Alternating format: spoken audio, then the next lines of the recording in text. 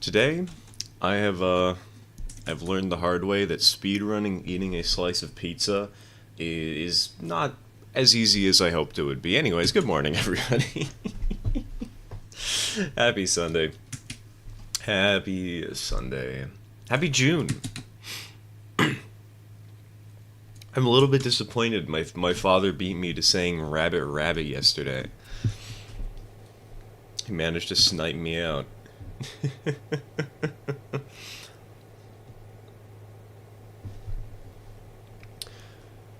I'm gonna be honest, I legitimately forgot you were streaming today. Been so caught up with next week being the last week of school. Let's go.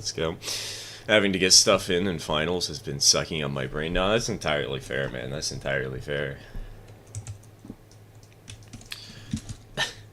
There will always be a stream next week, but there won't be a chance for you to retake your finals. Actually, there might be. I guess it depends on the teacher. It depends on the finals. But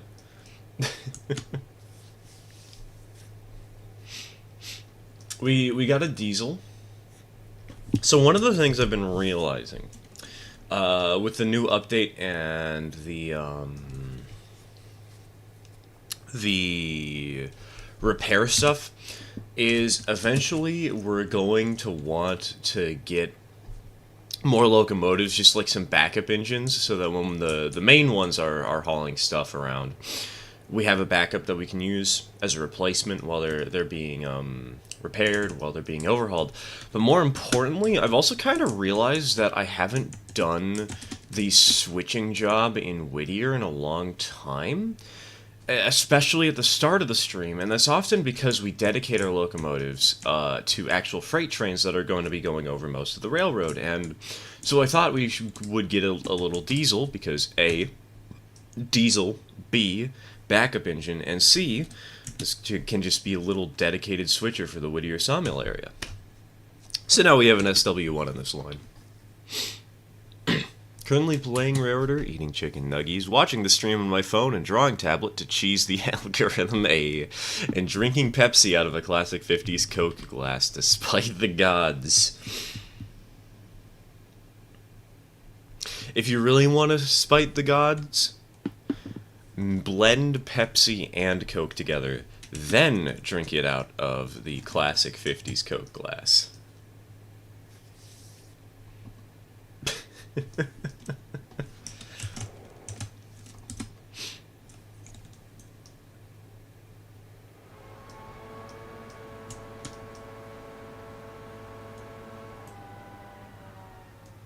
Oh, that's interesting. We haven't used diesel since the update. That's interesting that instead of showing 100%, it now just shows the actual notch that you're on.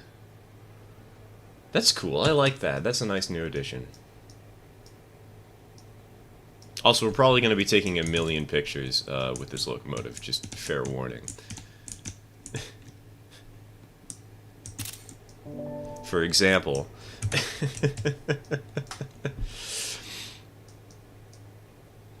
It's the end of the week. All of my grandparents are going to be visiting until the 17th. Well, if Christian's cat... all the associated extremes here at once. We love family reunions. Already got my first picture. She said, man, I gotta up my game. You're beating me to the punch.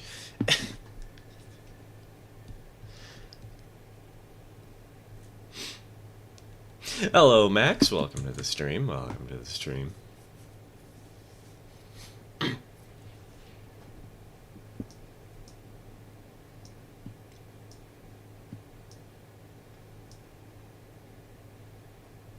Just wanted a quick snapshot of what you're done. Okay, story time. It is almost an hour after 6 a.m. and I usually try and make it so we start at 6 a.m. in game. Like, I'll have the interchange served a little early, and we'll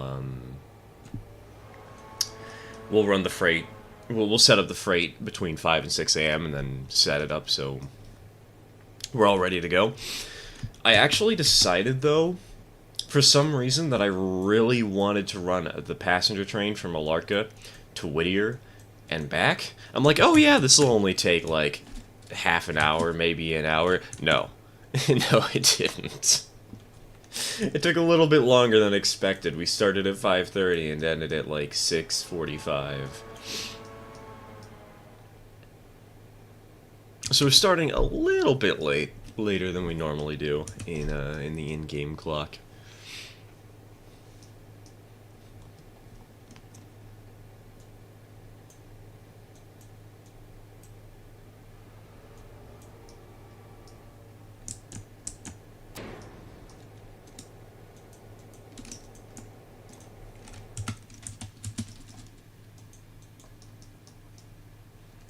Currently playing on a server with my friends in Minecraft with the Create mod, so that I'm the only train fan in my friend group. So I'm the Yard Master and the Railboard.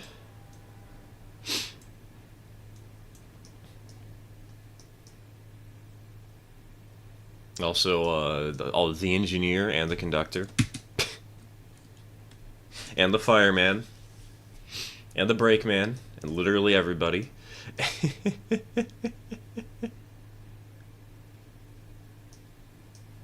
Let me see a Fast Goods Express run, please. Not today.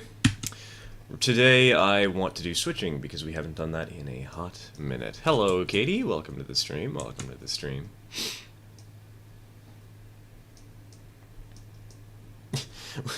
We bought a new engine. I want to run it, and it's supposed to only be in this part of the world, so...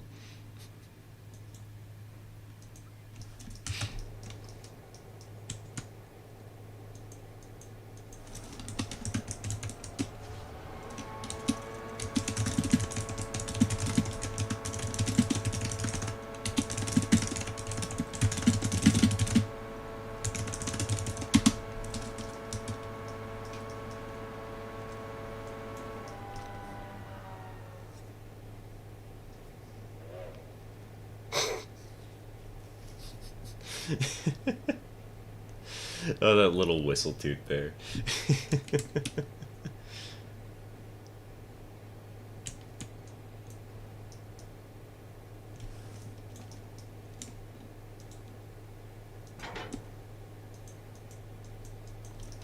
As if that wasn't all, if all that wasn't enough.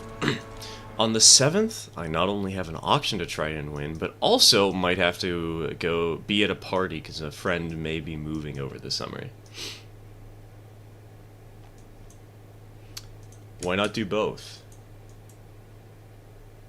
Just bring your phone. Bring your phone, have eBay, have some phone data available, and in the middle of the party, just leave your friends behind, go to the bathroom, and win the auction.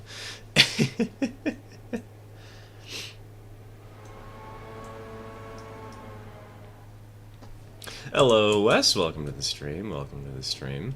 Things are good so far. Got a new locomotive to switch the sawmill.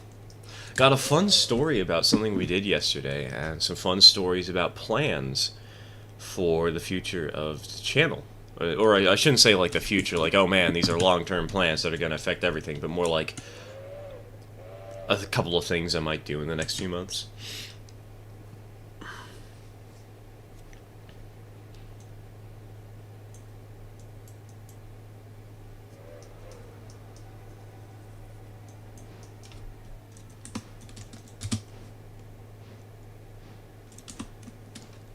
Paris completed on 2012. Wait.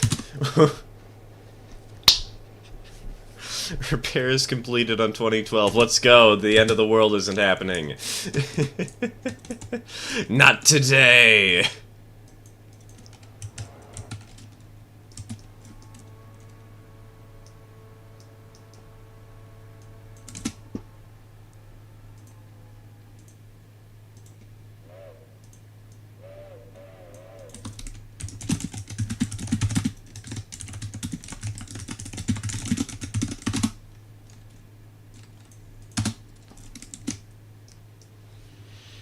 Honestly, might do a diesel-only save at some point if they get nerfed to inaccurate levels. Same.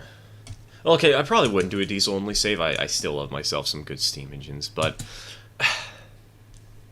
I do dislike the fact that they're so strong. Please. Just...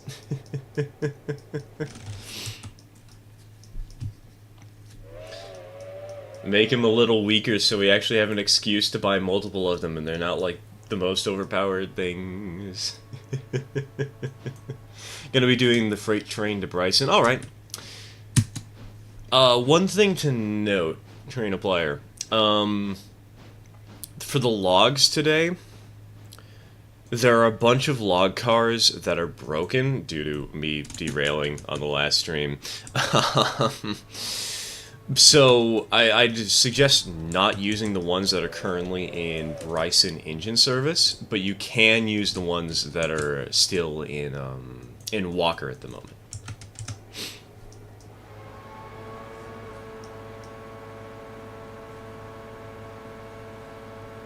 I think the ones in Bryson engine service are like mostly for like empty of logs, so that shouldn't be too hard to do, but still worth pointing out just in case.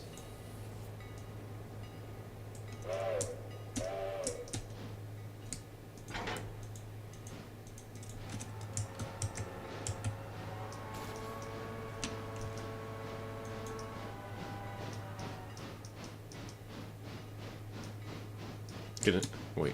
Nice teal green. Is that green?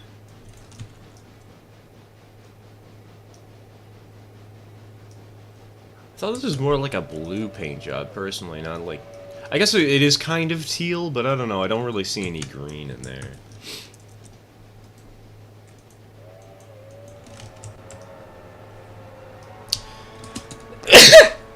Ah. That came out of nowhere. I'm sorry about that. If I may ask, why are there a million hoppers sitting on the main line? This is how we organize the yard in the morning. Hold on. Let me get this car parked and I'll show you a little bit better.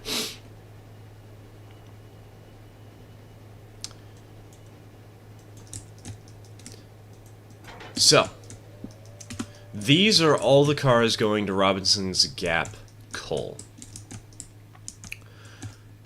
Over here, so with the way we have the yard set up, there's always a train on this track, and this is usually the first train that leaves town, right? And because this is the first train that leaves town on this outer track, on the main line, and this yard track over here is empty, this means that the train coming down from Robinson's Gap, which is usually one of the other first trains that gets run in the morning, can pull into the yard and immediately drop off all its hoppers, unhook the locomotive, and run around on the main line. And then it can just grab these cars over here, because this track is actually pretty out of the way, all things considered, because we basically use this track over here that actually goes into the sawmill as the main line, because, well, this is the end of the line, you know, it's not like we're going all the way down to Silva. This is the interchange yard right here. And so by leaving it down here, it leaves the yard tracks more open so that when the Robinson's Gap train comes out, we can just immediately swap things out.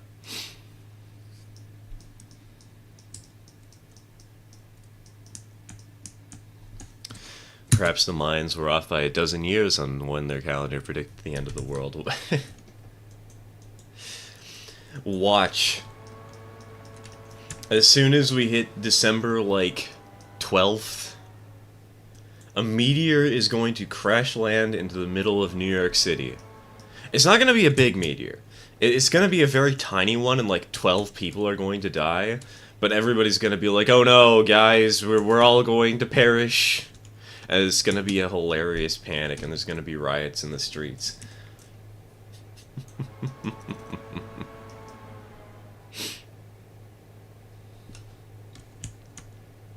I'd like some weaker diesels without ditching the current diesels. Same.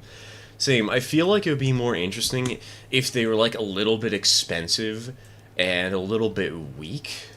But the trade-off is that they're really fuel efficient. And so you actually have, like, something to consider when it comes down to whether or not you want to buy a diesel or a steam engine.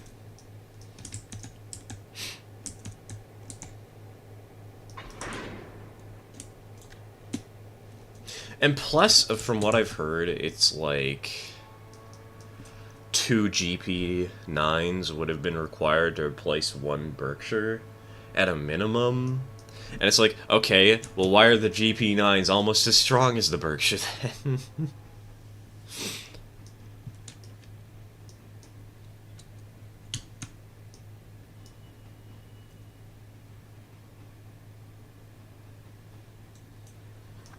We want a small diesel, we gotta have the Athearn Hustler. I don't... Hold on. Okay, Google.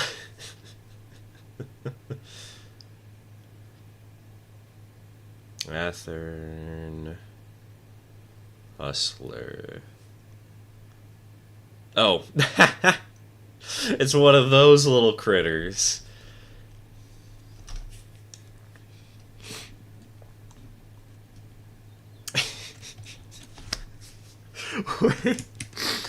If you want a really good engine, go for the Howard City Terminal number 8. It's a narrow gauge diesel that was converted to standard gauge. And it has it's just a 4-wheel little dinky critter with like 600 horsepower.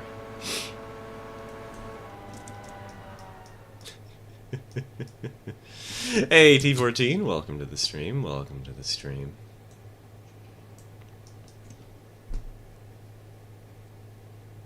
The curve at Ela can handle 40. I know, it's really annoying because the curve at Ela can handle 40, but if you look around Ela, there's those two 30-mile-an-hour curves side by side. So, like, sure, you can speed up for the curves at Ela, but, like, you're gonna have to immediately slow down anyways.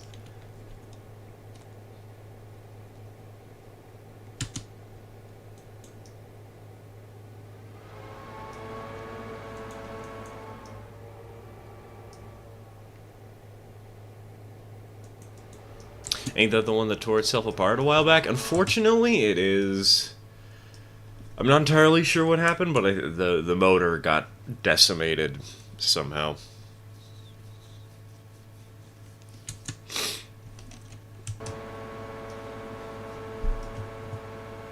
Which is a damn shame.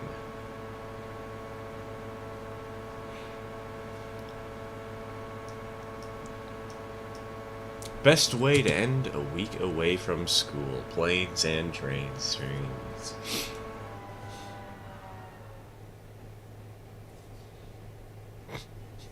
We could add planes. Flight Sim VR when?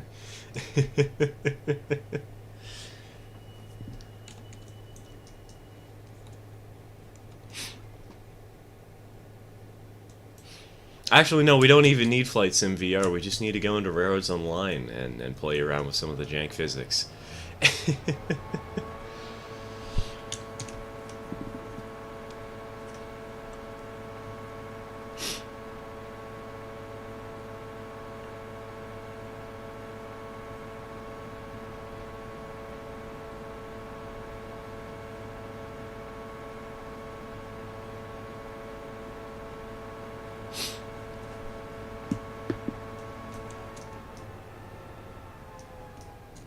Oh, speaking of VR, so I mentioned that I might have some plans for the channel in the next few months, right? Well, my dad's going to be going on another vacation, in July. Like last year, you remember how we did the streamathon?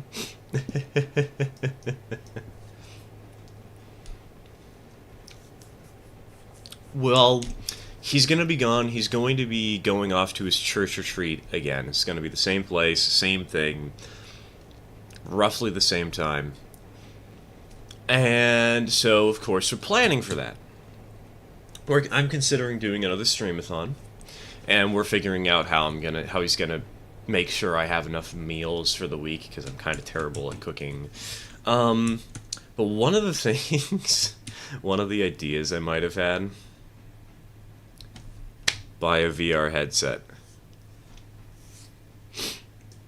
Play Derail Valley. End the streamathon the exact same way that it began last time. Or not began, that it ended last time. My bad, my bad.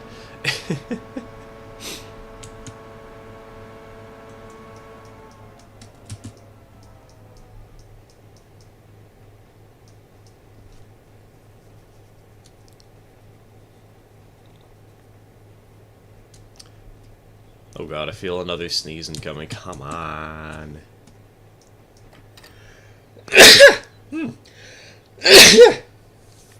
Ah, god. Ow. Sorry about that. Maybe my allergies are acting up. I don't even think I have allergies, but maybe they're acting up anyways.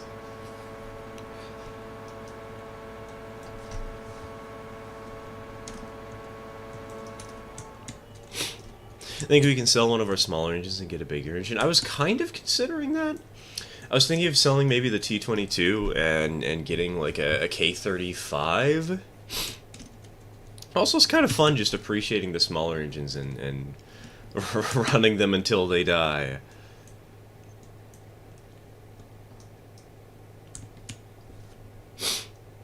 Would recommend not to open the engine up to full throttle. I'd recommend you ease the throttle open, otherwise you may burn out the engine. I don't think that's something that happens in-game. It might actually, like, lower the condition, though. I don't know. If something bad happens, I'll just perish.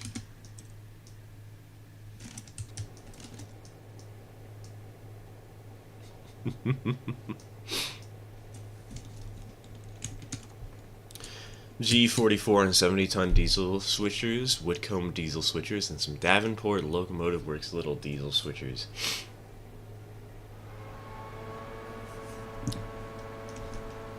I still love to see the RS3 in game. I know there's a mod. I would add it, but I want to make sure that, like, if I'm going to add any mods to my game for streams, that everybody who's joining the streams are all on the same page on what mods we have, you know?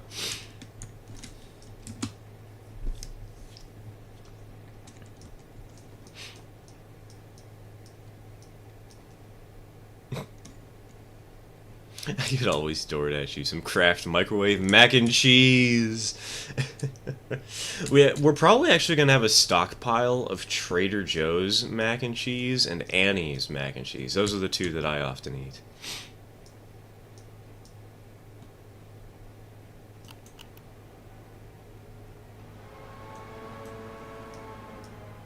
Hello, Orson. Welcome to the stream. Welcome to the stream. Little creak of a floorboard while in VR. Oh god. Dude, VR is going to be such a wild experience if I do actually wind up doing it. Just because my spatial awareness is going to be so screwed up. And I'm going to have to clean up my room, and we have this giant pile of boxes. I could totally do it. I could totally make the space for it, and there's a local store that's selling VR headsets for about $80. They're meta headsets, unfortunately, so... But I could totally do it. I could totally get this set up. Do some Derail Valley, do a little bit of,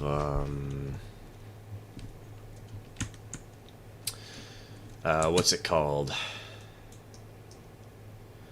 Maybe buy Rolling Line, too. That could be a fun game to do in VR and just clown around with.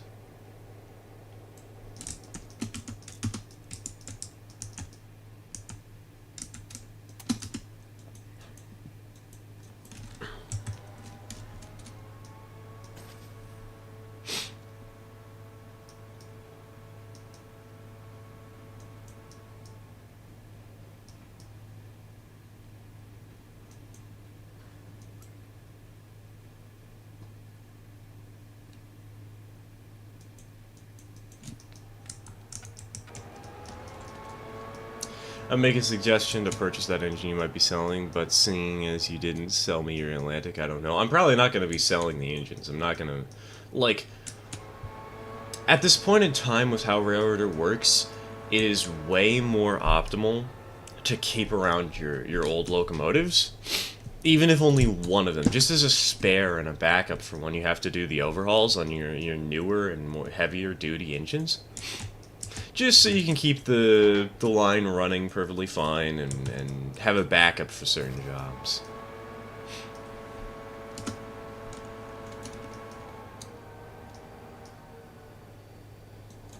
Apparently, I just had a runaway train. A few minutes ago, I selected a log car at Connolly to check if it was loaded. Guess I turned the handbrake off because I found half the log train derailed and dead.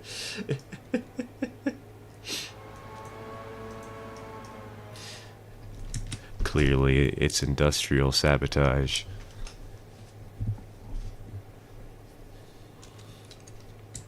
Make sure to pad your walls and put something between you and the expensive stuff. Fortunately, I don't have much expensive stuff in my room. The most expensive things I have is basically my desktop computer.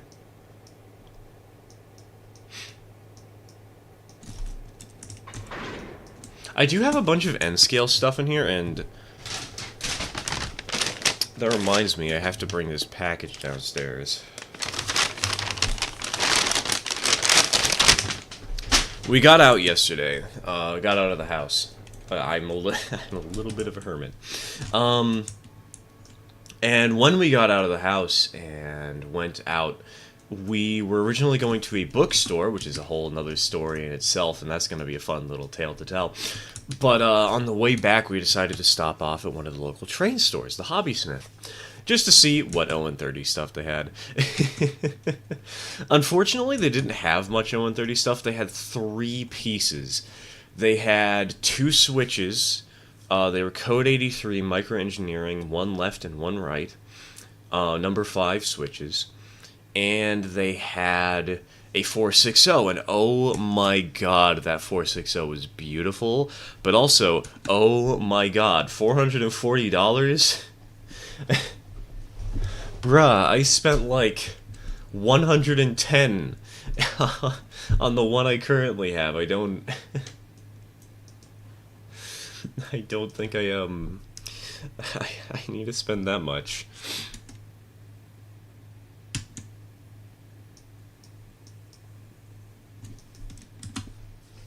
I don't own one, but I have used one from a friend and shop/arcades. I can see why people may not like them while alone. Yeah. I can totally understand too. Like, it'd be nice just to have a friend around so you have some sort of spatial awareness.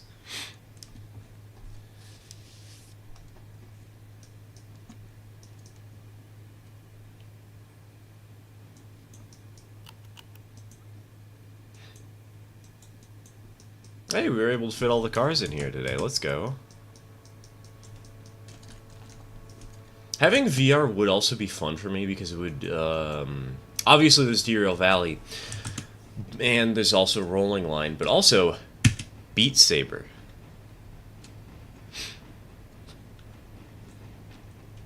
I'm the kind of nerd who still plays Geometry Dash.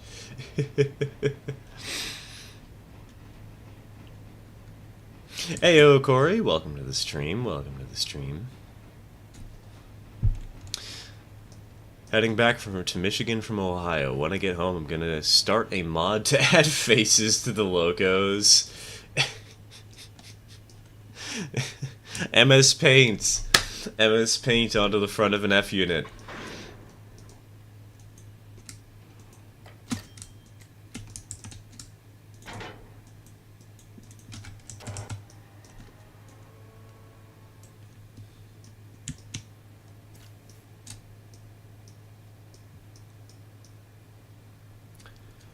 Beat Saber's a blast. So I hear, so I hear. It also just looks like an excellent way to get some exercise, especially for your arms, you know? Dude, I have this very strong memory of playing Kirby's Return to Dreamland on the Wii and flailing my arms about, shaking the Wii remote, so much that my parents had to say, hey, you're shaking the house so much that we're actually scared that you're going to break something. Please, tone it down.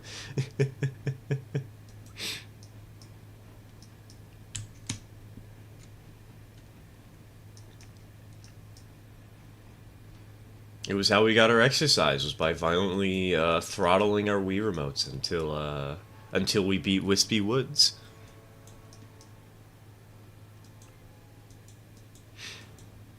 And Beat Saber sounds right up my alley.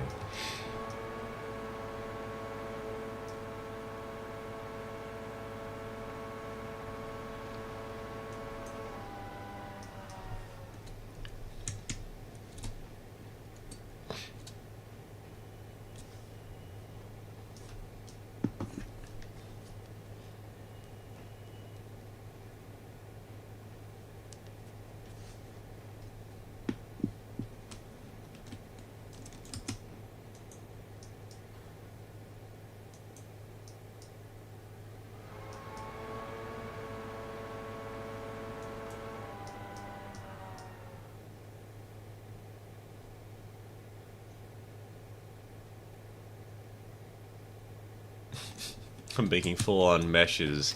Give the Santa Fe the snobbiest Gordon face possible. Make it so it's a customizable option where you can swap out what face they have.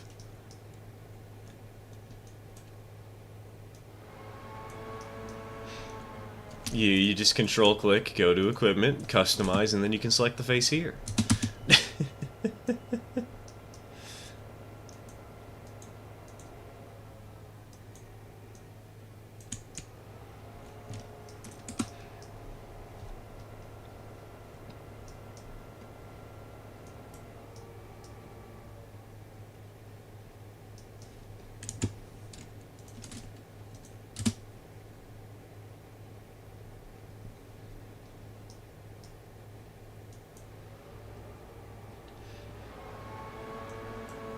Alright, chat seems to be quieting down, so you know what, I'll toss out another one of the random conversation topics I have for today. Something funny just happened. Oh, don't worry. I noticed.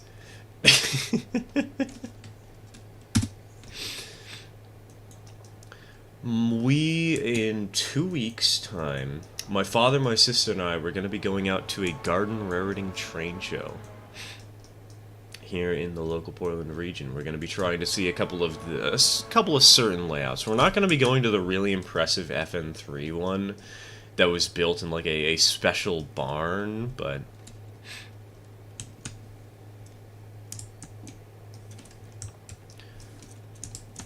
I might see if I can try to record some clips of our little tours of these garden railways.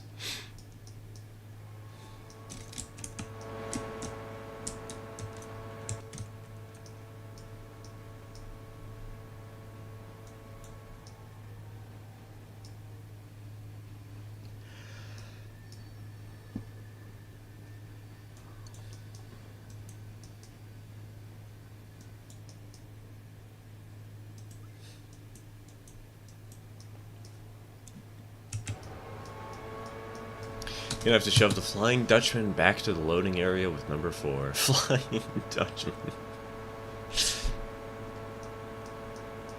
You thought you could pull a fast one on me, Mr. Krabs? Considering the caboose incident I posted in my Discord, my safety reputation has been officially nuked. The question is, has it been nuked from orbit, or has it just been nuked regularly?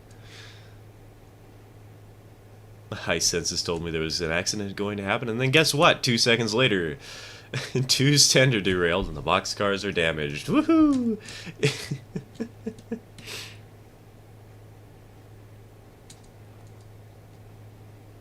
Sounds like spider senses to me, you know?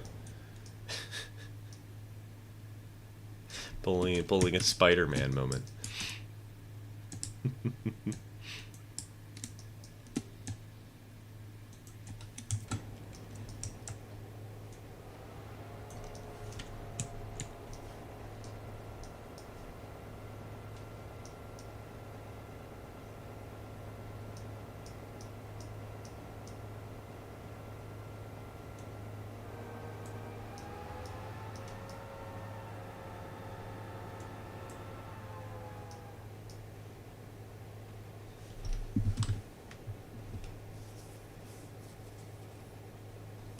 You know, summer season, heritage railway-wise, when every railway in Britain simultaneously decides, ah yes, we shall run our engines at 11 p.m., 12 p.m., 1 a.m., 2 a.m., and 3 a.m.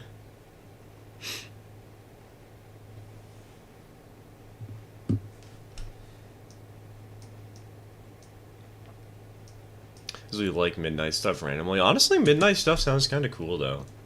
Could you imagine something like the 844 doing a midnight flyby through, like, just some town in the middle of Wisconsin?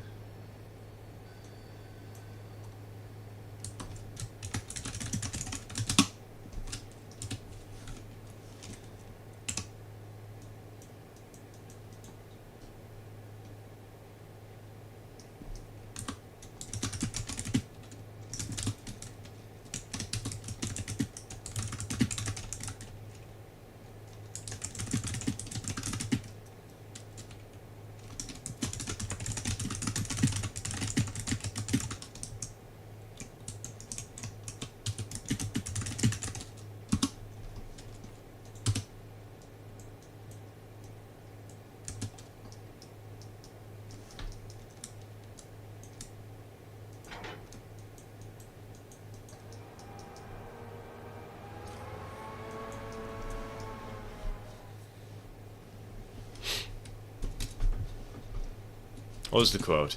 I am not about to fuck with some ghost cars. Let someone else flag down the Flying Dutchman. It's not my job. I don't know why I went for the sort of snobby businessman manager who makes all his underlings do his work, but here we are. Guess who decided Bachmann was too expensive again? That, again implies that they weren't expensive for a while, JHR. Have you seen the price they ask for a brand new locomotive on their website?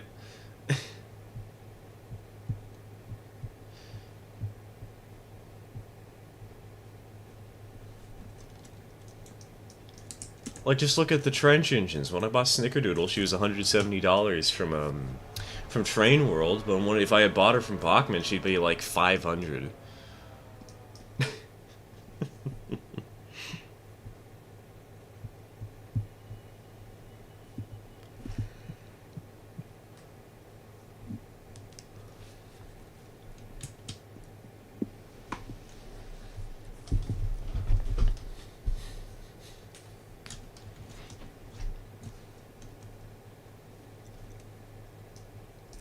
Just sold over 125 70s Tyco cars. 125, plus a few non-functional and some functional engines, and a bunch of 80s Bachmann plastic-filled buildings to a friend for $80? Damn. I mean, on one hand, I know it's kind of old equipment, but, on the other, that's a pretty good deal for starting a railroad. Fun fact, buying a Bachmann 060 motor is more expensive in the parts store than actually buying the locomotive. I feel a sneezing coming.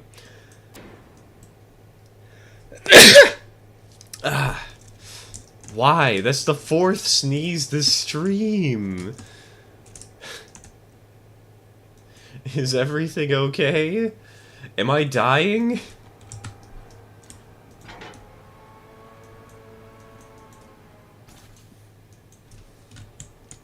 Fun fact, buying a Bachmann 060 motor is more expensive on the parts store than actually buying the locomotive. Oh, don't worry, I knew that, actually. I might have had to look it up recently.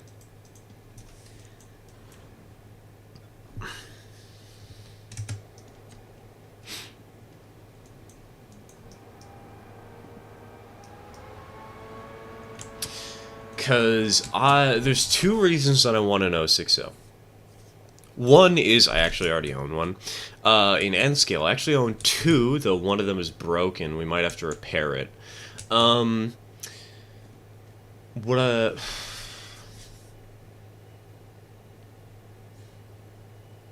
was it gonna? Sorry, brain is snelling out.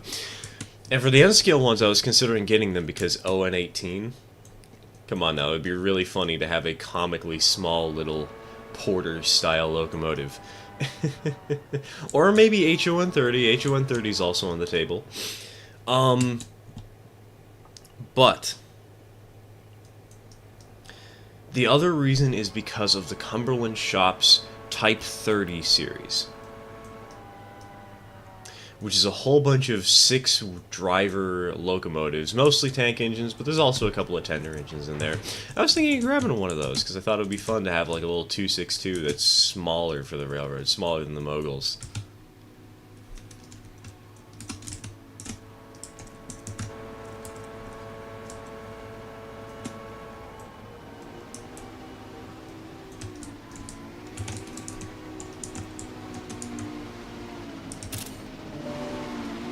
That's a good picture.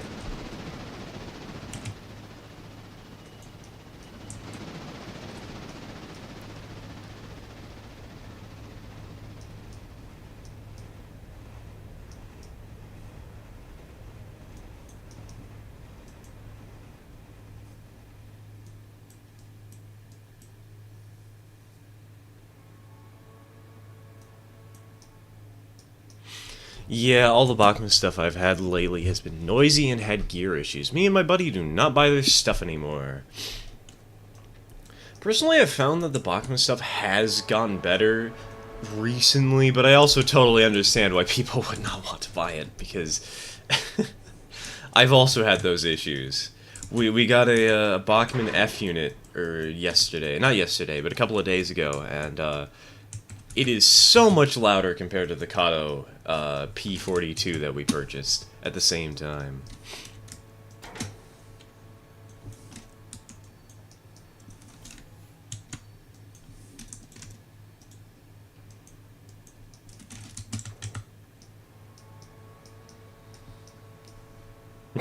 A dual gauge ON30/ON18 yard.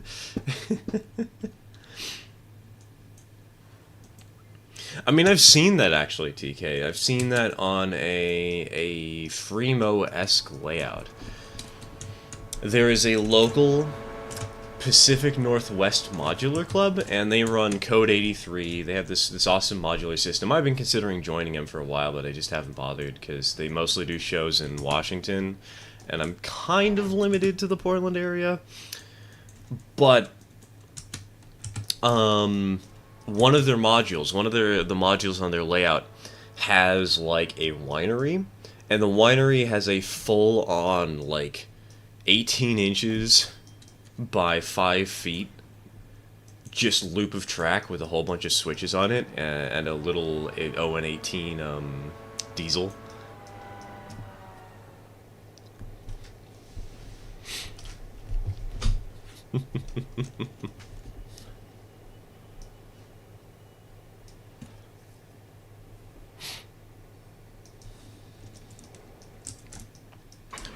And bonk. We clear the switch. Oh yeah, we're clear the switch. Okay, we can send that in.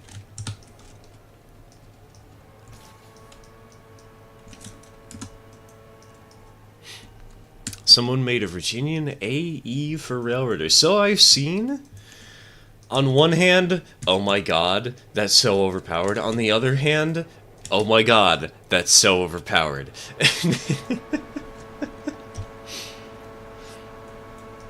I kind of want to buy one just to put it on log runs.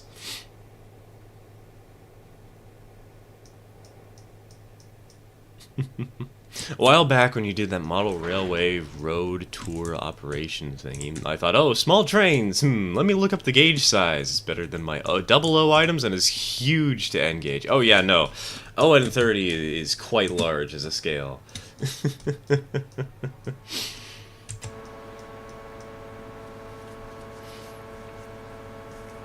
It has been such a wild transition going from being an N-scale modeler to doing ON30.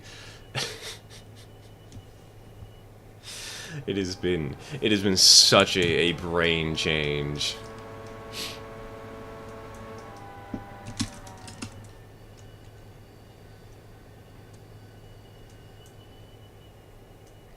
Hey, Jack, welcome to the stream. Welcome to the stream. Summer's been going good so far. There's a lot of stuff going on. Planning another streamathon. Might be doing a Garden Railway tour that I record. And yesterday we got out to a bookstore for a warehouse sale where you could buy books for $1 to $3.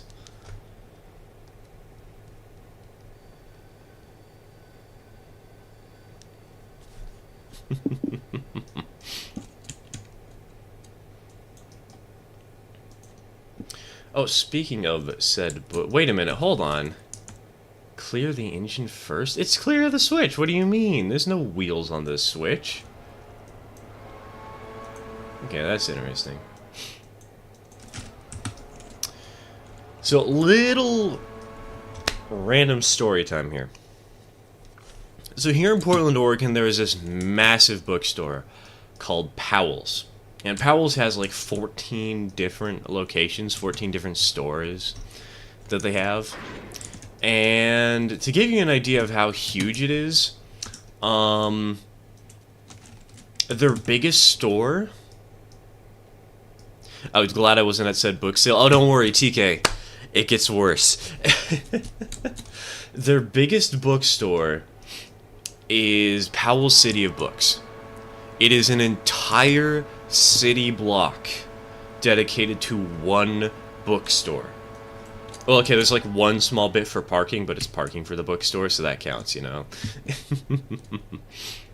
They have an entire store map, and they have actual people who have to carry signs that say, the end of the line for checkout starts here, because sometimes it gets so busy that you actually have to go and, they actually have to have the line extend and go through multiple rooms. And it's not like these are small rooms, mind you. These are big rooms.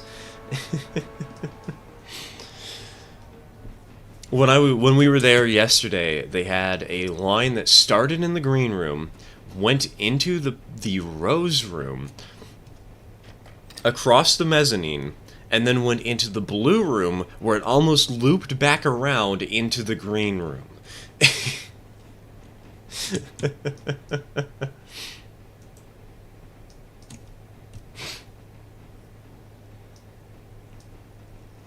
So, hold on one second. Should I take the log cars? Don't mess with the ones that are currently in the engine service. But yes, please take the ones that are currently in Walker that are loaded.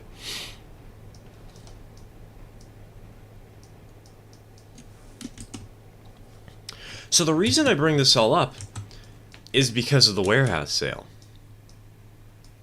We got there, and the line to go into the warehouse was a quarter-mile long.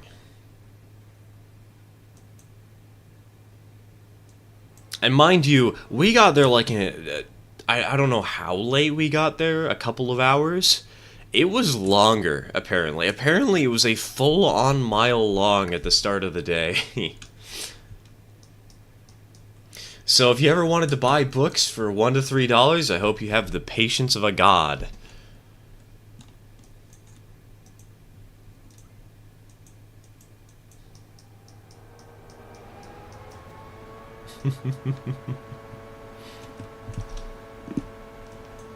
Anyone see the image I posted in an off-topic chat today? I probably did, but my brain also probably has already forgotten it. Oh, never mind. My brain totally forgot that, and I need to save that to my phone.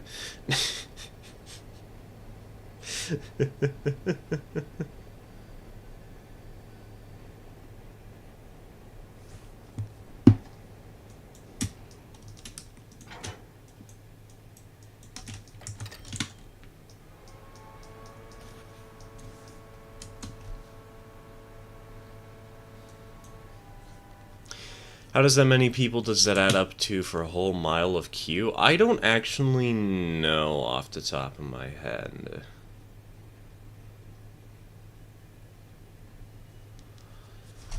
I'm sure there's some way to figure it out, but I'm willing to bet that it was close to 1,000.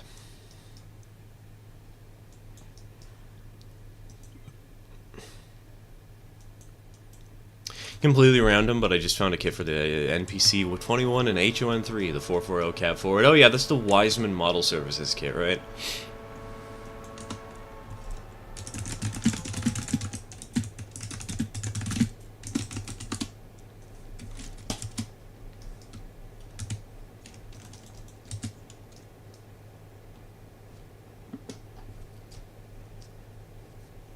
Depends on the number of feet people prefer for their own personal space. This was definitely not social distancing, sort of personal space. This was like a standard line to go to a convention, per se.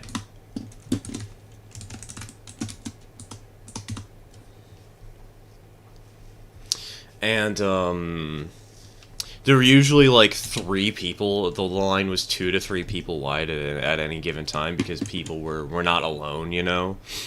They'd come in groups.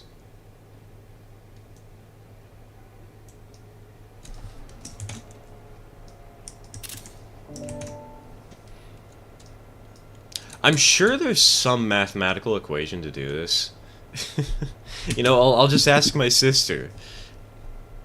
She likes math.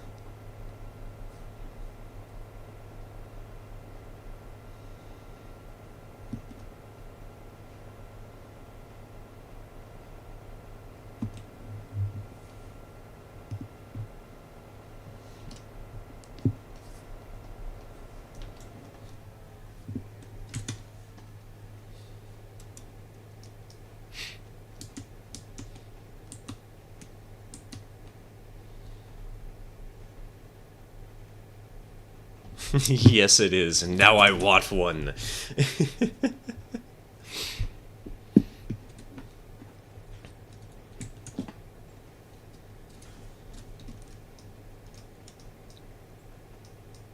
I need a hilarious out-of-context quote from someone in my friend group. Hey, that's not social distancing, that's social touching! Wait. This sounds like a very concerning opening to a video on a certain hub.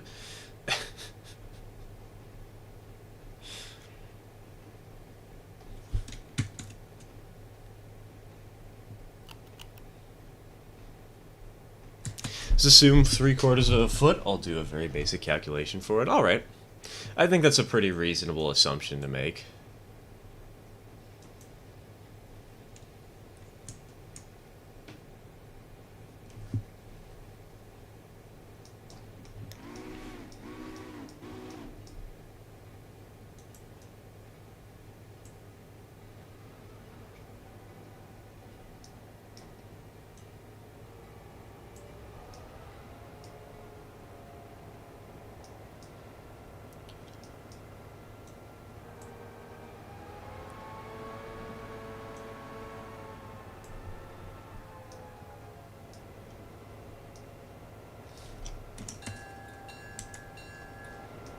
Okay, so there's an animation.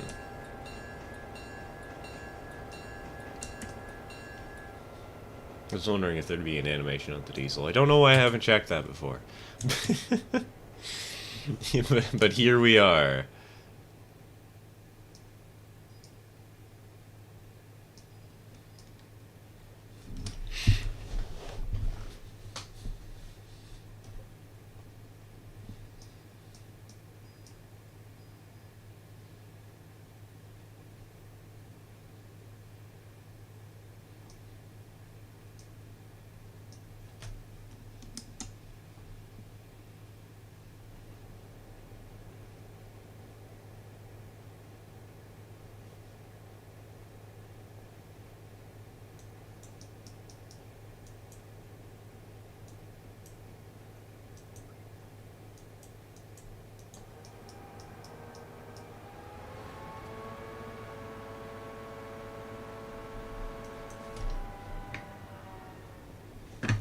Another random conversation starter from the bookstore.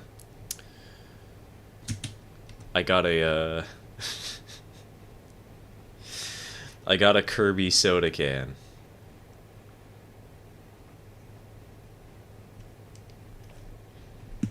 Like one of those little travel mugs, except not really a mug. I've been using it nonstop for the last 24 hours. It has been so nice.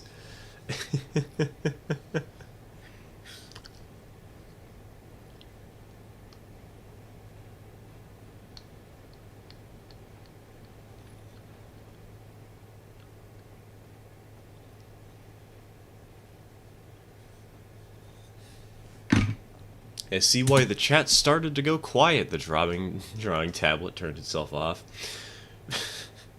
As prophesied, the drawing tablet has failed us again.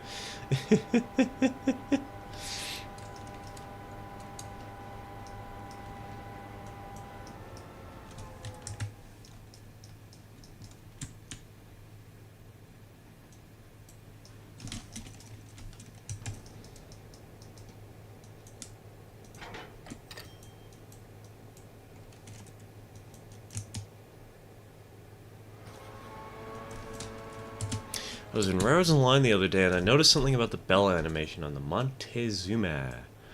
It's out of sync with the sounds. It only clangs when it isn't supposed to. You know those quote-unquote satisfying TikToks? All I can think of is, what if that but not satisfying? What if that but the exact opposite of satisfying?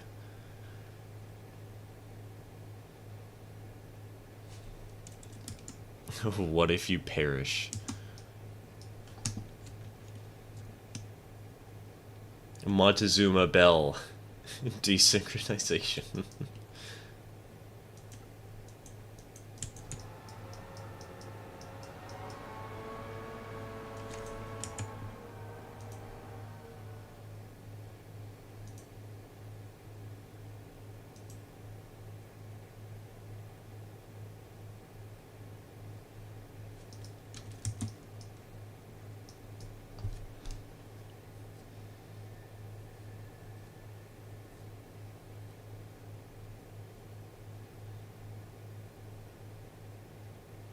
If you use 3/4 of a foot of space per person, and assume each person is about 1.25 feet in length from front to back, then a mile-long line would have roughly 2,640 ranks, or people if they're alone.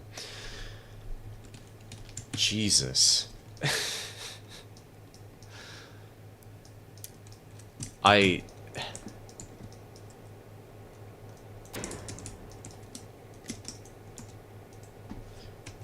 Wow.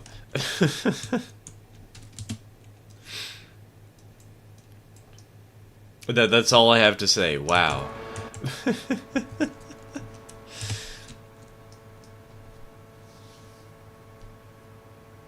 Didn't Corridor Crew do that, but as a whole challenge, animate something that is close to satisfying, but it gets ruined every time? Yes, they did.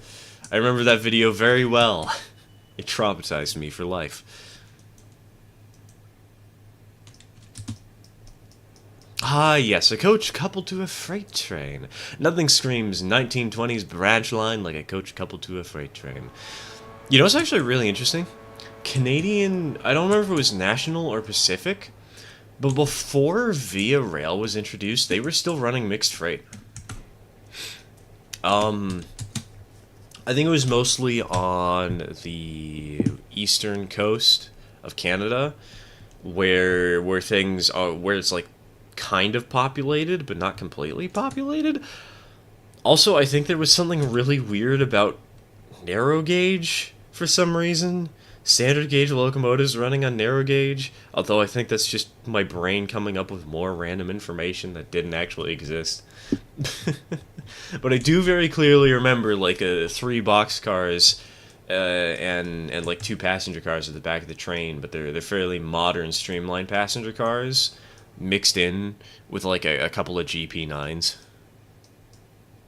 It was very interesting.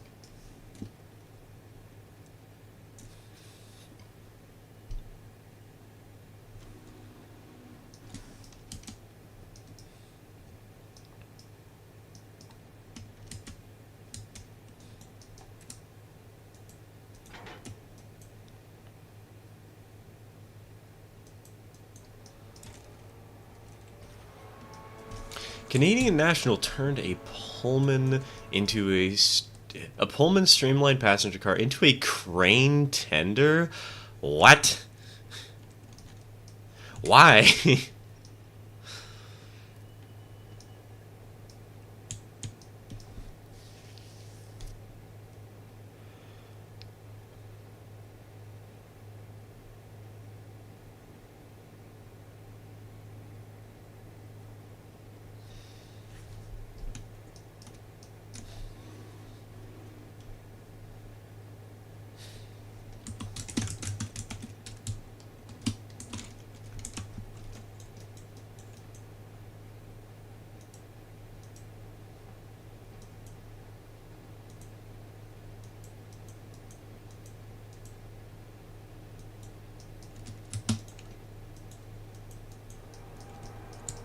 Also, I'm back after being gone for a couple of months worth of stream. Welcome back, Nick. Welcome to the stream. Welcome to the stream. I don't know why I didn't welcome you. I kind of do it for everybody, even if they don't say hello.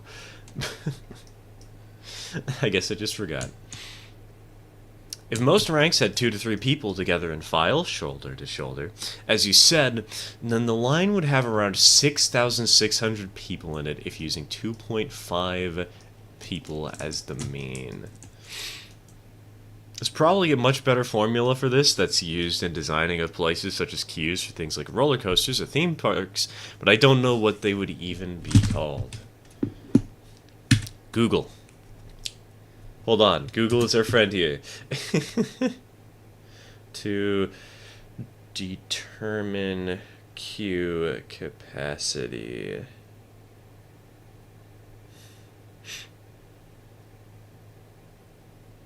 Oh wait, no.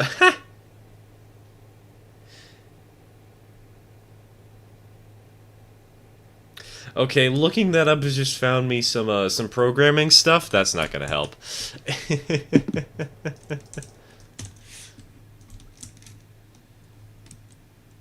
It's probably Canadian National. CN had narrow gauge on the East Coast. The streamlined cars were actually Bud corrugated aluminum cars with 3-foot trucks.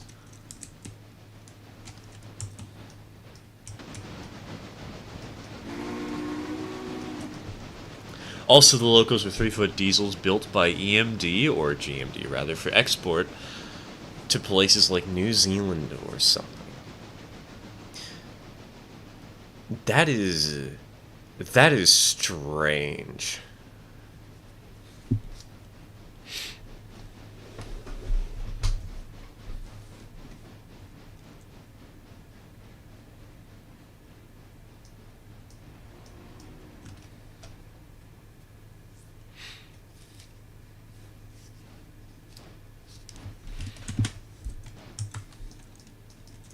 Then again, it's not the strangest thing I remember hearing about. I think the strangest is the Thousand Island Railway. I think it was called the Thousand Island Railway. I don't fully remember, though.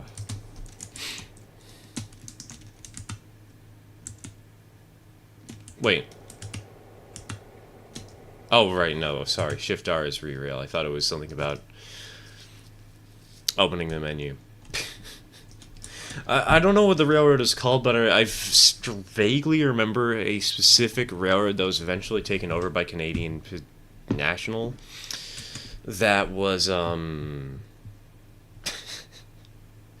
they had like 2 locomotives, 2 tiny diesel engines, and their curves were so sharp that when the Canadian National actually tried to take over the line and started using modern diesel locomotives, they had to have, like, dedicated cars for the trains that weren't actually... They were just, like, a gondola, a 40-foot gondola that they would use to... as spacer cars, because the locomotives would derail in the curves, but the cars wouldn't.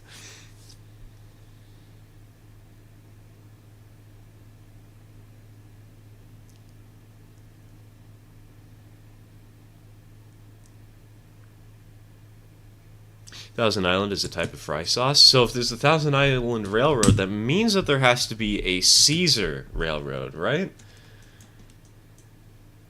Right?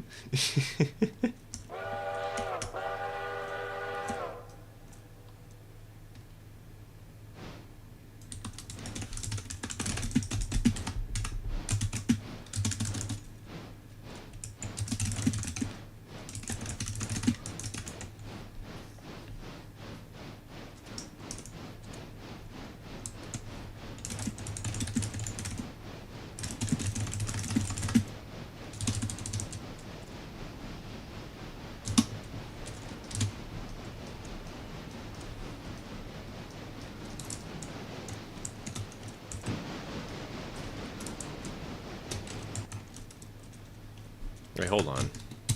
I selected...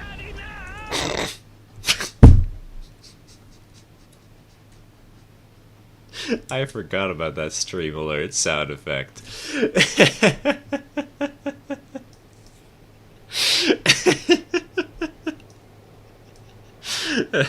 Thank you for the support, and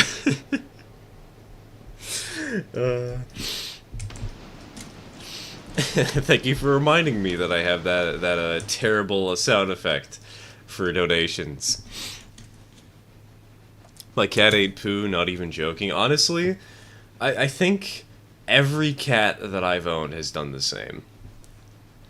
Except for maybe Durian, but I just haven't caught Durian doing it yet.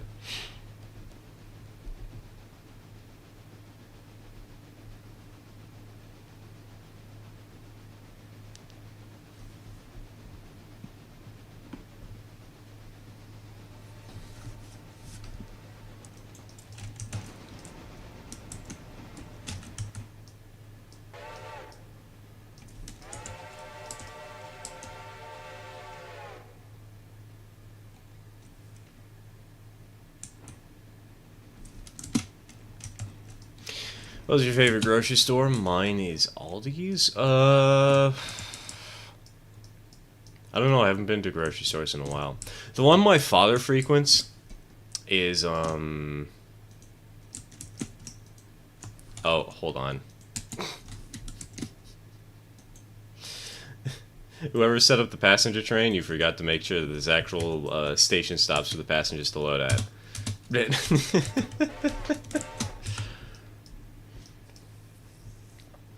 The one my father frequents is Winco, and Fred Meyer's, and Trader Joe's. Those are the three we usually go to. I like Trader Joe's a lot, simply because of, the little plushie that they hide around the store.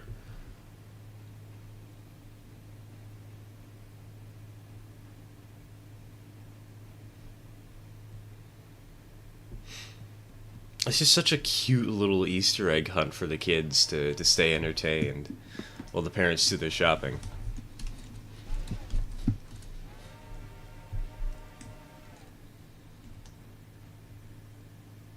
Unfortunately, I can't find the photo of the streamlined crane tender, and I'm not about to go searching through 3,000 Discord messages to find it.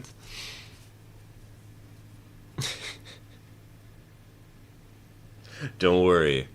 I will.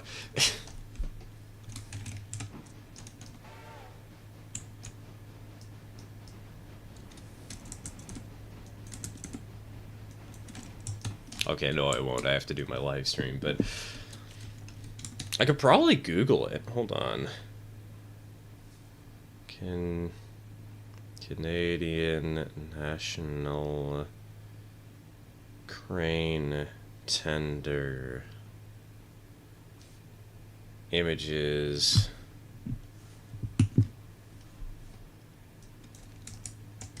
Nope, that's not showing anything just yet.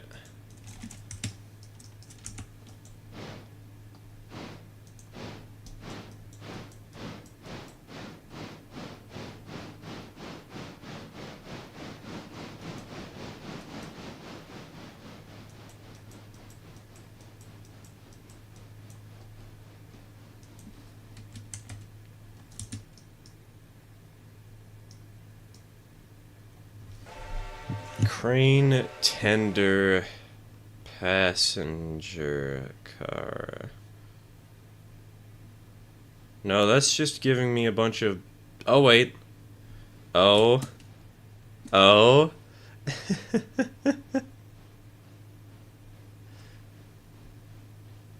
There it is.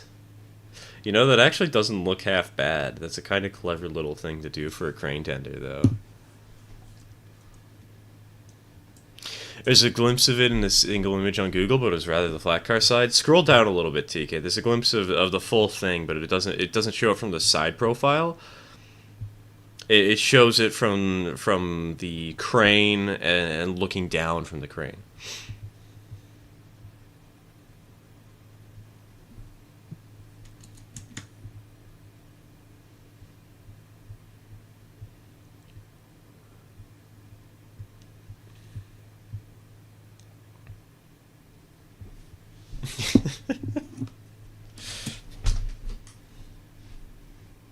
If it works, it works.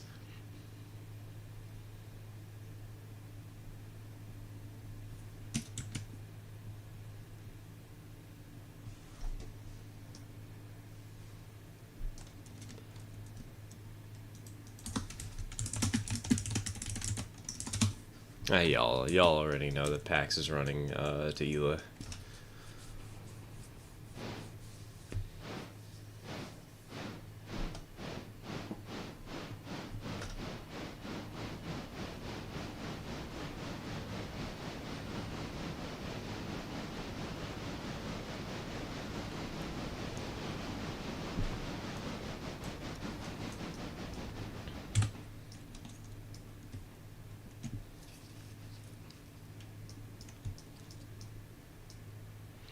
Recently in Rares Online, I accidentally sent an 040 to space. I'm not even joking. Good, I'm glad to hear that the game still... I was gonna say still a buggy mess, but I should say still has the occasional physics jank. We love the occasional physics jank.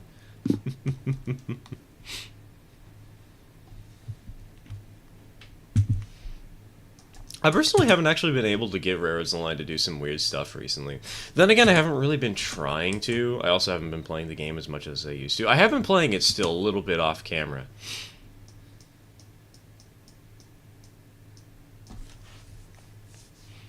But I have not been able to do an 1800 space program.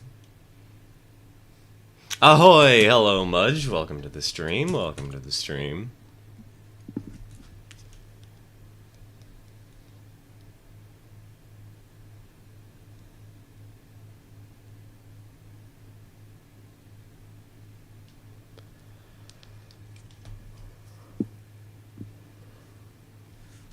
If I did the numbers right, Virginian AE can do almost 1,800 tons on its own over red marble. That sounds about right. I could see that being... I could see it doing that.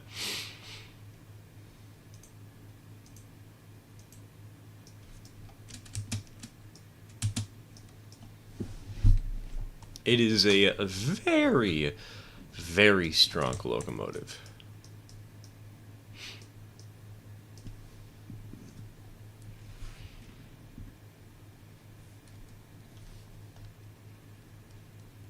If memory serves me, isn't it more than twice as strong as the Santa Fe? Like, it's 148,000 pounds of tractive effort.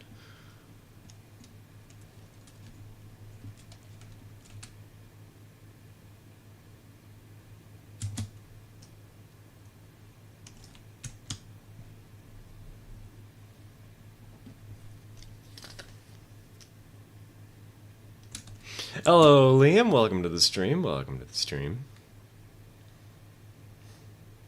I just did some off-camera mining, has the 282.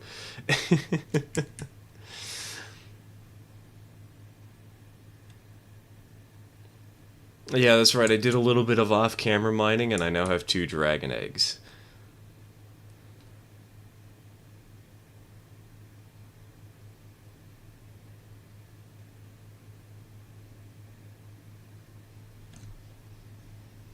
Is just shy of 2 times the Santa Fe, but only weighs like 200 tons more. Jeez Louise.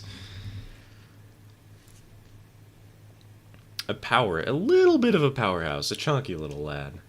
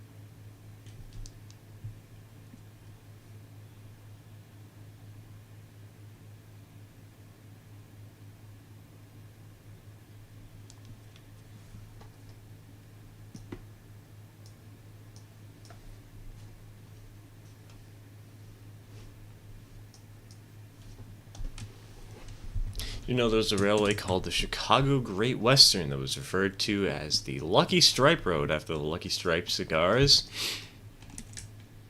Man, that's so much cooler than what the Chicago and Northwestern was named, which was the cheap and nothing wasted.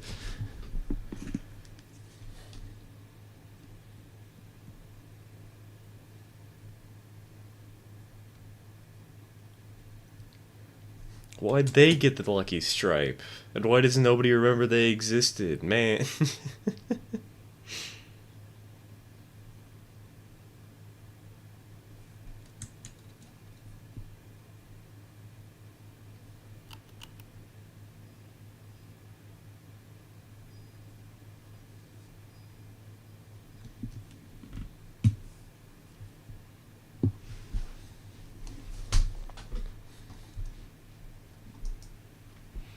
I love how useless the trailing truck looks. Okay, but how do you like our 210-10-0 design? You know the Santa Fe made a 210-10 too, right? Oh damn! Quick, let's just give it a trailing truck. A dinky thing is doing nothing for weight distribution. Well, it's obviously not for weight distribution, Celestial. It's so that the engine can run in reverse as fast as it can run forwards. Did we get repair box cars ordered? Yes, we have repair box cars. They are all out on the system right now. I'm not entirely sure if we have enough, though. Mostly because of just how bad the wreck was on the logging branch. Hold on. Oh yeah, no, we totally have enough.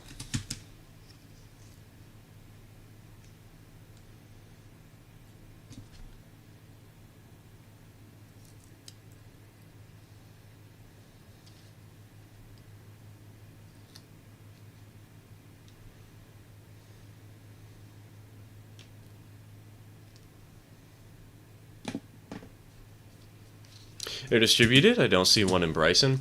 Yes, there should be one in Bryson. Hold on.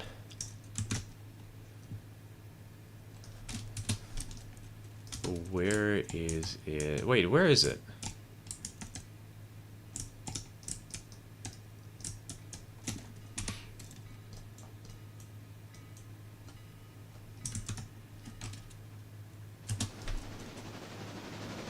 Oh, it's on the train returning to Whittier. Also, train applier, we like having our engines face forwards and our cabooses at the back of our train. That's kind of something I'm a little nitpicky about.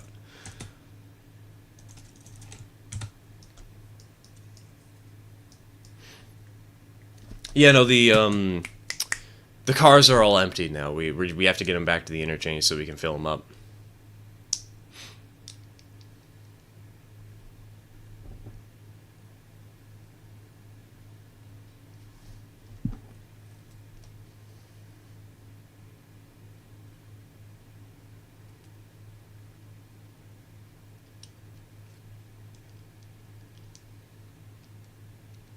I'm back. What did I miss? I didn't miss too much. We're just getting the mixed freight running, waiting here at Whittier, because we gotta wait for passengers to fill up the coach.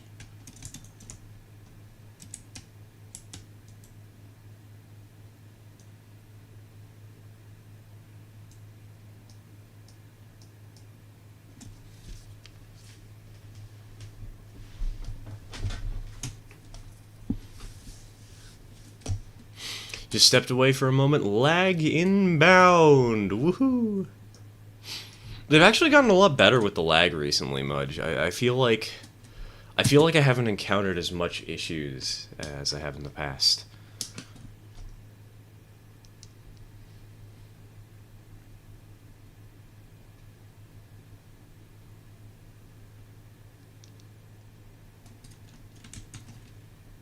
I'm now watching the stream on 2 devices so that I can still watch and chat while cleaning the shower.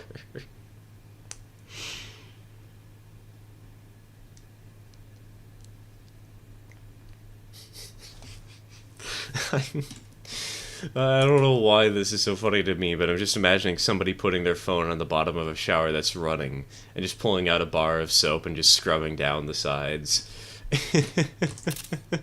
I did not mean to hit the screenshot button there. Oops.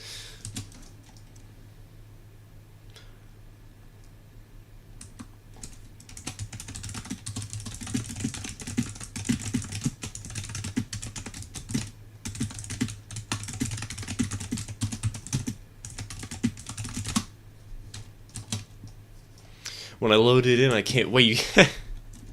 You came in on a boxcar.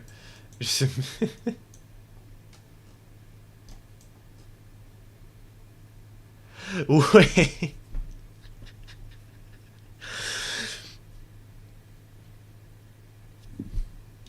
Did you spawn in on the middle of the main line? Just happen to be where Trade Apply's train is?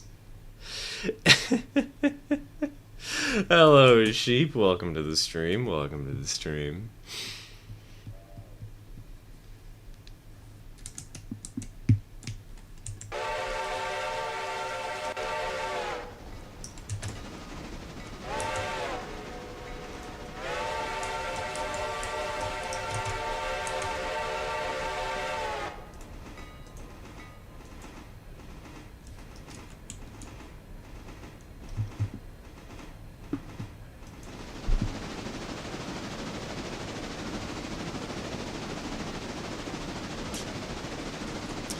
Chicago Northwestern bought out both the Chicago Great Western and the Minneapolis and St. Louis Railway, and then proceeded to abandon 90% of the CGW and the M and STL.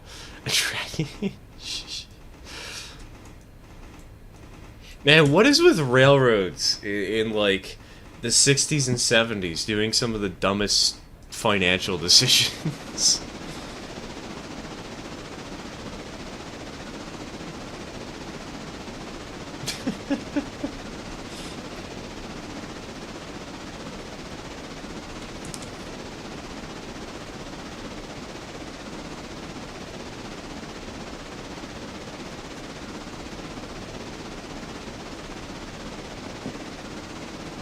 What I heard during a Spiffing Brit YouTube live stream. If you watch one stream on 2 devices, it will register as multiple views and help promote the stream to more real humans. Ah, perfect. Okay, hold on. I gotta pull out my old laptops. I have 3 of them on the other side of my room.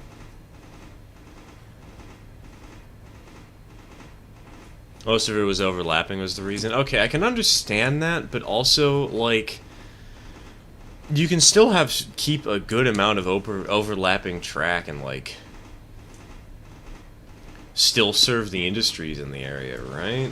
You can also use overlapping tracks as a means for a pseudo double-tracked mainline.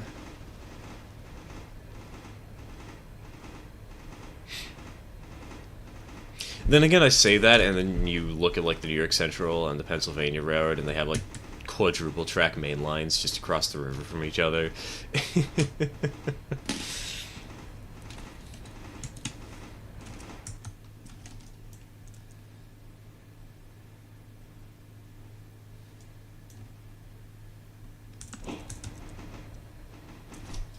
Illinois Central acquired the GM&O and then abandoned most of the Gulf Mobile and Ohio tracks. Don't ask me why I said that backwards. The thing was that there were just so many redundant tracks. Yeah. I do kind of wonder why... Why didn't those railroads merge with bigger railroads that went to new locations, you know? Drowning out the competition, I guess?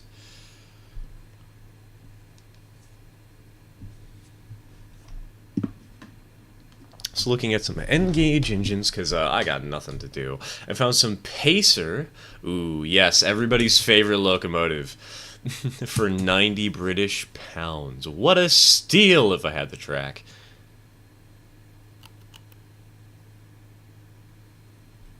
Didn't the owners genuinely hate each other? I don't know if they did on some of the things we're talking about, but yes, on the Penn Central, the owners were very stupid and very standoffish with one another.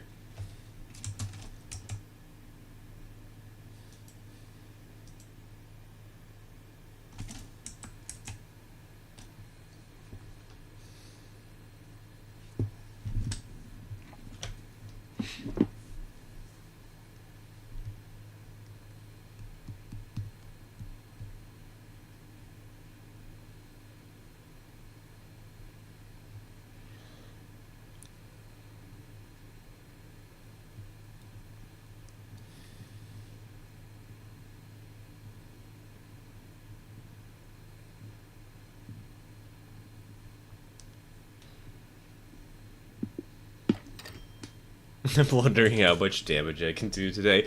Get the knife! Stab a man!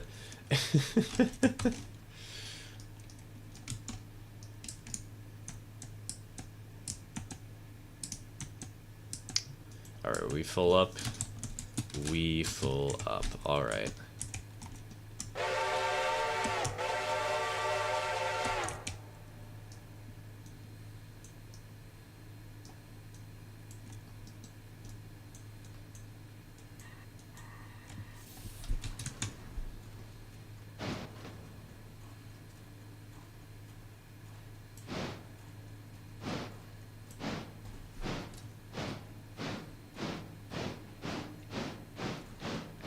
I need to re-listen to Iron Empire some more. Covers all of that period of railroad history. Is that like a YouTube series, an audiobook, a documentary?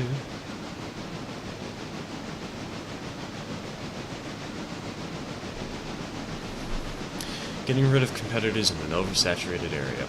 That was the problem. The overlapping lines were nowhere near each other, like 2 lines to Council Bluffs, but nowhere near each other, with the lines splitting at Mason City, Iowa.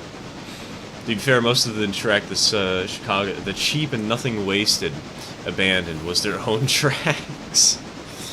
It just kept the Chicago Great Western and the Minneapolis and St. Louis tracks.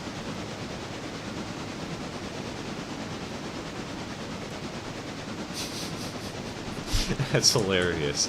Buy out the other railroads just to steal their identity.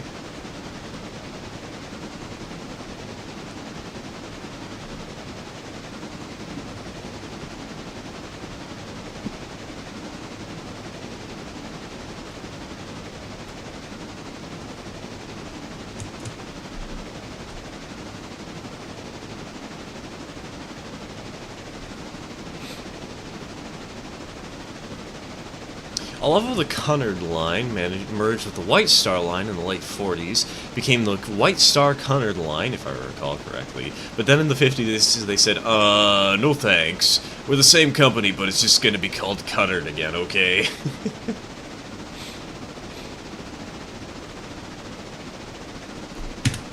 Branding. I feel another sneeze coming on. I hate my life.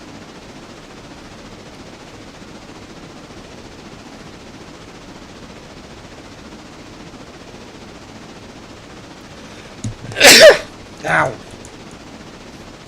Ah! What is going on? Why am I sneezing so freaking much?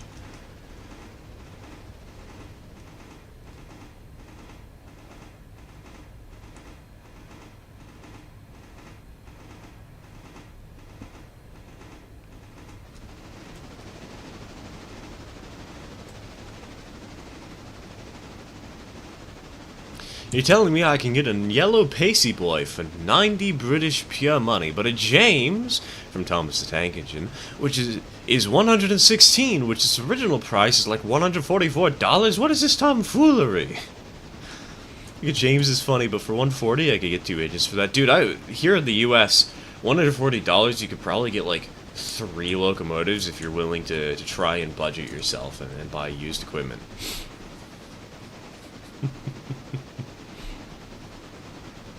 Hey, being that guy, but it's Canard?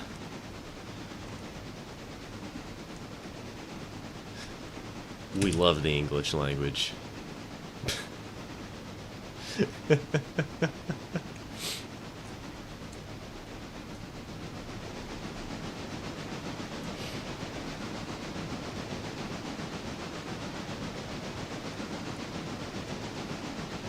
Oh, Q-Nard. That makes a little bit more sense. It still doesn't make that much sense to me, but it makes more sense than Canard.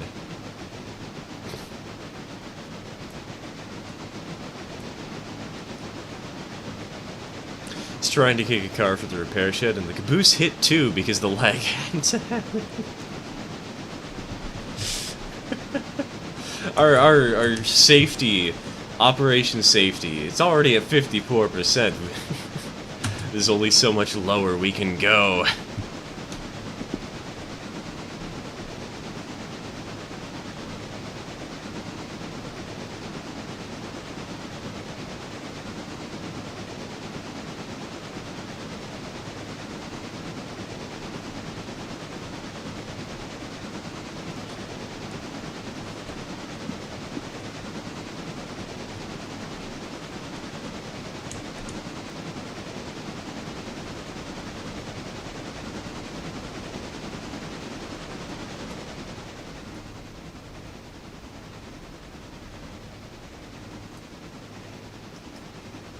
I still remember when you thought Minneapolis is next to St. Louis. It is, isn't it? Right? No, it's St. Paul. I remember this time.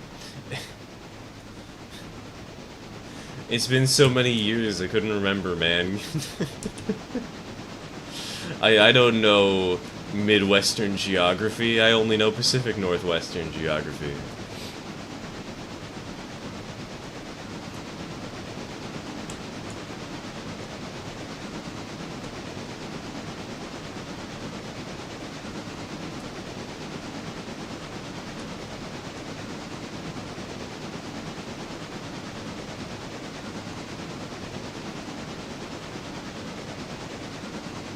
Did you know the Rock Island had a streamlined box cab? Yeah, wasn't it like a B unit that they used for commuter service? They had or wasn't, I don't know if it was commuter service, but they had a train that somewhere along the line they split into two services, and so the box cab, or well, I guess it's more a B unit with a cab on it.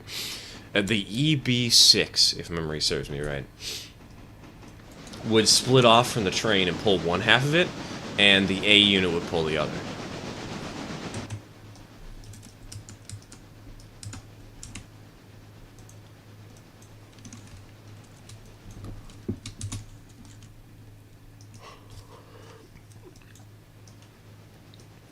Only felt obligated to correct because I was focusing on something else, and then I heard Stir say something that started with a C-U-N. It was fairly jarring. Don't worry, I can say worse.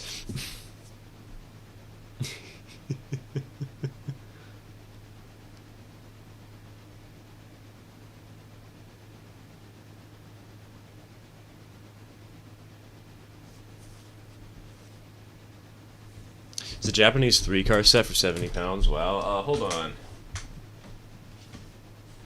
Would the set happen to be the 813-200 series Fukuhoku Yutaka line?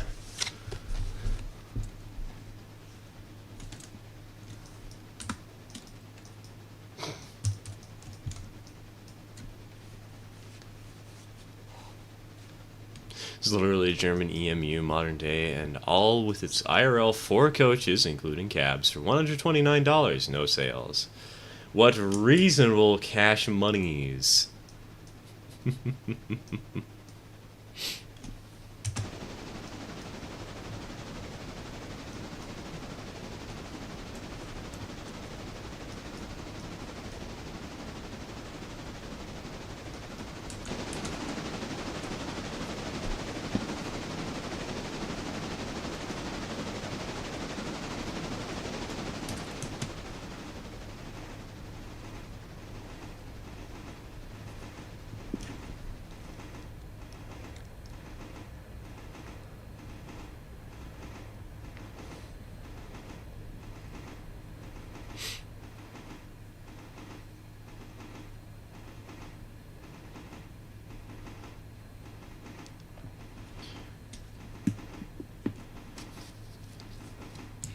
CGW was officially called the Corn Belt route, and not the Lucky Stripes route.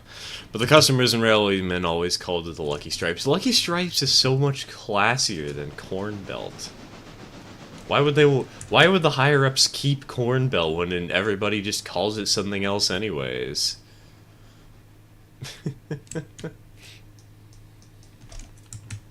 Is the cat cam ever going to come back? Probably not. I mean, we still have the cat cam. But, all things considered, I have not let Durian into my room for a while, because the problem is, letting her into my room, she always assumes that she can just be let into my room anytime the door is even slightly open, and that means that she'll run in when the door is open for even half of a second, and I don't want her in here. And it kind of doesn't teach her what we want her to know and what we want her to think. Also, she just gets in the way of the computer screen all the time. We need to, like... If Durian's ever going to return, I would need to figure out how to better set boundaries with her. Also, I would need to clean out my computer because, oh my god, the fans on the front are so dusty right now.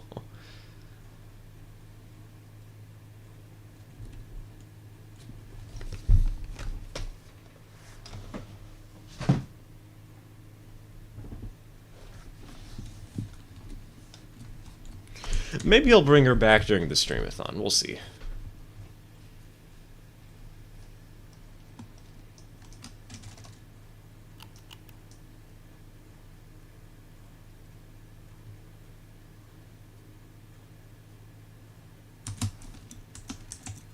Thanks for reminding me how gross the inside of my PC is. You're welcome, Mudge! I think you mean crusty instead of dusty. No, I mean dusty. I very much mean dusty. There is a shit ton of dust sitting on the front of my fans.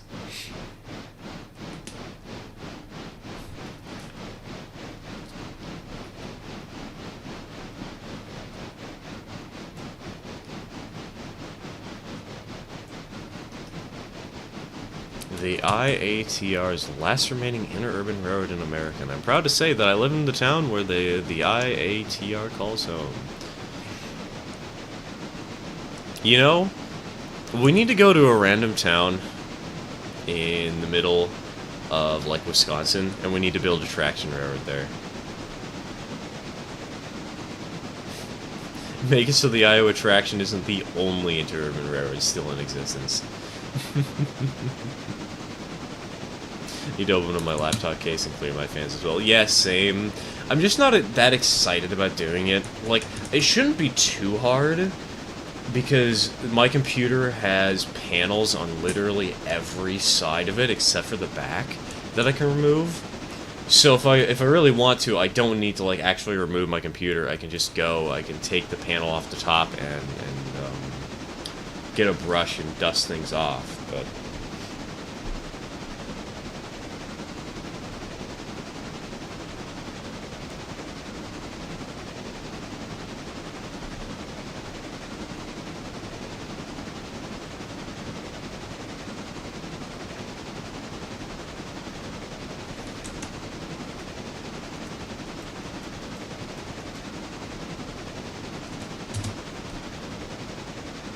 Midnight I shall depart. Alright, take care, D14. Sleep well, man. Sleep well. Get some good rest.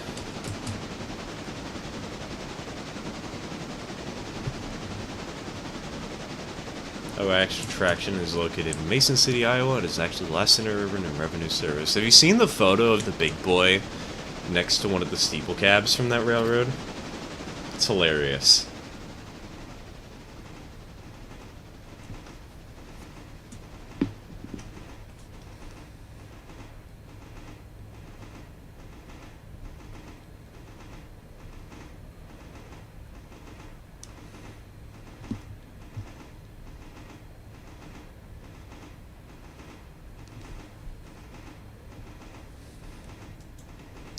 Speaking of, only recently did I put the laptop on some wood blocks to expose the vents on the bottom.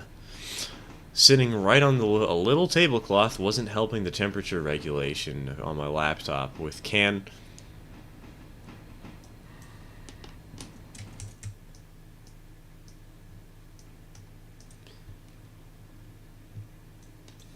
which can barely run rarer and constantly is quite warm while doing so.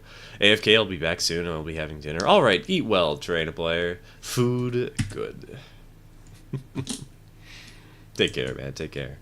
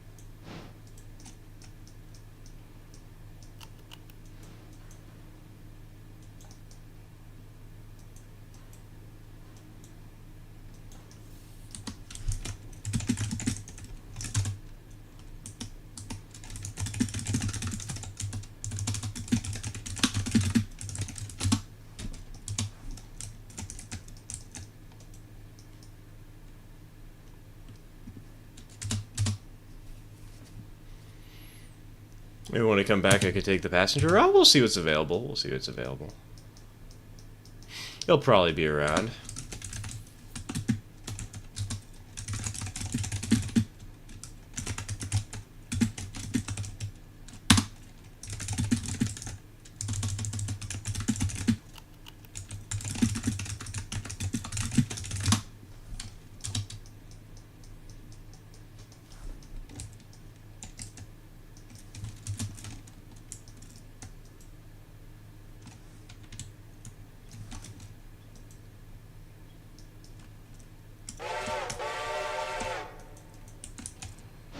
I'm starting to realize just how, today is going really fast in game. I feel like around this time we'd only be getting, like, 1/3 of the way done with our day's work. But I think we're closer to halfway or even 2/3 at this point. We got a lot of stuff done already. We might be able to set up the next stream without me having to end the stream.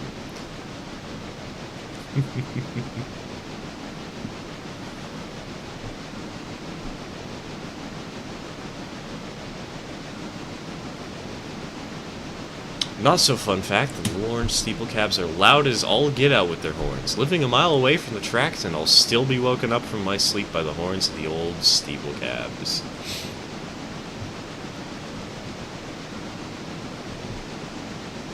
I mean, to be fair, isn't Mason City, like, pretty open? Like, it's in a mostly plainsy area.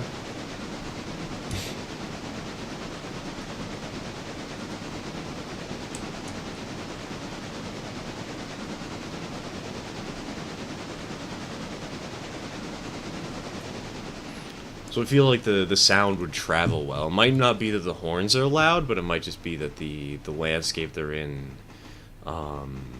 echoes a bit.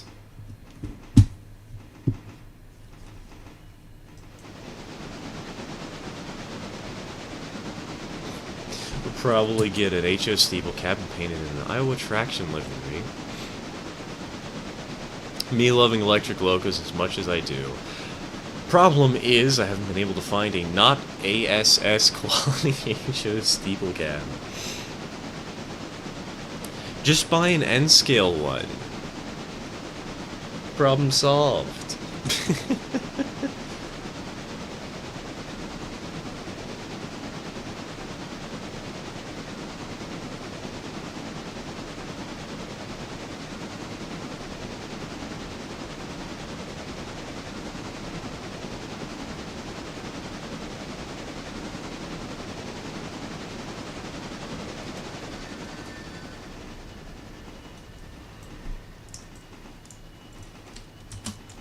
Shower's been cleaned. Now it's time to vacuum my room. We got a new cordless vacuum that's great for tight spaces, but can only do one room before the battery runs out and takes 4 hours to recharge. Ouch.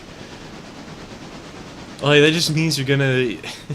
you'll only clean, like, twice per day, and you'll have long breaks between cleaning. It's not lazy, it's efficient. At least according to the battery.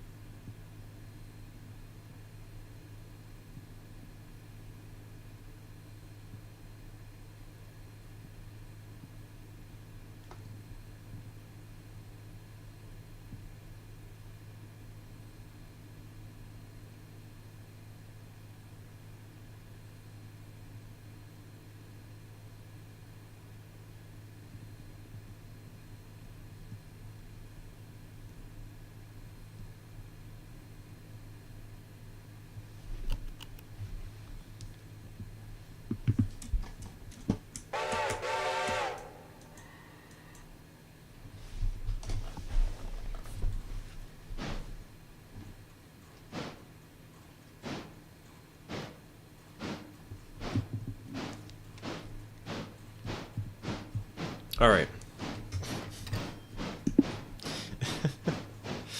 Oh, okay. I have a mildly random question for the stream. Wait, hold on. Also, I found out recently that I'll walk into a room and be hit with a random smell. For example, while grabbing the vacuum, I clearly smelled Annie's white cheddar mac and cheese. Yes! The best kind. That's one of my favorites, along with the Trader Joe's white cheese, the white cheddar and shells.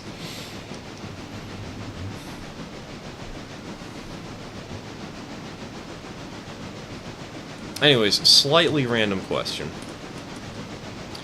I have an 18 by 30 inch N-scale micro layout.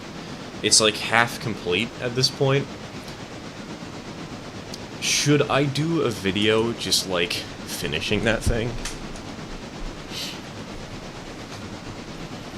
Finishing off the wiring, finishing off the scenery, and maybe also use it as like a little bit of practice for scenery before we start work on the 0-30 layout.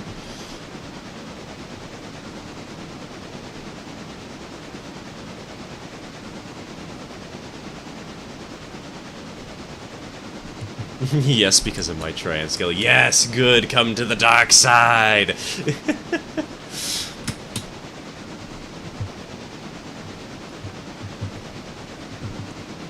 Honestly, one thing I'm thinking of maybe asking for my birthday from my dad is, like, $500. Because...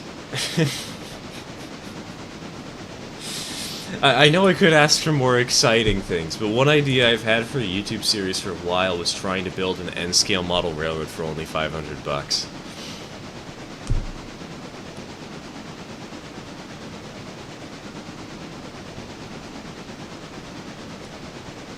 Obviously, this 18 by 30 inch layout is not a is not the $500 layout. It's just a fun little project I've done on the side, but.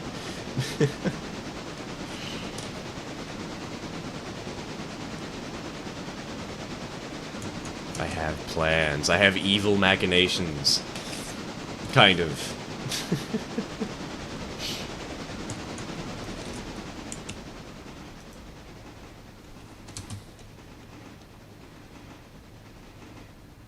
Budget railroad might be good, especially for those looking into getting into model railroading for the first time. Well, the other thing about it, Mudge, is not just budget, but it's also space efficient, and it's not skill intensive. That was the plan for the layout, was try and make it so there wasn't any complicated wiring, that the scenic techniques were pretty easy to learn. It would still be hands-on stuff, and you'd need to learn stuff, but it wouldn't be like, hey, by the way, good luck scratch building a house. The layout would only be 2 by 3 feet, too, just so it's a nice, small project that you can, like, if you move houses, you can take it with you, and if you can just put it on a, on, like, your coffee table, and then put it away when you don't need it. Yes, please, I need inspiration for my HF scale layout, and I almost have a plan. Also, I love watching people do scenery, and not many people do it that are as entertaining as you. I feel kind of embarrassed reading that because I don't think I've actually done scenery on the channel yet. I painted my engines, and that counts, kind of, but I don't think I've actually done, like, building terrain or painting buildings on the channel. I need to up my game. Got a countertop about 8 feet by 2 feet to work with. Hey, that's pretty good.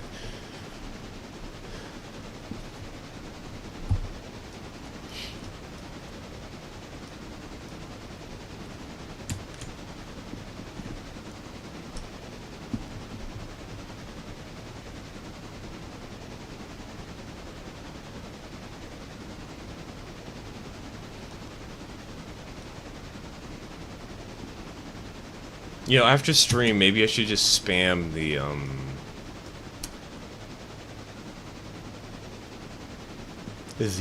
model railroad chat in our Discord. I should just spam it with, like,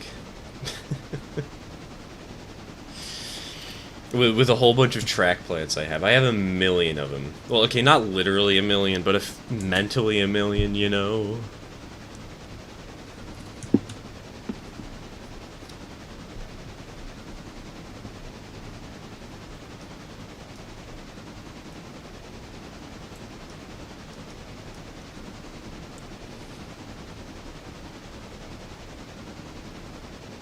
Some reason you just reminded me of an idea I had. Thunderbird-styled trains, 10-meter gauge, nuclear-powered. Most locos could do 400 miles per hour. If you were going to do a model for it, G-scale bit kit bosh on A scale layout. What's A? I don't know A scale.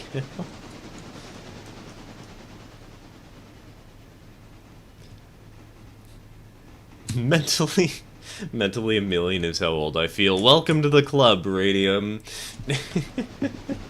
You and me both, buddy. You and me both.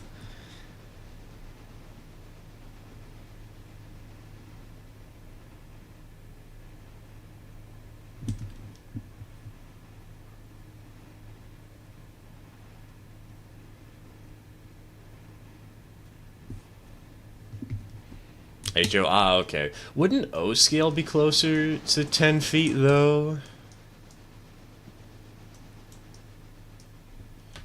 I don't think it would be exactly 10 feet, because O scale, because of the stupid proportions, but hold on.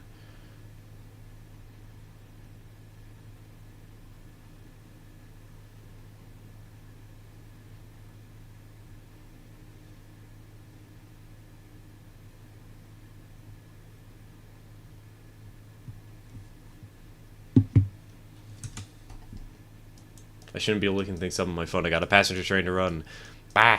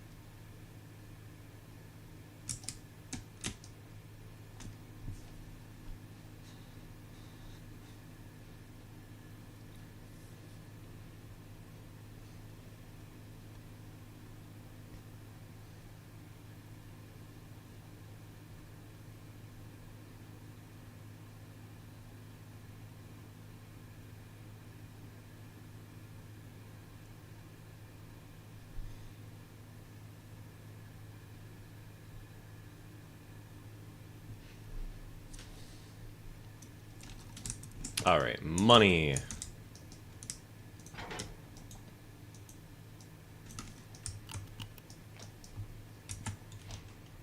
Money.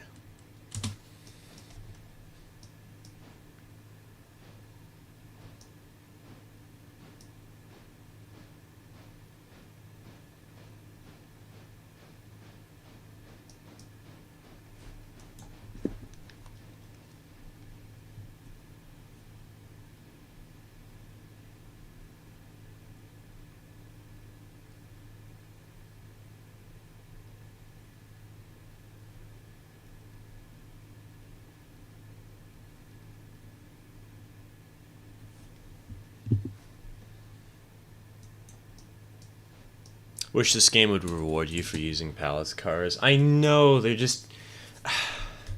They're the worst. There's no reason to run them other than looks.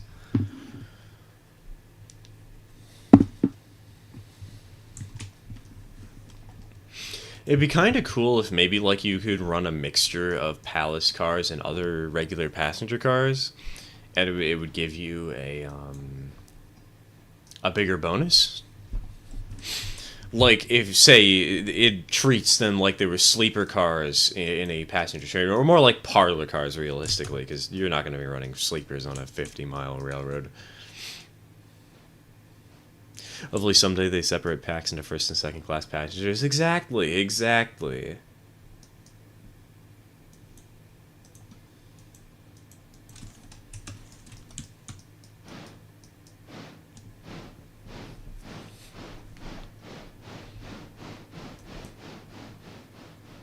It'd also be nice if each passenger cars were a little more balanced better, because honestly, the only good coach is the open platform.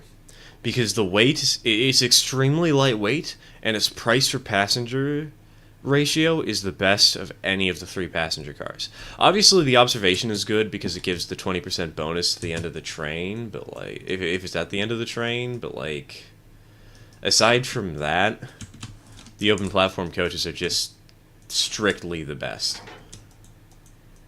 And I do not say strictly lightly here.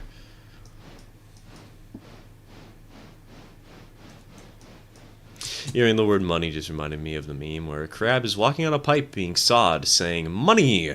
Money! Money!" like Mr. Krabs before it's sucked inside. I don't know why, but those memes, they live rent-free in my head. I've seen so many of them, especially the ones where it's like Crab Factory. where it screams as the crab reassembles itself and then starts saying money.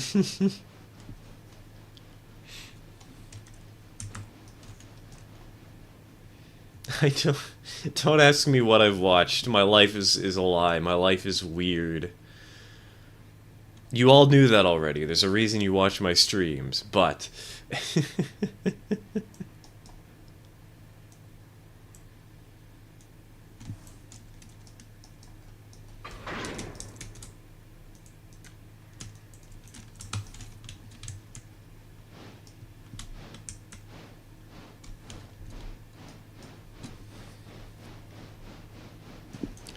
Dad watched a lot of Thunderbirds as a kid. I don't actually know what Thunderbirds is.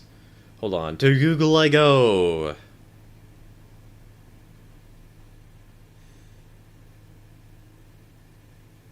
Yeah, I don't want the US stuff. I want the British television series.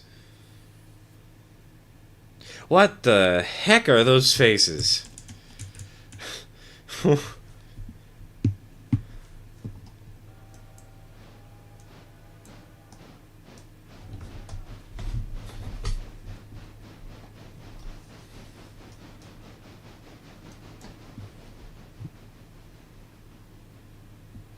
What are these dolls? They look like that one movie where they sing America, fuck yeah. What?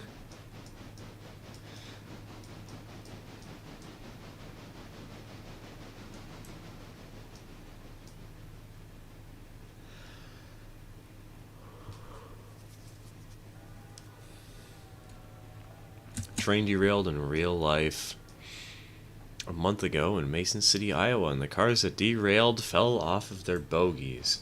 I mean, that's a pretty common thing to happen when trains derail.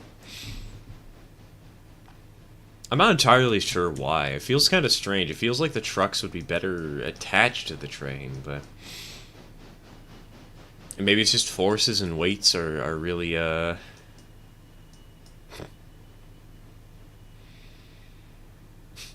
really thick.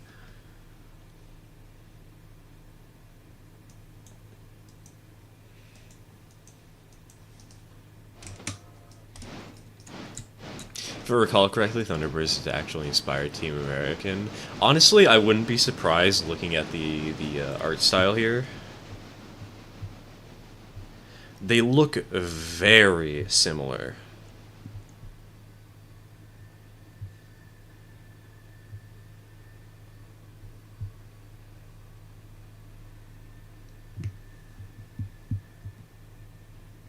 And slightly uncanny.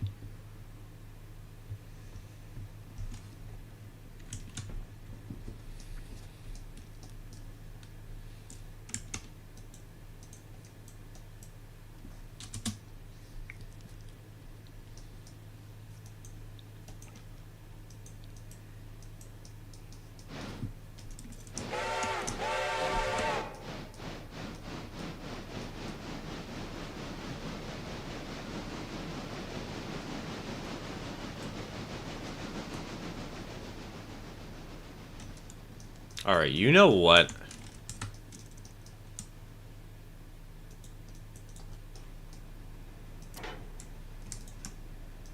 Mudge, you have that mod that lets you know how fast a car is going, right?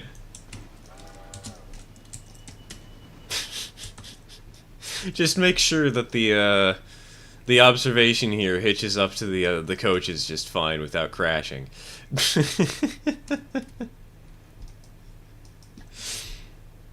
Good luck.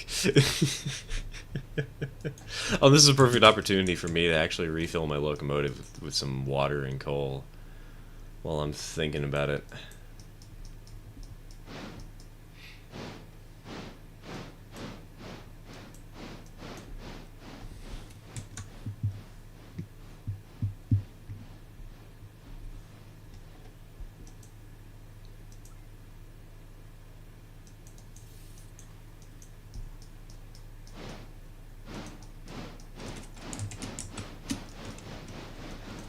I never cared about the characters, though. I just love the vehicles being so big that there's no justification that makes a lick of sense. See, there's a very easy justification for it, Celestial. It's called, size matters. Compensation.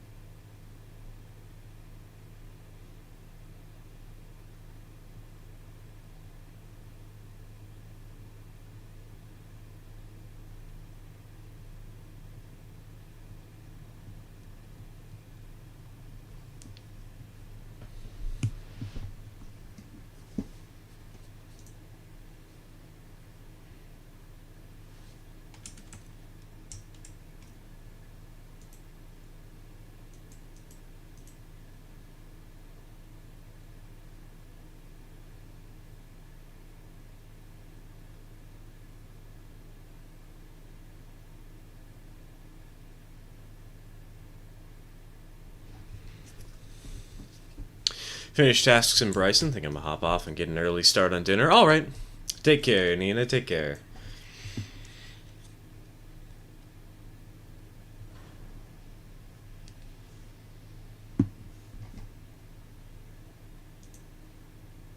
Get good food.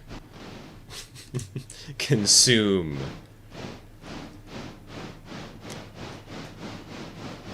Violently eat. So for once, the vacuum decided to stay charged long enough for me to do 3 rooms. Damn. Either that or you're just getting better at speedrunning.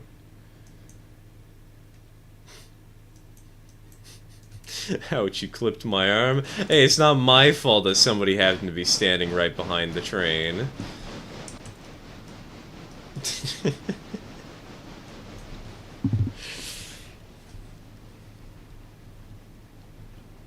It's not my fault the engineer couldn't see what he was doing because there's a baggage car directly behind him. And he crashed into a person standing on the tracks taking photos.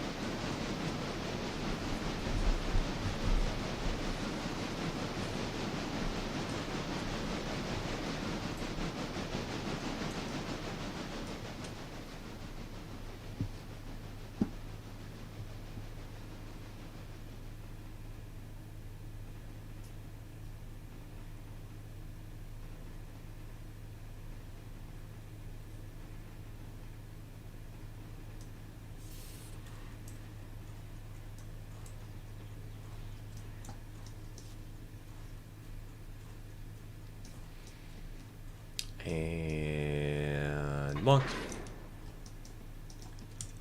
Hook the glad hands.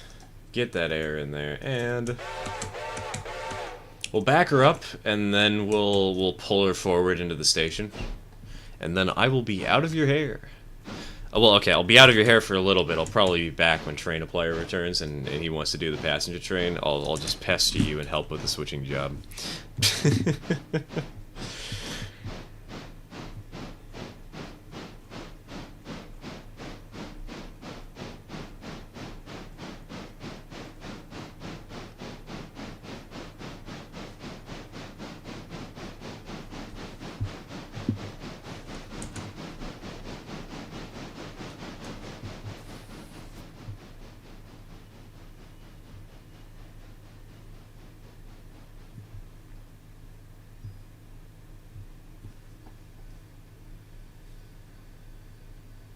You're in his hair? You're shorter than I thought? Oh, no, I'm not shorter than you think. I'm still standing in his hair, though, don't worry.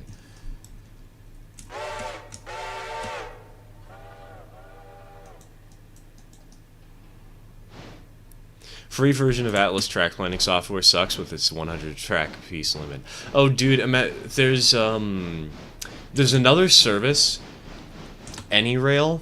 It only has a 50 track piece limit. You have so many more track libraries that you can work with, but the limit is so much stricter on that one. But yeah, if you use if I convert every piece of sectional track to flex, making it only 60 pieces, I have used that technique so much.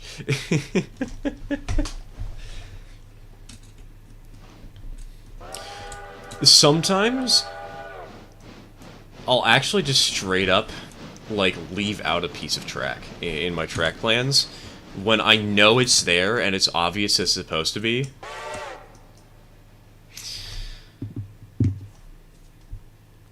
Like, say there's supposed to be a stub end spur that's just a straight siding, and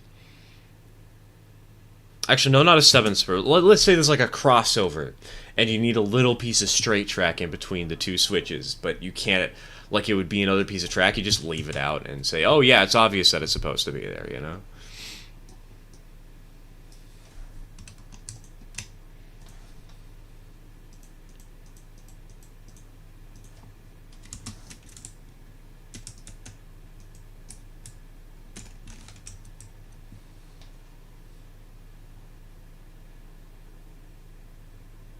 What's the loudest whistle in the whistle mod? I don't have the whistle mod. I don't know. I've never played with it. I really should. It wouldn't be too hard to add the whistle mod and mess around with it on this save, but...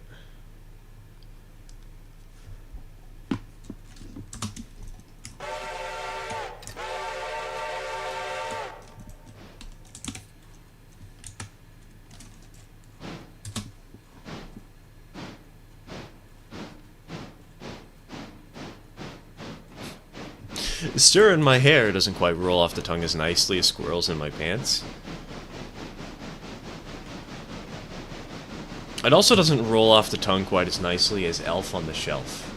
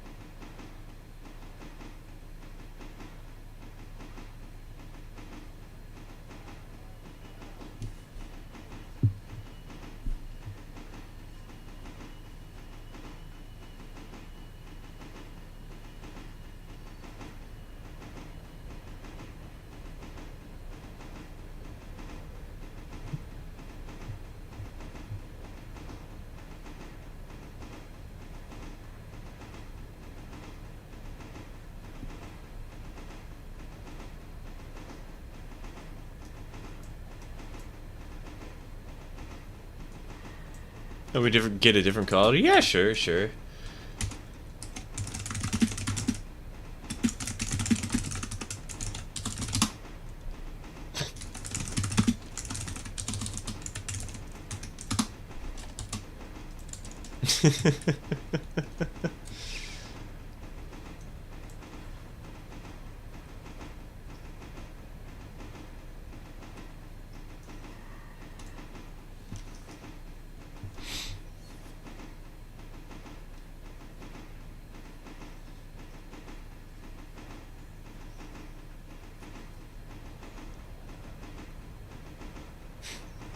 No selected star point? What do you mean, no selected star point? You know where I wanted. You can read my mind. I wish the amount of times I've gotten that message.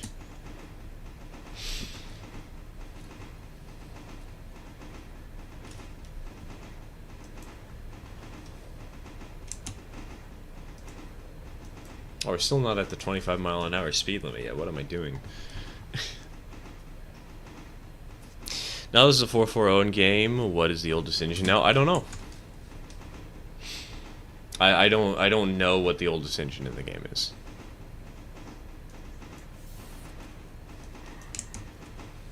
I don't pay attention to the historicalness of these locomotives. I just pay attention to the train that go burr.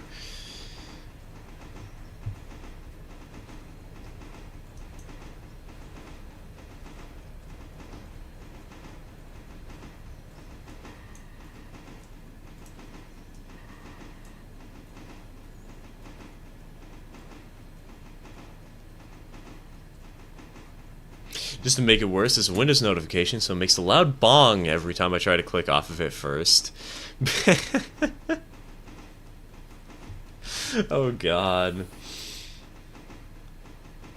I tried to learn the Atlas program once, but I've just stuck to AnyRail, because realistically, the size of layouts I build, they're generally like 4x8s for HO scale, or they're 2x4s for N, and so like you can usually get around the 50 track piece limit very easily.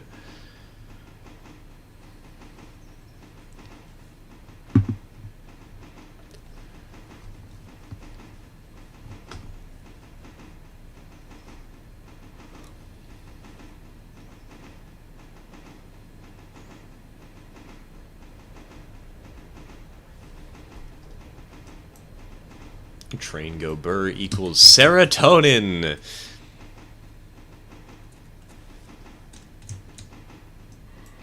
Some reason I remember in one of the trailers for Railroader there was a New York Central J1E Hudson. Like you could clearly see it was a 464 and it was numbered after a J1E.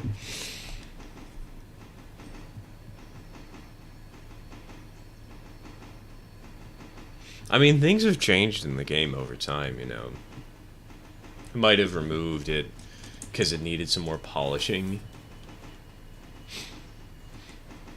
Because I clearly remember that they had AI-driven trains that would serve your interchange. And when I say AI-driven, I don't mean the player sets up the AI. I mean they would have the train spawn and it would be set to an AI automatically. And it would run through the map, running through your interchange yard. And it was labeled for like the Pennsylvania Railroad or something.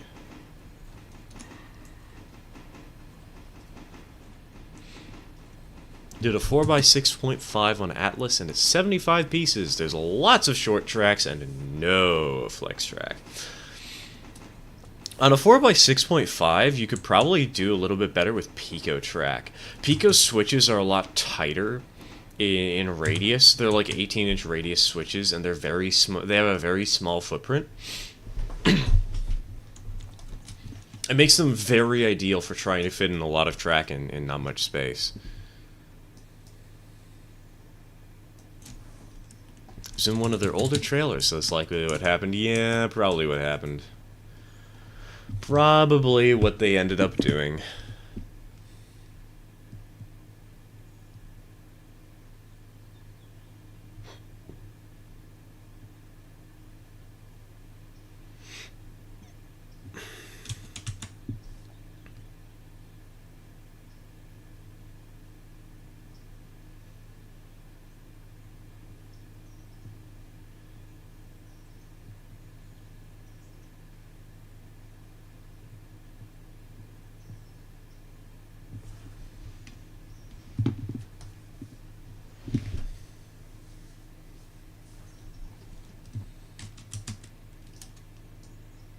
You call 18-inch radius tight, wait until you see the 6-inch radius, which I plan to have in my eventual 0130 modular layout. I don't think 18 inches is tight. I think 2 inches is tight, because it's the tightest model railroad curve I have ever seen, and in fact, I own some.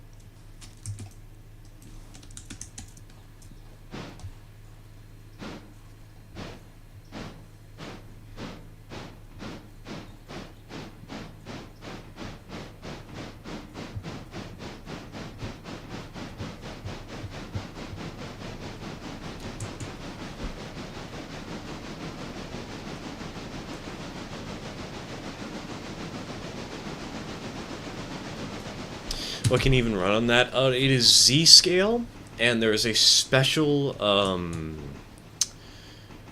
there's a special lineup made by a Japanese manufacturer. It's the Rokuhan Shorty line. We've actually shown it on the channel before.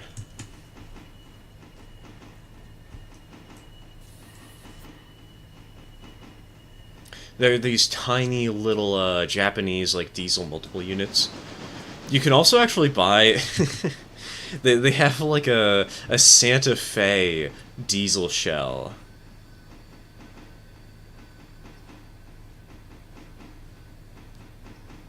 Atlas's smallest is 15. Not even FlexTrack can compete with that. FlexTrack can totally compete with that. With FlexTrack, you can go down as sharp as you want. I've been able to get some FlexTrack down to 9.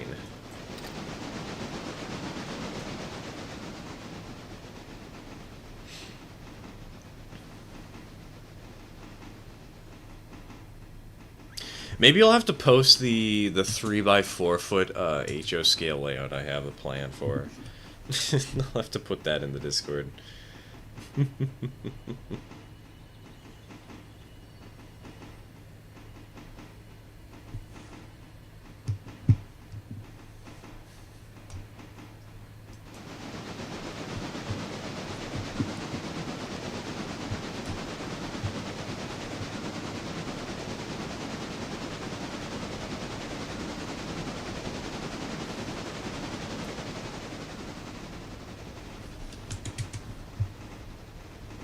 The plan of the FlexTrack can't.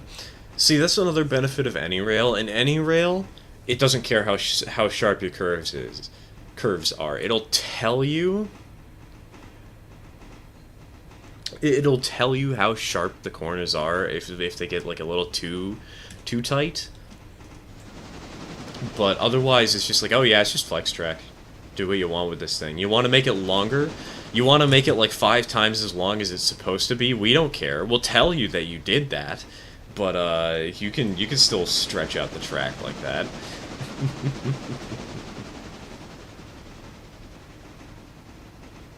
It's got a Z-scale turntable. Ooh, in the mail the other day. That's always fun. I still have yet to get an N-scale turntable. I really should. I have a couple of steam engines that would look perfect on that thing. I could just set up a small engine shed. Put all the steam engines that I've collected over the years on it.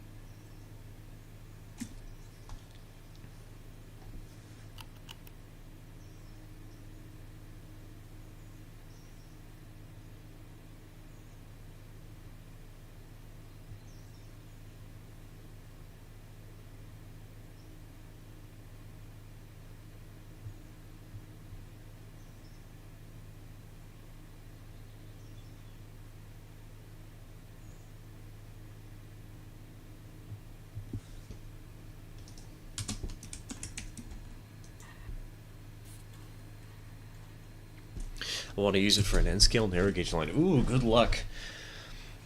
I've seen NN3 before. It is hard to get your hands on.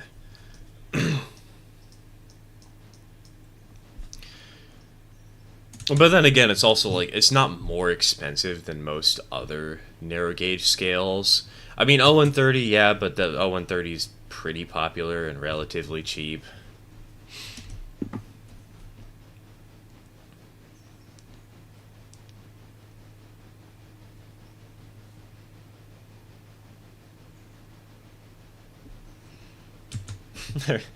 I remember for a time I actually was planning to build an NN3 1x4 foot switching layout. I never wound up doing it, of course, but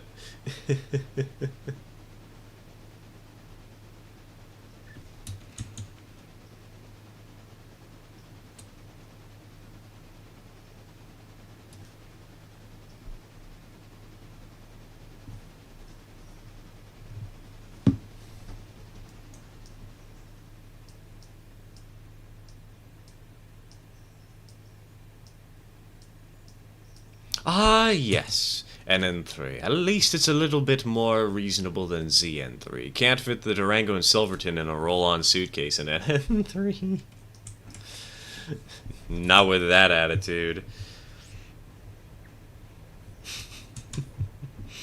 Most of the NN3 locomotives you can buy still, that are like really easy to find, are showcase miniatures geared locomotives.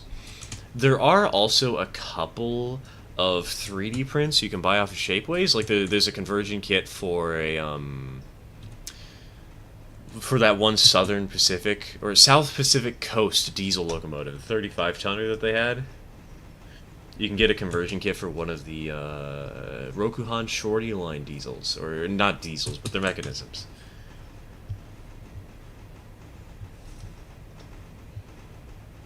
Actually, finding a tender engine is hard for some reason. Building a tender engine is also kind of tricky.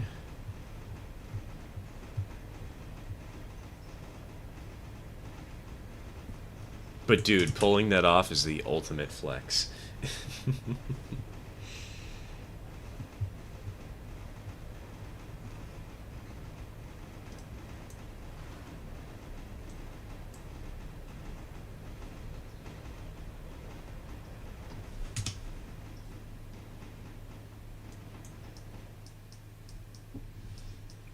Whenever you close the Atlas free plan, it says, "Thank you for using this. Now buy the license for the better one." AnyRail doesn't do that. It does tell you that you should buy the license when you hit your 50-piece track limit, but it doesn't like force you to. It just says okay or buy, you know. It's like, and if you click okay, you just go back to building and you can delete some of the track pieces you have.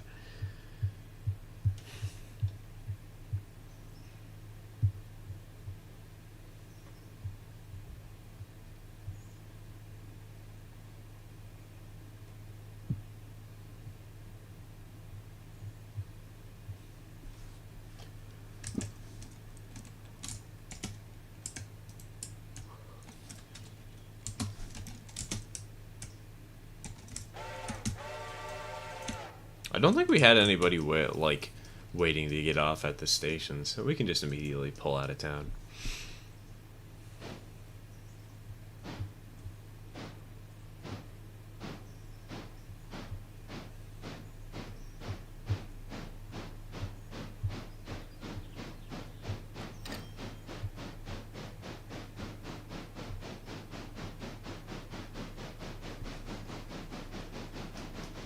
For some reason, it just struck me that it's June. It feels like it isn't yet, but that might just be because of all the storms this year. It still feels like spring. Yeah, it really does. But then again, to me, I feel like time has sort of become a mess, a blob in my mind. So it hasn't really hit me yet that we're almost halfway through the year. We're almost halfway done with 2024 already. It feels like it just began. Oh well, I'm sure I'll be hit sooner or later, and it'll feel like a punch in the crotch.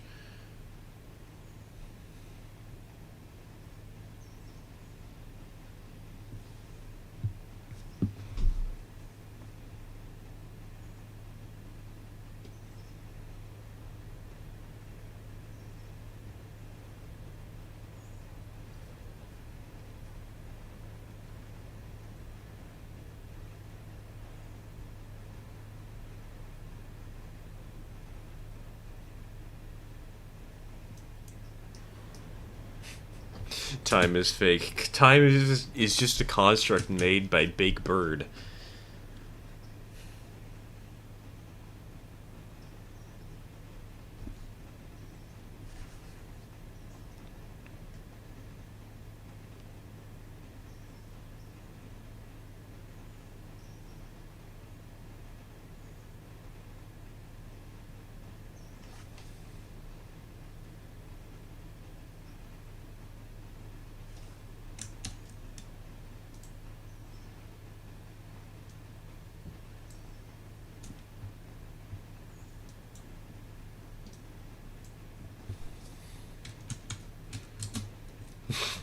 I thought you were gonna say hit by a tornado, and I was gonna say me too.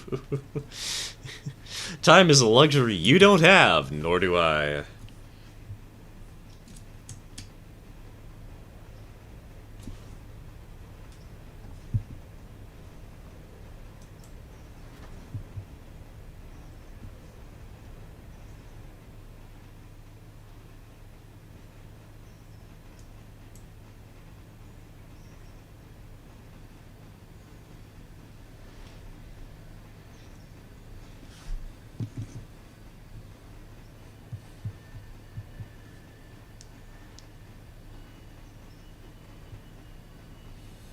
I'm just upset we're gonna start seeing the stupid pride hat. Oh boy.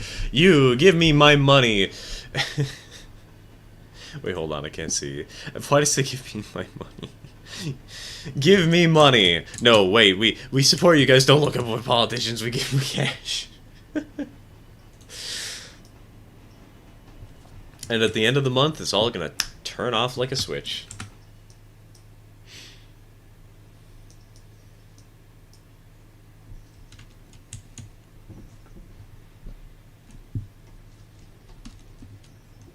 If anything, the one thing I look forward most to in June is my sister's birthday. It's gonna be coming up in a few weeks. Oh, it's actually kind of ironic. We're gonna be doing that garden rareting thing on her birthday, which is it's really not something she's very interested in. Not to say she's completely bored by it, but like, it's really something for my father and I, not for her. But we're going to the train thing. And she's gonna be tagging along. Probably. Maybe.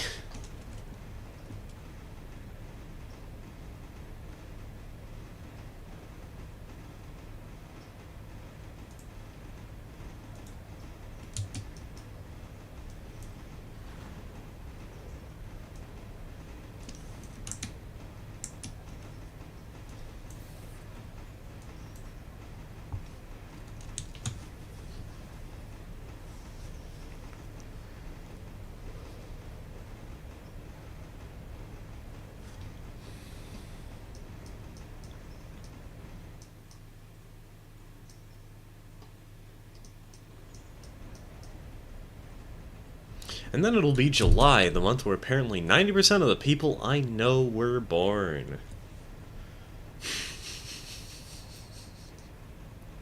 Wait, hold on. So, that means that a lot of their parents were having some fun during cuddle season.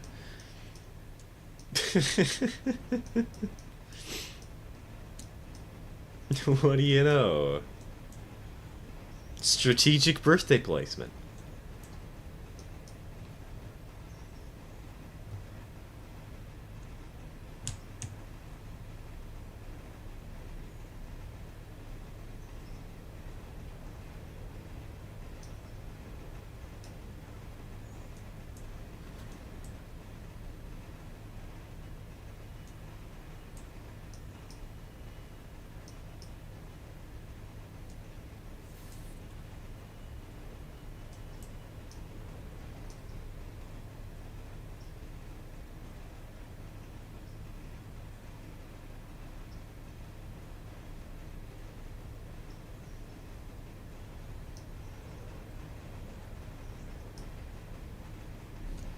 The F you mean cuddle season? Sorry, I genuinely don't mean. No, it's something...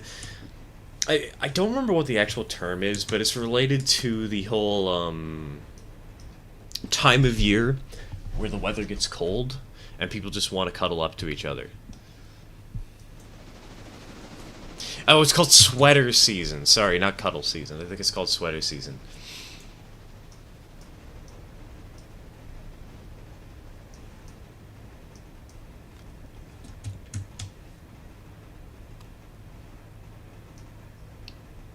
Oh, hold on. Actually, no, we can take this track into Bryson.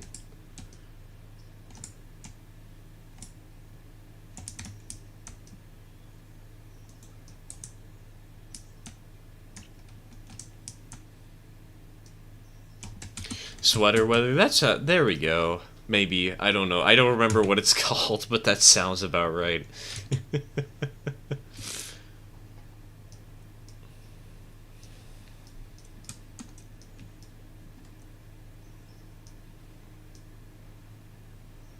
It's genuinely, that's more wholesome than I thought. Wholesome of these nuts. Got him.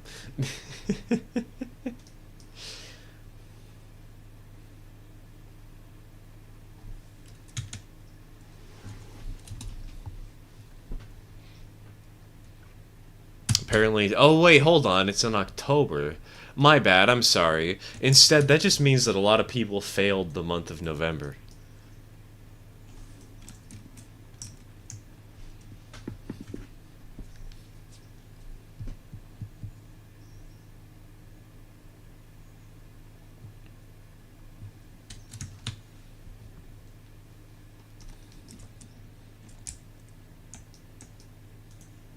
Oh, we got a lot of passengers wanting to go to Whittier today. Geesh.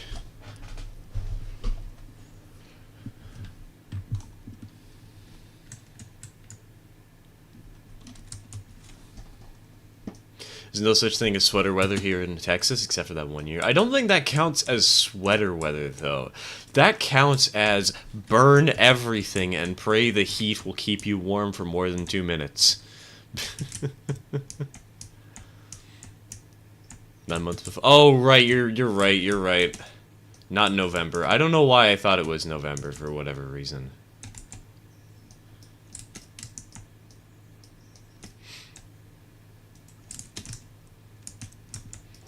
You are absolutely correct, though.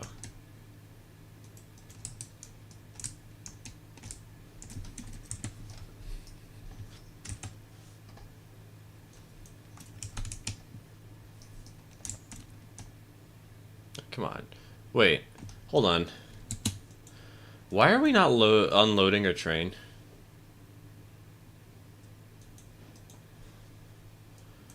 What's going on here?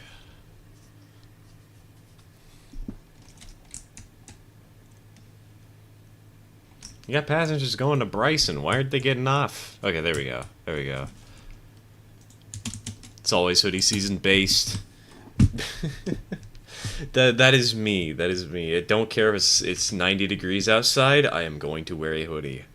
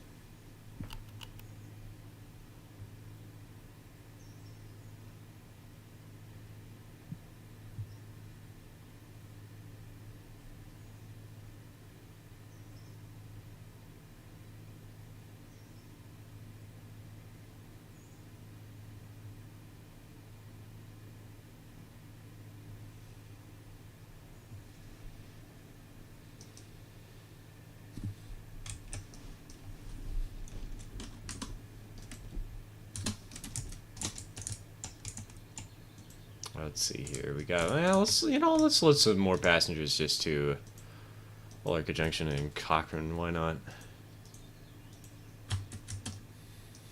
Speaking of the weather, I just saw the wind reverse direction, which is very concerning down here. Christmas in July. It's gonna be a snowstorm. Let's go.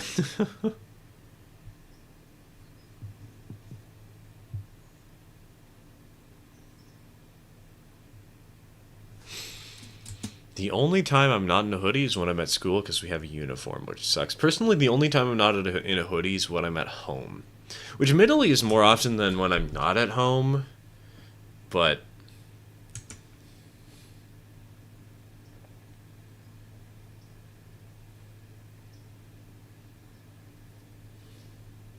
still, whenever I leave the house, I basically always have my hoodie, even if I'm not wearing it fully.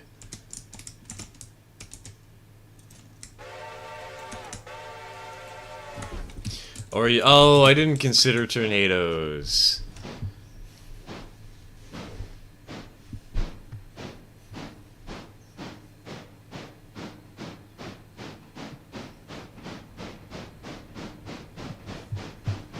I've never...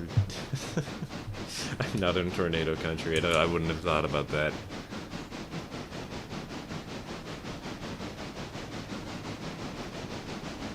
What it means is all the sailboats are going to start boating the other way and crash into the docks.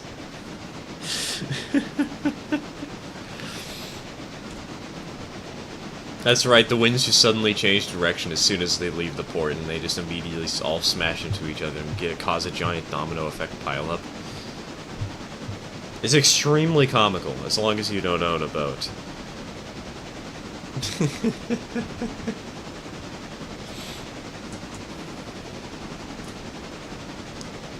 Had one not too far from me just a couple of weeks ago. Remember a few years back there was a tornado in Washington. Or a few years, not a few weeks. What am I saying? What am I saying? Hey, welcome back, train applier. Welcome back. If you want to take over the passenger train, I can let you do that. Currently just running between, Bryson and Ela. I've set it up, though, so that it'll accept passengers to literally any station. So that once it gets turned around in Whittier, we can send it back immediately, and it'll have a couple of passengers ready to go.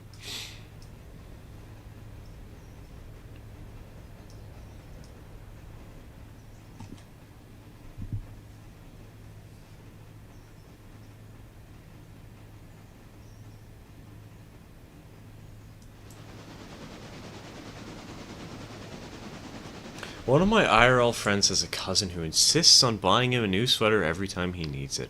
Recently, when he got one of them ruined, he figured out why. She puts a wiretap into them. What? That's... Is that legal? It might be, but like... Huh?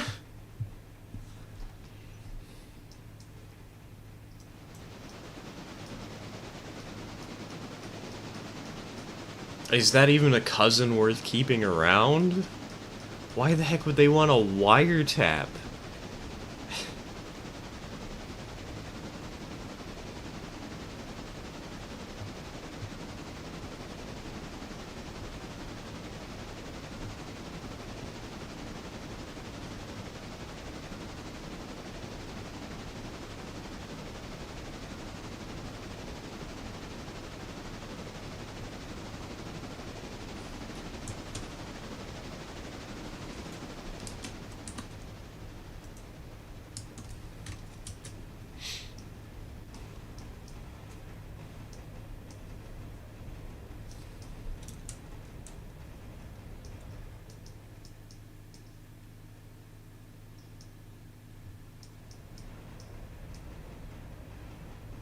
If it's a one-party consent state, maybe, perhaps. Here in Oregon, I think that it is a two-party consent state, but the law was overruled a while back by a Supreme Court judge in our state.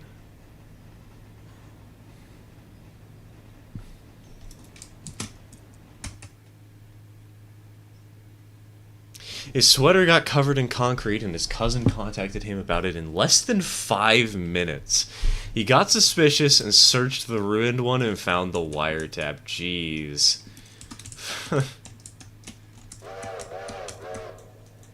The speed run. The speed running getting found out.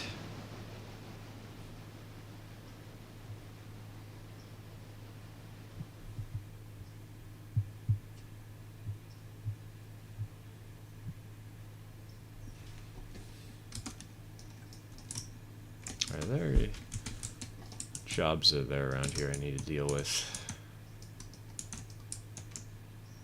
Okay, we got one car for the interchange. Yeah, it's just the one car for the interchange. Okay. We also got the cars in Walker itself, though, to deal with. So I guess we got our job to do. we got a couple of logs to grab.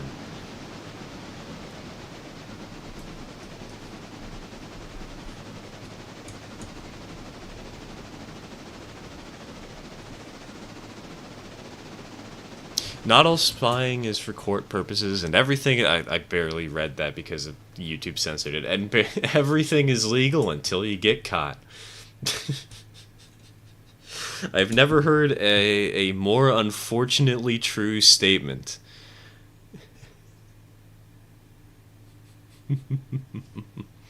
He still graciously accepted the new sweater when it arrived, and he's just brushed off the fact that he's been wiretapped for 11 years straight by one of his cousins like it's a normal Tuesday. What? Excuse me? What kind of... This is either extremely nonchalant and he doesn't understand the gravity of the situation because he's been... He doesn't... It hasn't hit him yet. Or he doesn't understand the gravity of the situation because other people have normalized this kind of behavior for him. And that's concerning, too.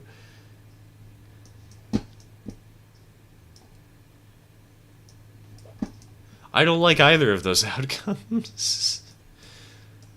That gets censored somehow. I don't know how it got censored. What word? I don't know what word in that statement was censor worthy. What the heck, YouTube? What was the bad word?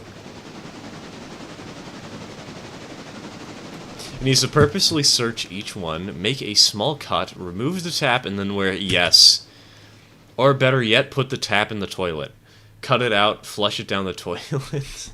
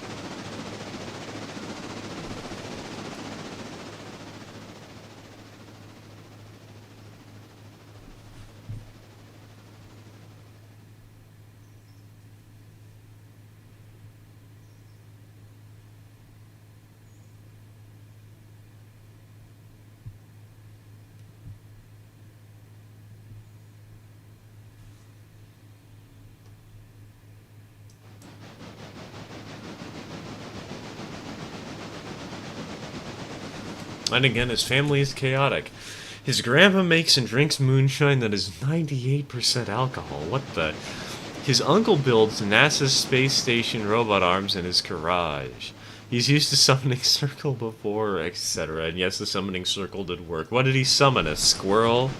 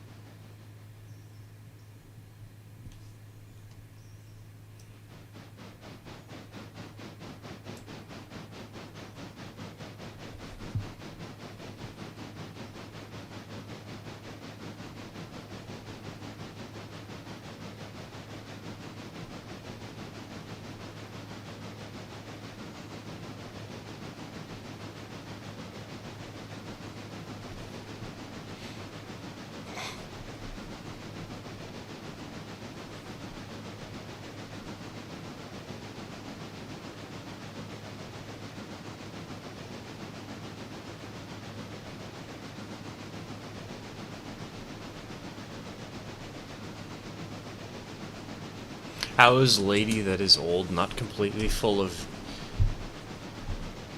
I don't know what that word is unless you're trying to say deceased. It's spelled with a D, not with a T.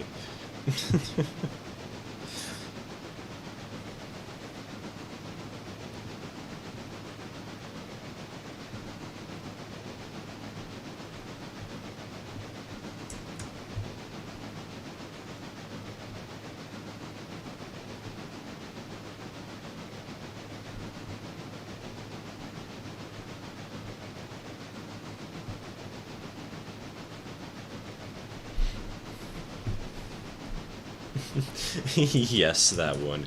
Yes, I am full of dead. The heavy is dead.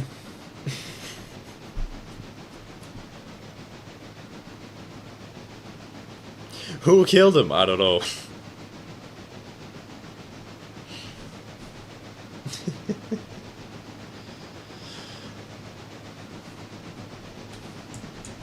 God, I love that video so well. Don't know, but I want to try to break a record with this passenger train to get today. I wanted to see how many minutes I could try to get from start to end. If you want to do that, trainer player, try to see if you can get it under 25 minutes. I don't know if it's possible, but I think it should be. It should be doable.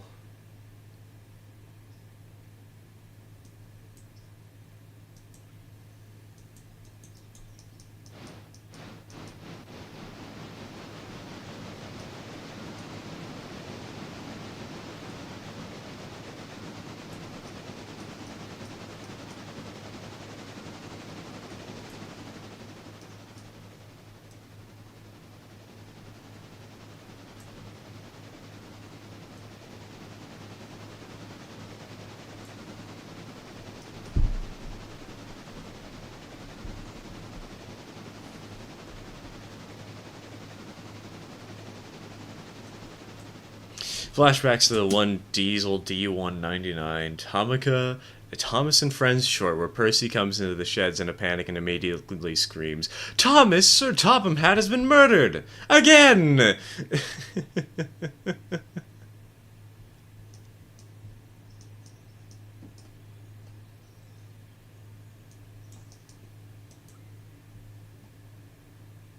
Is there a speedrun time posted anywhere? That would be a fun competition. You know, that could be a really fun competition.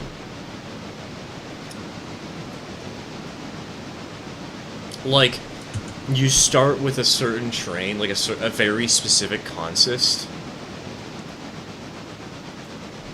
and your goal is to make it from one end of the line to the other with 90% plus, or like 95% plus condition on average on all of your rolling stock. And you have to go across, like, say, from Silva to Alarka Junction. Or not Alarka Junction, to Alarka itself. Or maybe even from Silva to Nantahala. Or Whittier to Nantahala, I don't know. You have one engine, you have one consistent train, and you just have to get the job done. If I derailed, does that mean it's the end of the challenge? I'd say so, yes. Because, like, you could continue, but it's such a huge time loss that you probably want to restart on the next run anyways, you know?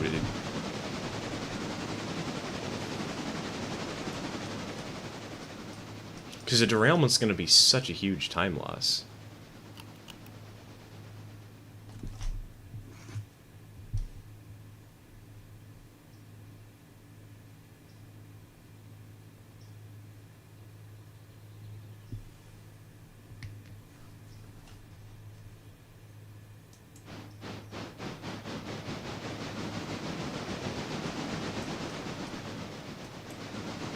If it's average, you could just assault the loco, but if your coaches are fine, you're good. Oh, no, I mean, like, 95% across all pieces of rolling stock, not 95% average.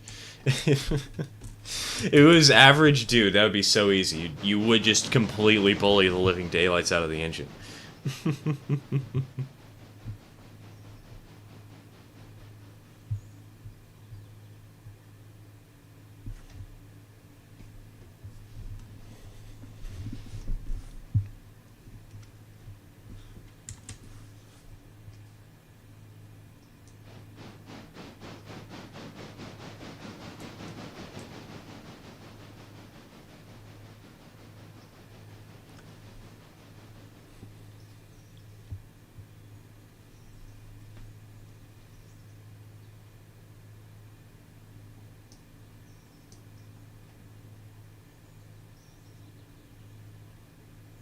You know, this is gonna make for a really fun challenge video. Just ask people like, "Hey, do the challenge. See how well you can do. Time yourself." And then we'll post the results and talk about them a little bit.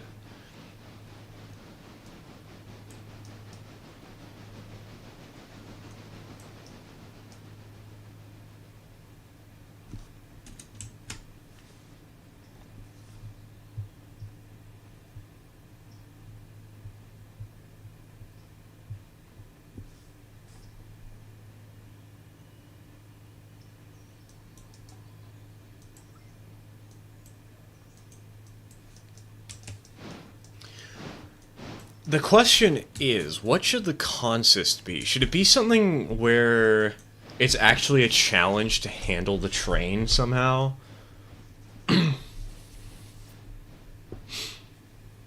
Like, say you have a G16 with a 300-pound train or something. Well, maybe not 300. Sorry, not 300 pound. 300 tons.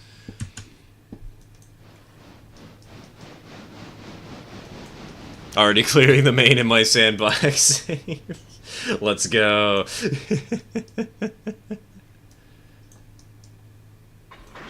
Alright, bunk.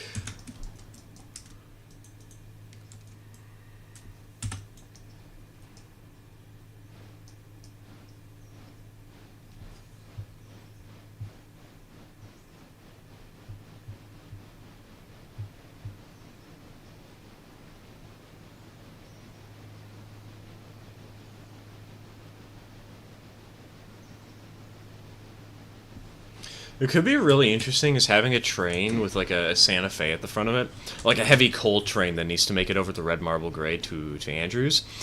But when you make it to red marble, like you start in Silva, when you make it to red marble, there's like a helper locomotive. And you have to make it over the hill, but you are not allowed to MU your engines. You are allowed to use AI to drive them, but you cannot MU your locomotives. Although that's probably going to be for like a future challenge, if anything.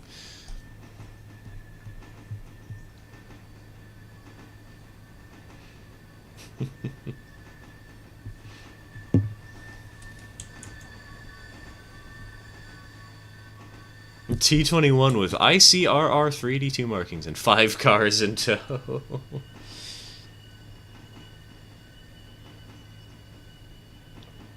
The entire purpose of the challenge, TK, is to crash into the back of another train and derail. You only finish as soon as the first frame that your train has smashed into the other train, but you have to hold... you have to make it there without derailing. It doesn't matter how much damage you do to your train, you just have to make it there without derailing.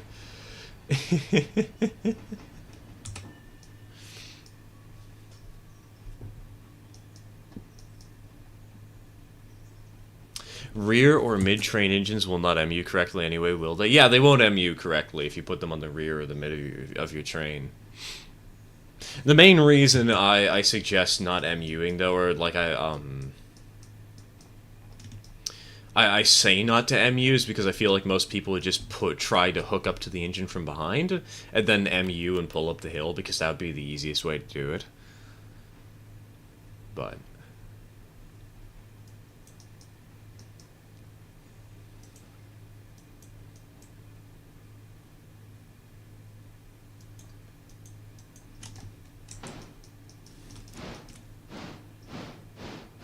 how much coal do we have? Okay, we still have 7 tons. Or 0.7 tons.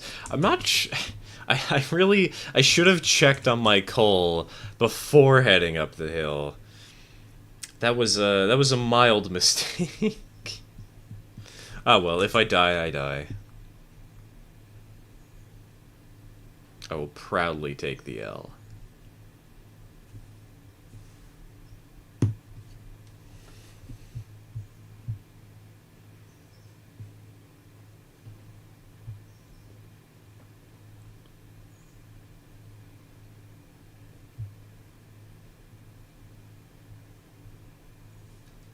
You can technically do banking. Put the engine at the back, set it to AI, no buttons, to a slower speed, and control from the front engine, and bam. Banking from the rear. You can, it would just... But that's kind of the point, is that you want to have the engine on the rear of the train because it would be a little bit easier to potentially do on the fly. You have your main train start flying up red marble at a reasonable speed. It starts to slow down, but that's when you pull out the banking engine, have it hook up to the back of the train, and just shove for a bit.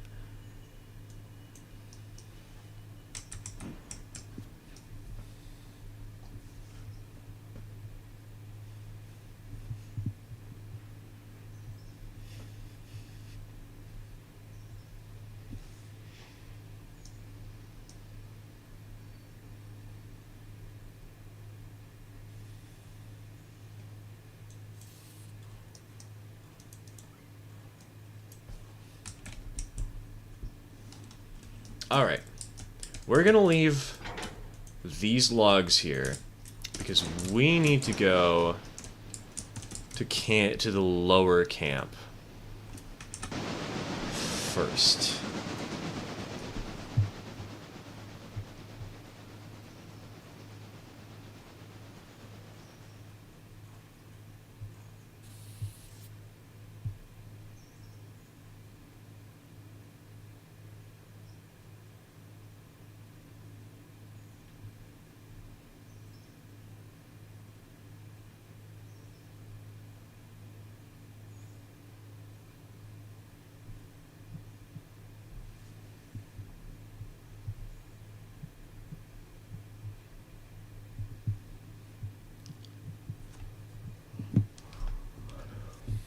So you coupled to the banker while moving still? Yes, the efficient thing to do. That way you don't lose any speed.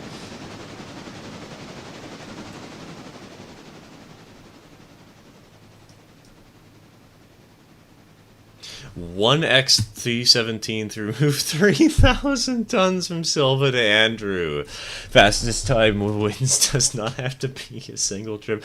Dude, it would be a struggle even if you were using a F-71 with that kind of weight.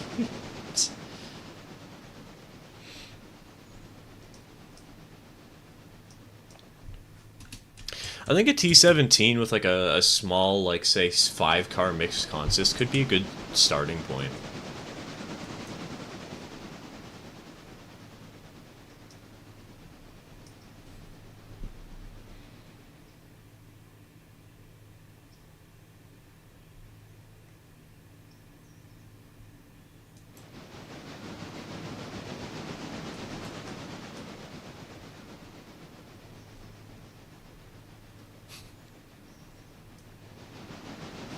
Safety third. No, safety last. Not even third. Why would we have safety?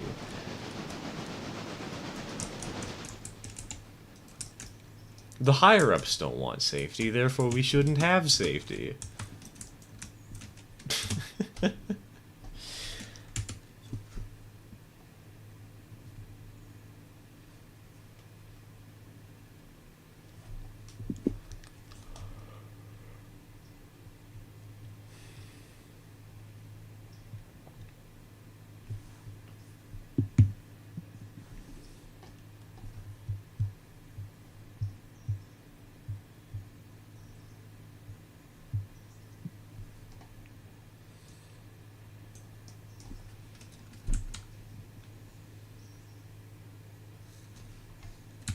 Uphill slow, safe, downhill fast, tonnage first, safety last. Wasn't that the SP motto? I think it was the other way around. I think it was uphill fast, downhill slow, uphill fast, safety first, tonnage last.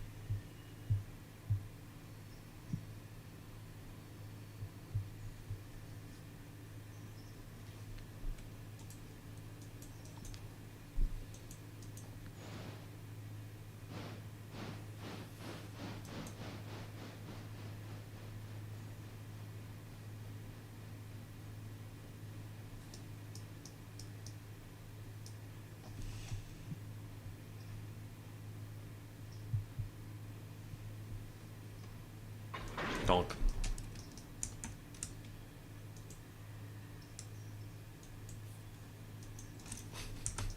Good luck with your speedrun train applier. Oh, mind you, the 25-minute time limit, I should add, included station stops at every station along the way. I guess I I forgot to mention that.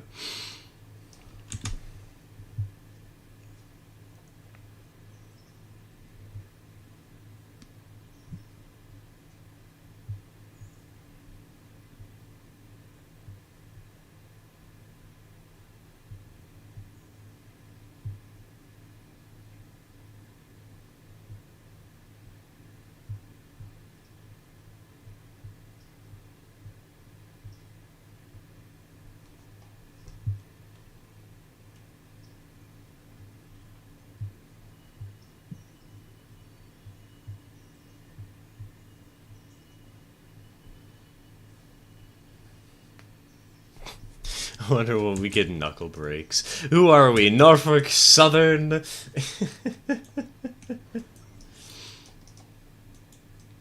Yeah. Dude, can you imagine hearing that for the first time? Just a loud snap, and you look back and half your train is gone.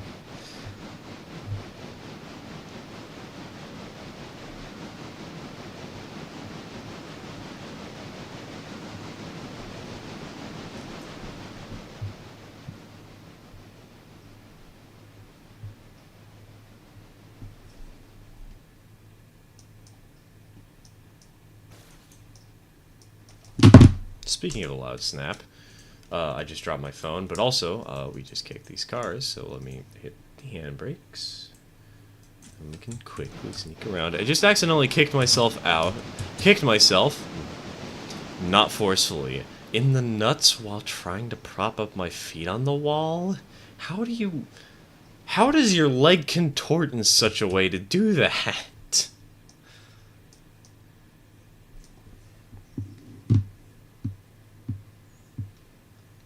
That just sounds painful.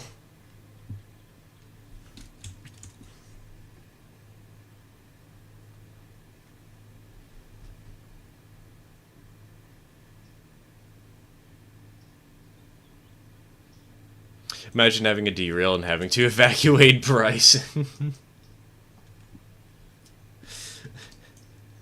An air raid siren goes off. What's happening? Is this World War III? No, some idiot just happened to derail with an oil tanker downtown. And just this giant fire in the background.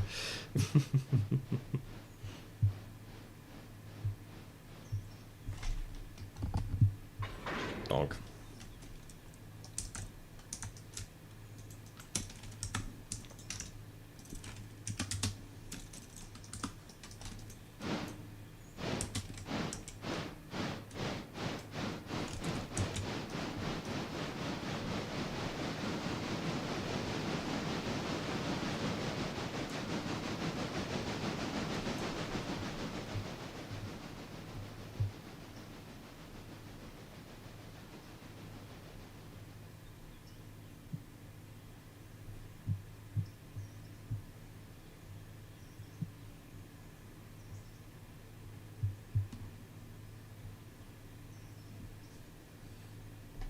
Oh, it's just some mustard gas. Move along now. It'd be fine as long as you did not try to burn off all the toxic chemicals.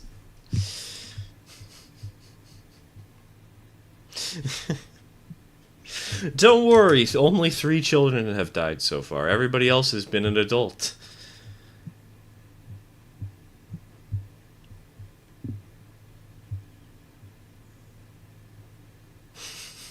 That is the most ominous way to talk about a death toll. Oh, don't worry. Only 3 of them weren't adults.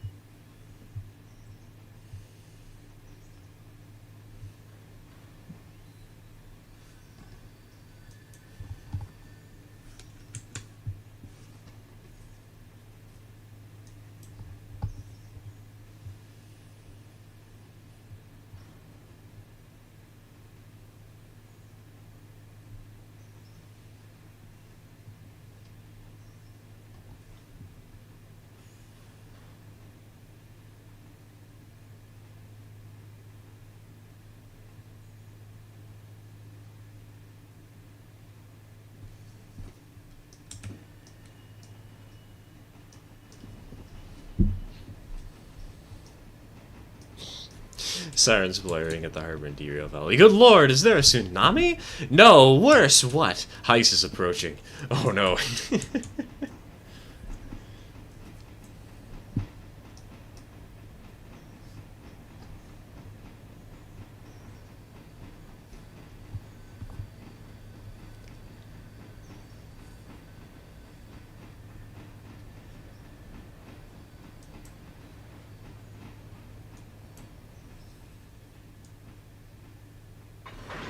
Donk.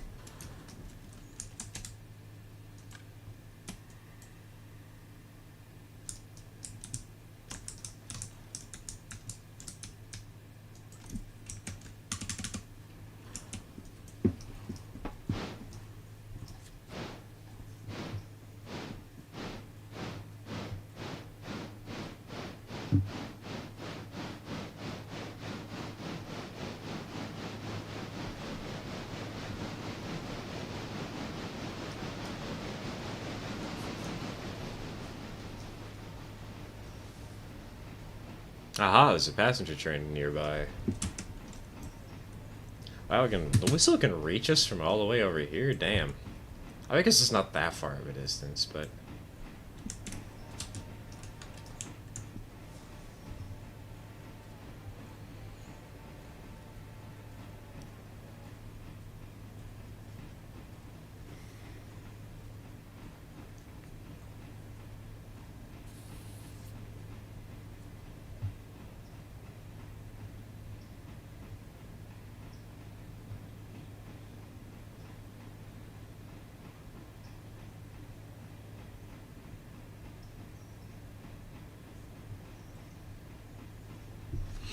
back before the end of the stream, I may pop back in. You bet. We'll see. We'll see how things go. We'll probably be over in about 45 minutes as we usually are, though. But take care, Mudge. Take care. Just make sure I know where the train actually is. Aha, it's in Alarka Junction. It's on one of those sidings. Perfect, perfect. I'll pick that up after I'm done with the logs over here.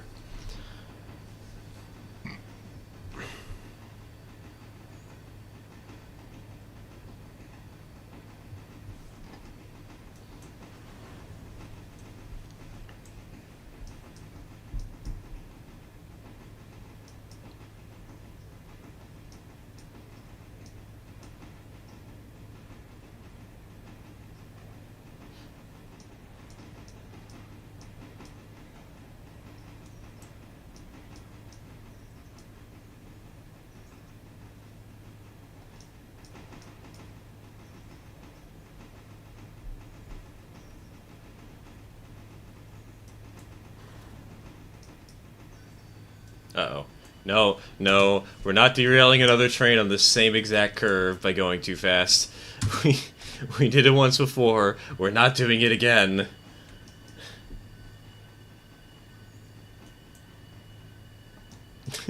I'm not failing the Walker log runs twice in 2 weeks.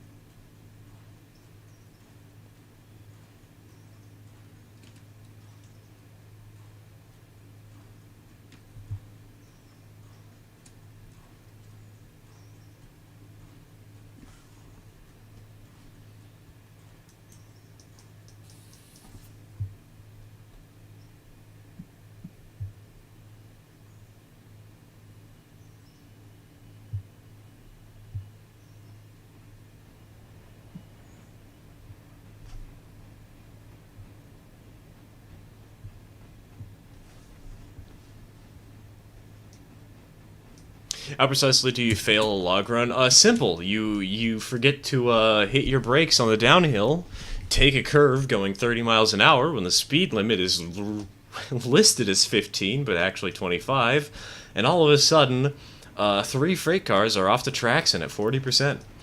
And everything else is at 90% or worse.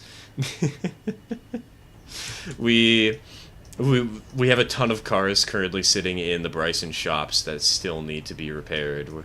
We've been waiting very patiently. I had to buy a couple more shop crews to try and fix them. It's still gonna take a day to do. Just remembered how much I love titles for basically anything that are like John's washing machine adventure, Brittany's drive-through adventure, Donald's wall adventure.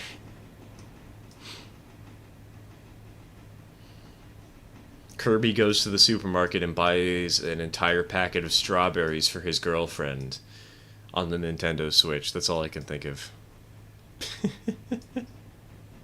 It'd be easy to get the logs to the mill if you just dumped them into the river. You know, that is true, actually.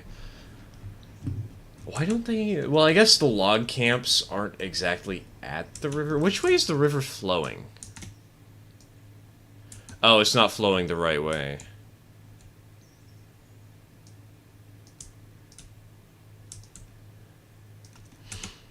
Because the sawmill is down that way. I guess that's why.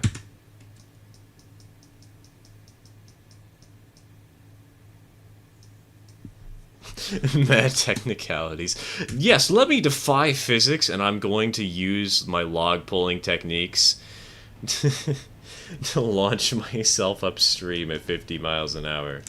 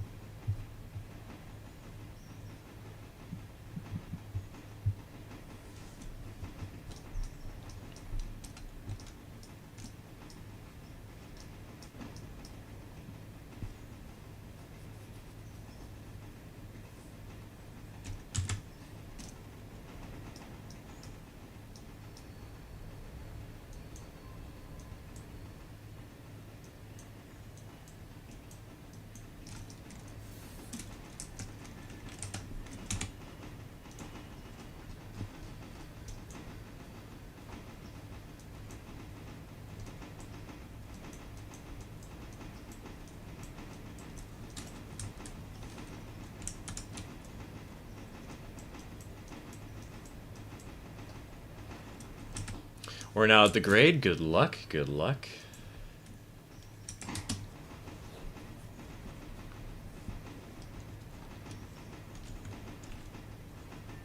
The grade is going to be the real test of skill with that sort of locomotive, because the engine is strong enough to handle the hill, but handling it while maintaining good speed and also not derailing on the corners, that's a different story.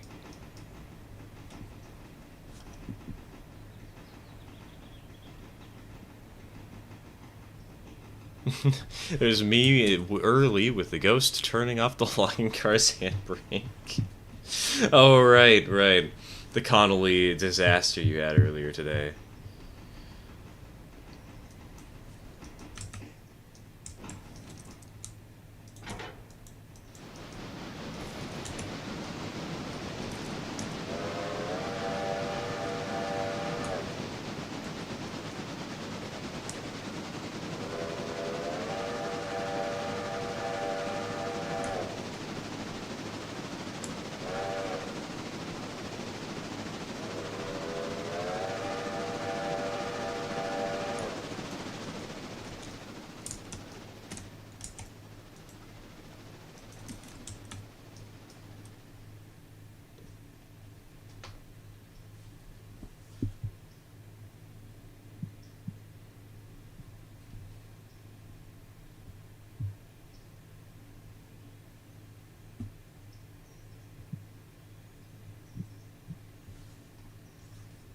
Right, here's all the log cars that got damaged.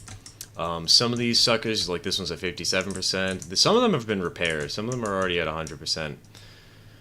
But some of them were at like 41 earlier.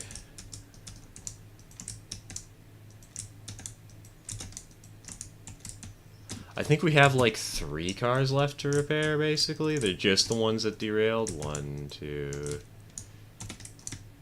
3. Yeah, 3 of them are around 50%, and they're the only ones we have to wait for.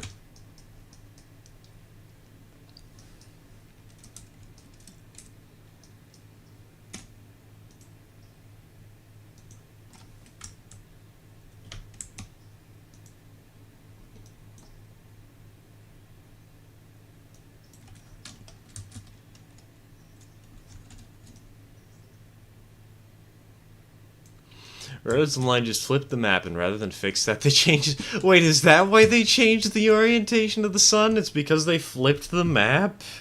Really? I saw that they flipped the map. I was playing the other day, but that's the only reason they flipped the orientation of the sun? Oh my god. Wow. Oh, that's so stupid in the funniest way possible.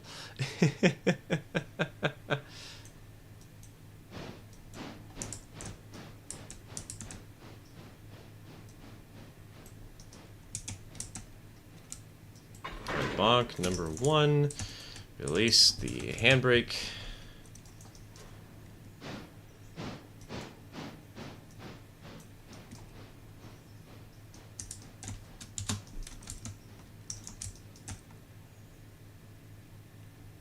Bonk, number 2. Unhook, release the handbrake. We've left this car here for a few days. I better get it out of the way while we still can. And we'll still get paid well for it.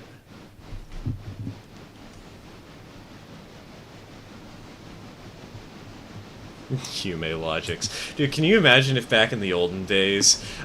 sir, we made a mistake on our map. We accidentally made it upside down. Invert the sun. What, sir? I said invert the sun. Do the rain dance.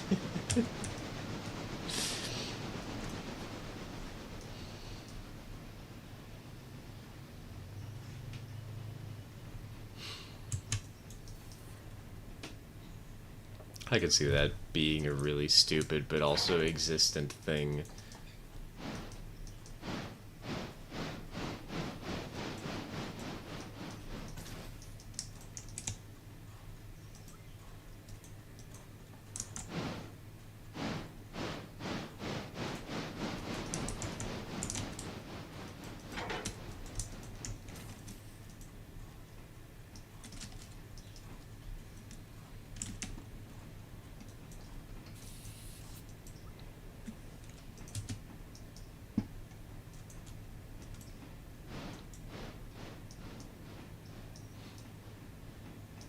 Now what, Hemingway? We're almost there. Well, you got a little bit of a ways to go still. You got the grade between Alarka Junction and Alarka itself to get through.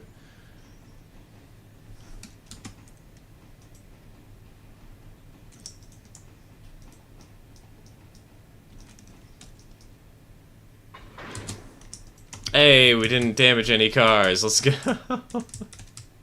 Oh, that could have totally ended in disaster.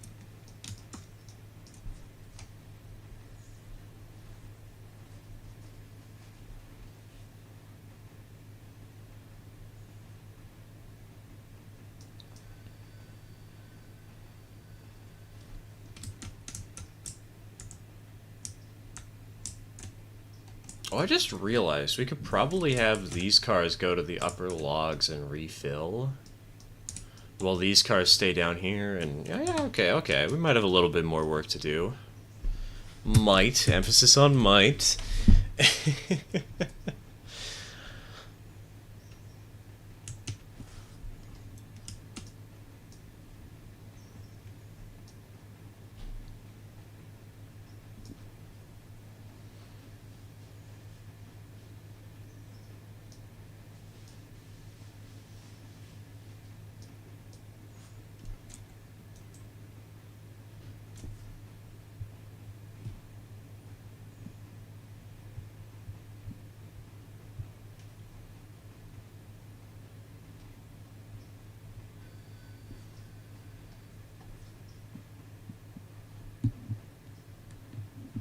You would not believe how long it took for me to figure out that the color coding for the waybills is a gradient. Hey, you might be colorblind. You never know. It's something I figured out pretty early on, I think. Now that you mention it, though, I don't actually remember when I realized it, and I feel kind of embarrassed.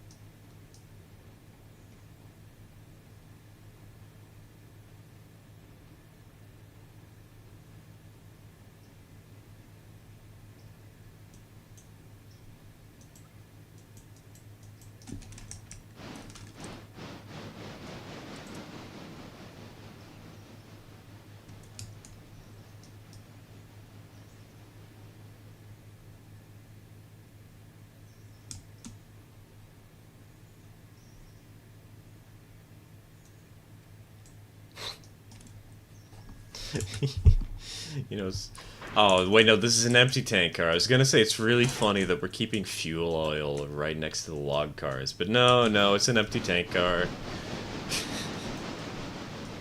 It would be really funny if we were keeping the fuel oil right next to the empty tank cars, though. That would be hilarious.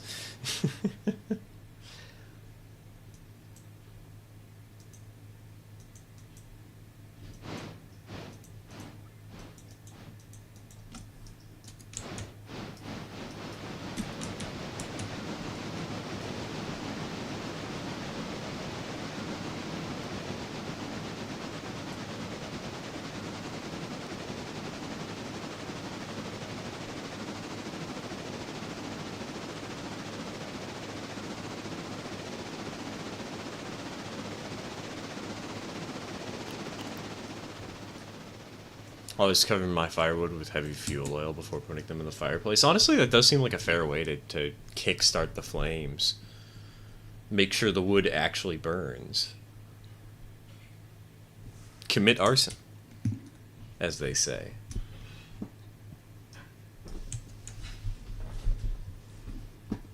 Keep coal and diesel right next to my extra loaded log cars in Whittier. It's fine. Everything is A-okay. What could possibly go wrong?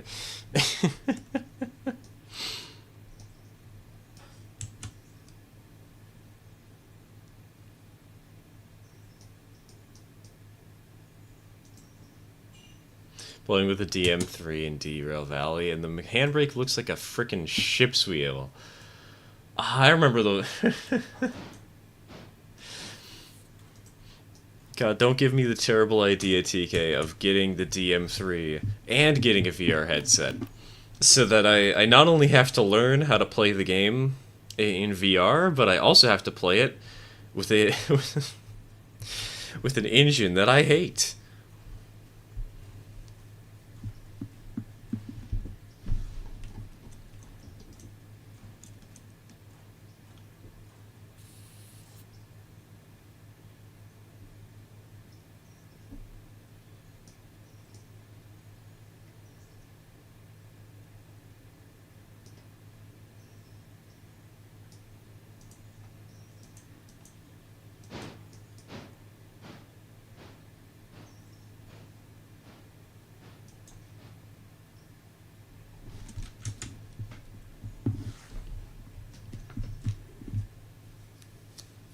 Apparently they added a panel with a shift pattern near the sticks. Good. Thank God. I could not figure out what was going on for the life of me.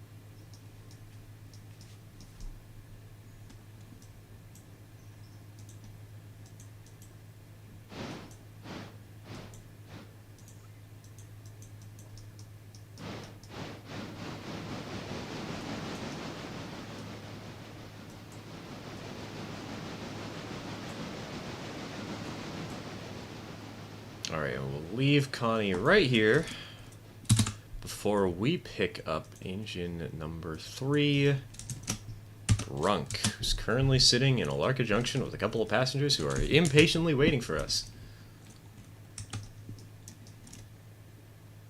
Oh, they only want to go to Whittier and Ela. Never mind, we don't need to stop here.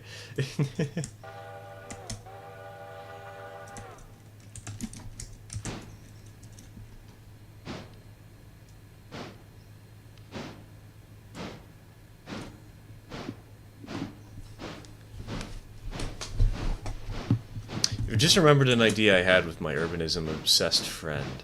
For an efficient city, you would need to put things close together correctly. For example, the medical clinic would be right next to the Taco Bell.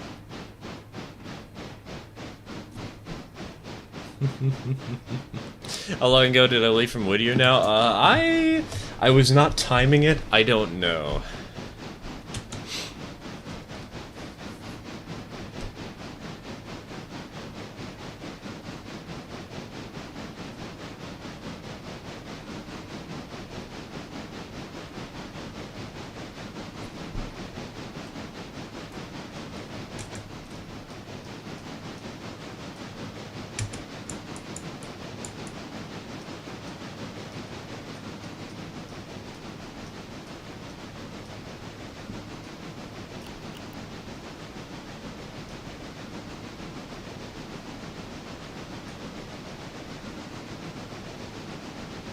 I think it was 15 minutes or 20. Hold on, let me check something.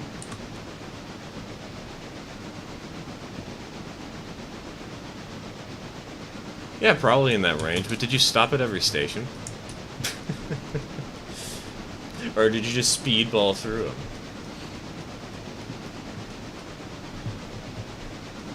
Speedball through them, I know how to words.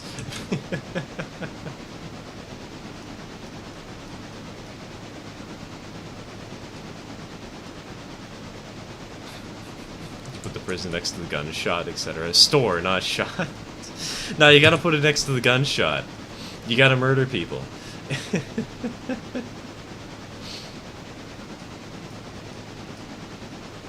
The prison will be next to the point where somebody was publicly executed. You didn't? You didn't stop along the way? Well, that's a much less impressive time then. If it was 20 minutes and you'd actually stopped, that'd be really damn impressive.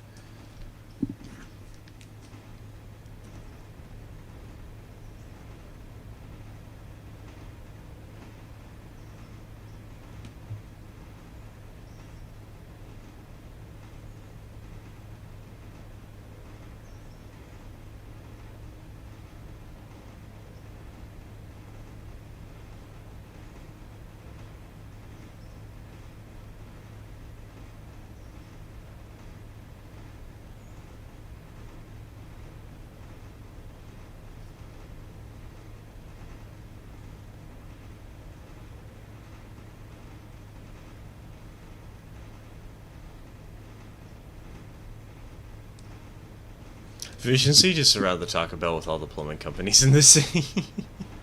Ela had no passengers, so that was a little waste. Yeah, a little waste, but it still detracts severely from the impressiveness. Ela's still a station. You can still pick up people there.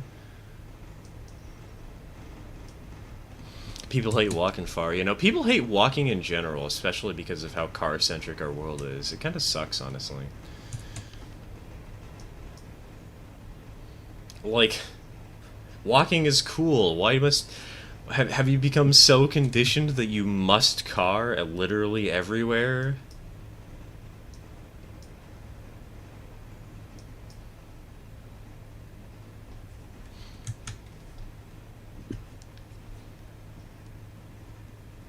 I saw a very, very American person on another Discord server the other day complaining about their French exchange program and the fact that the apartment they live in, you can walk literally anywhere, so they don't have cars, and they're complaining that they can't drive because it's a 2-block walk and they don't want to walk there. Like, really? It's 2 blocks.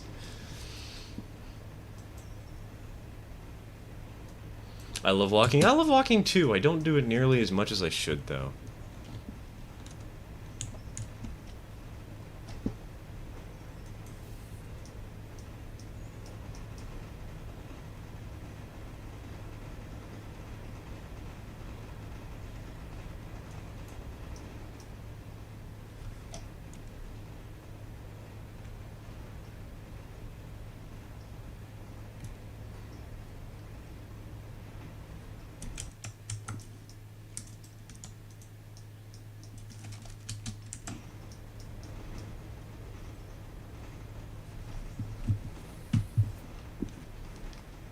Well, my dad's out here and he'll walk 10 blocks both ways every single day.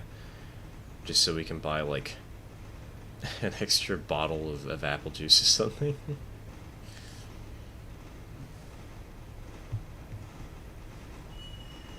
Oop. Oop.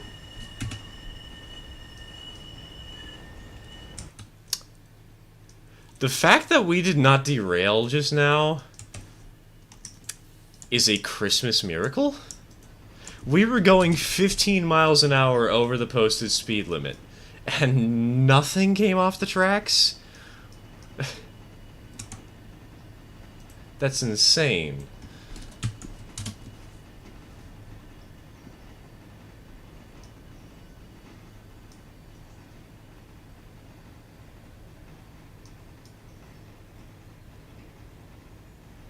The Starbucks and the Tim Hortons are right next to each other as well. We can't just not have a coffee war with improvised coffee guns. That's right, we're gonna be using the beans. Those will be our bullets. Walk 10 miles uphill in the snow each way.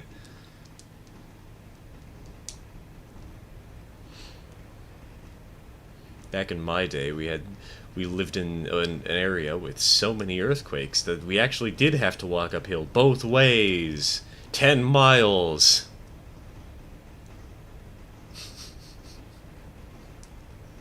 Actually, I think I've heard that joke from a space-based webcomic before. We had to walk uphill both ways, and we actually did because they changed the gravity just to screw with us teens.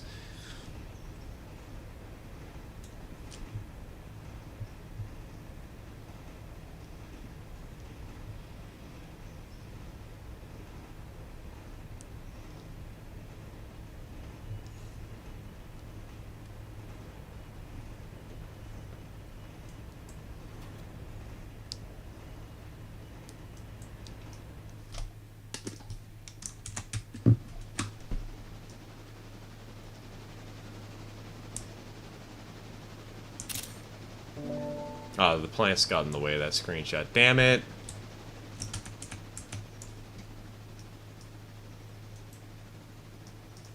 That would have been such a good picture! Oh well, we can get one over here instead.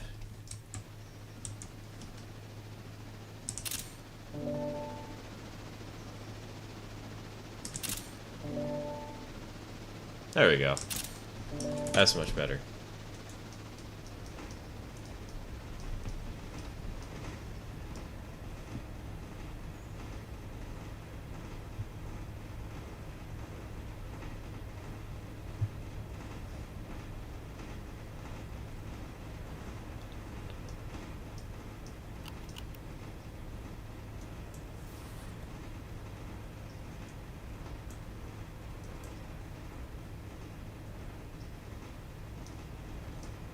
Boom, we're now at a lark. You know, maybe this is what we should do. we should have a for our initial speed run. It's from Whittier to Alarka, non-stop, with a passenger consist of a 440, a baggage car, 4 heavyweights, or I guess they're technically considered lightweights. They're the heaviest cars in the game though, and a single observation.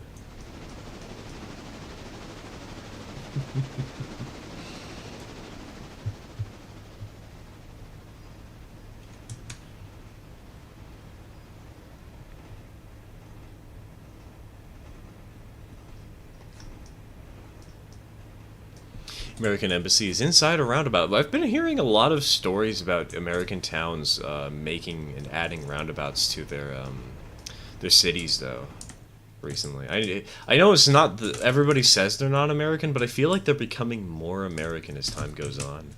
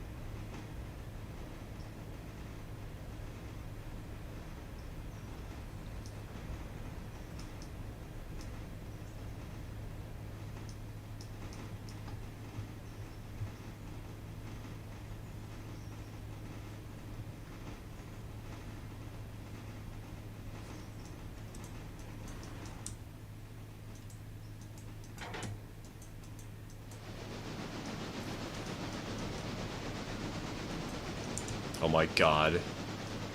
That Dutch drum, though? Wow, okay. Okay. I know that wasn't the most impressive Dutch drop because the brakes were being applied on those cars, and so it didn't fully roll into these other cars here, but that was tight.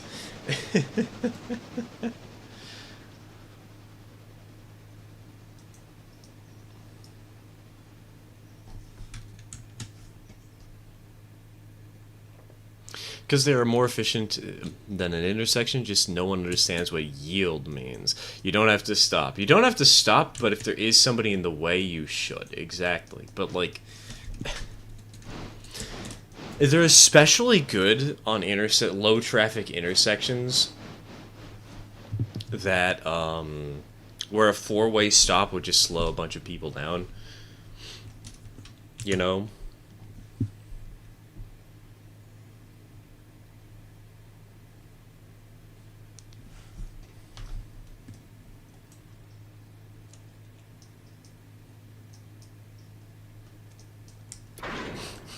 Petition, petition to make literally every single intersection in the United States of America into a roundabout.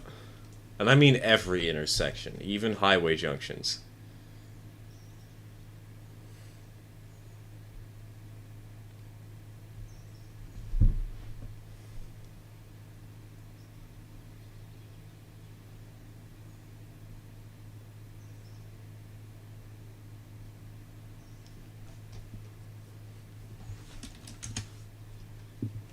Already killed the DM3. How'd you kill the DM3? With a knife?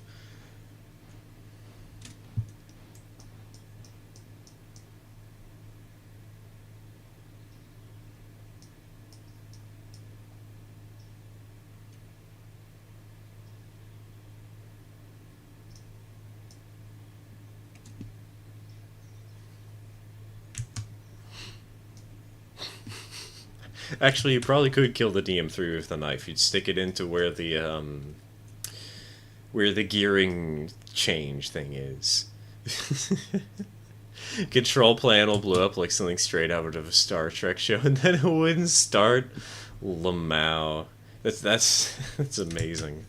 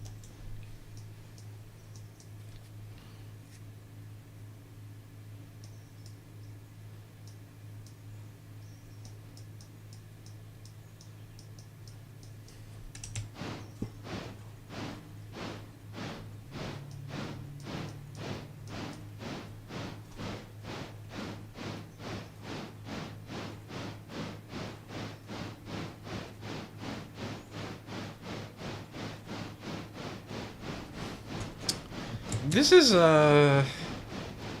this might be a little bit of a struggle for this locomotive.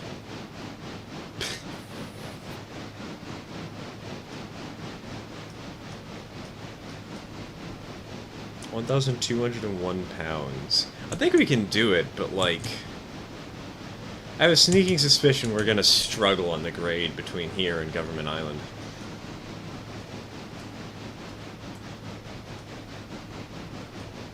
Pretty sure I blew up the gearbox trying to get more power on the hill out of the harbor. I dropped it from 8th gear straight to 3rd? 3rd gear?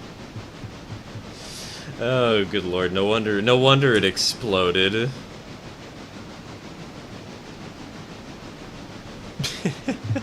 Pounds, tons. I keep thinking, did I say pounds on accident like the idiot that I am? I wouldn't blame myself for doing it, though. I keep thinking it's pounds, even though it clearly isn't.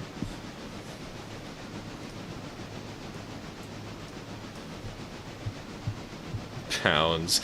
Yeah, it's British pounds. Clearly.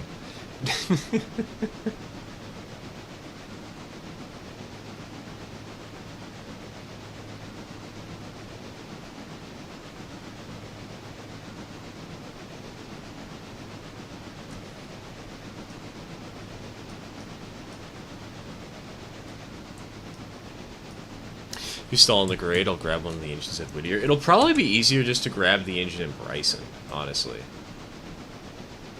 Because she's right there. She's got a lot of tractive effort. She doesn't exactly have the most strength and fuel, or sorry, not strength, fuel capacity. But I just need a shove up to the peak over here at the end of Government Island.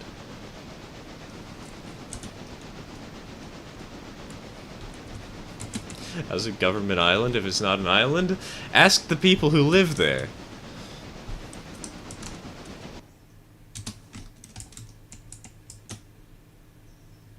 Oh, it's Governor's Island. Wait.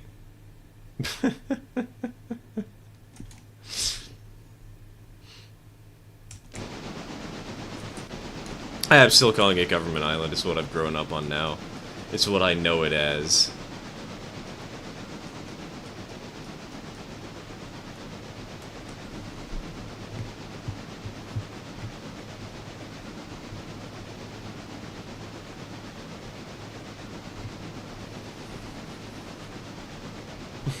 Still not an island? Not with that attitude, Celestial. It's just a very big island.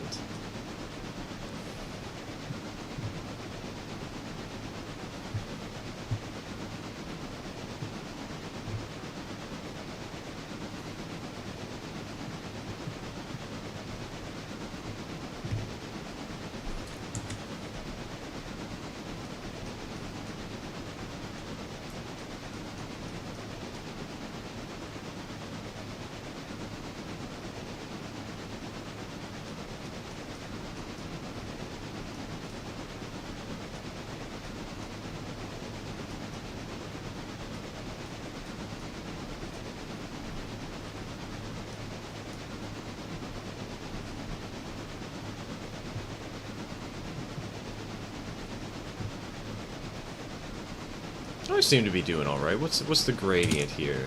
0.8, 0.9. Yeah, we're doing okay. I think we'll be able to make it over the hill with this.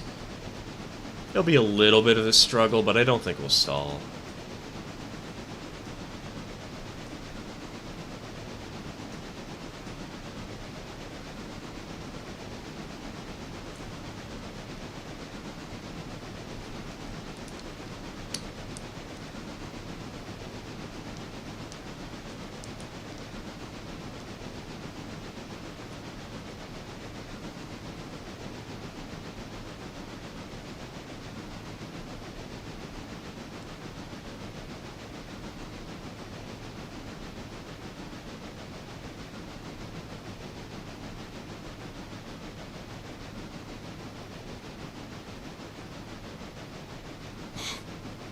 Great conversation starter, Celestial.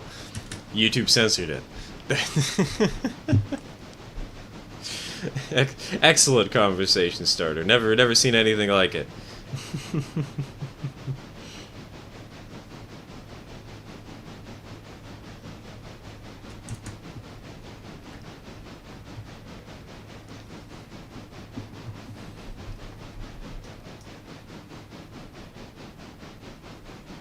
If you guys want a conversation start, I mean, first of all, we're going to be ending the stream once I get to Whittier, basically, because it's around that time, and I figured that'll be a good stopping point.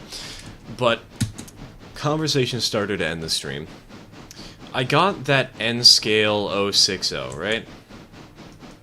I know I haven't shown it yet. I've just mentioned it on stream. Really? I'm just thinking... I already have enough steam engines in it, right? I've got a 260, I've got a 462, I've got a 282, I've got actually two 282s, though one of them's kind of broken. Though we do have a repair part for it, we could get it back up and running pretty quickly. I think we have more than enough steam engines in N scale. I'm thinking... maybe I should convert it to another scale, like HO, HON30, or maybe I should convert it to ON18. What would you guys think would be more fun? Leaving it as N scale, just as an 060, and building like a small micro layout around it in N scale, using it as the basis for a project. Converting it to HON30 and trying to build a like 2x4 foot or 2x3 foot layout. And it's probably going to be kind of similar to the ON30 one we're doing now, but maybe a little more detailed and a little bigger within its own world. Or should I do ON18 and have the most comical little 060 tender engine?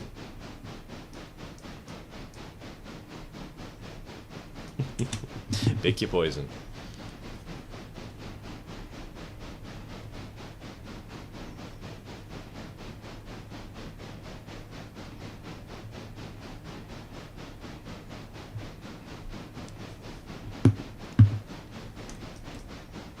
Oh yeah, we're totally making it over this just fine.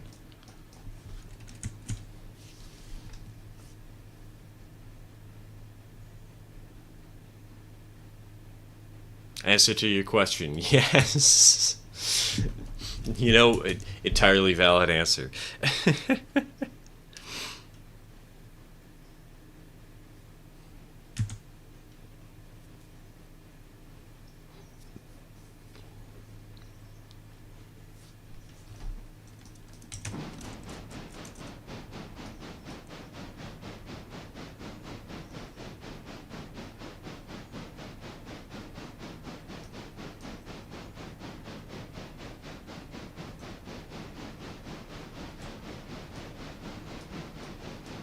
I think you should inspect the condition of one. I've inspected her before. I know she's already a bit damaged. She's been damaged for quite some time now. She's due for an overhaul? No, she's only at 84%. That's just repairs. That's not overhaul.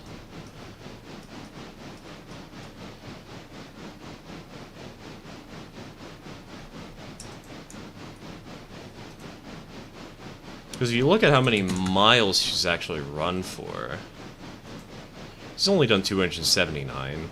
It's usually at around 1,000 that you start to see troubles.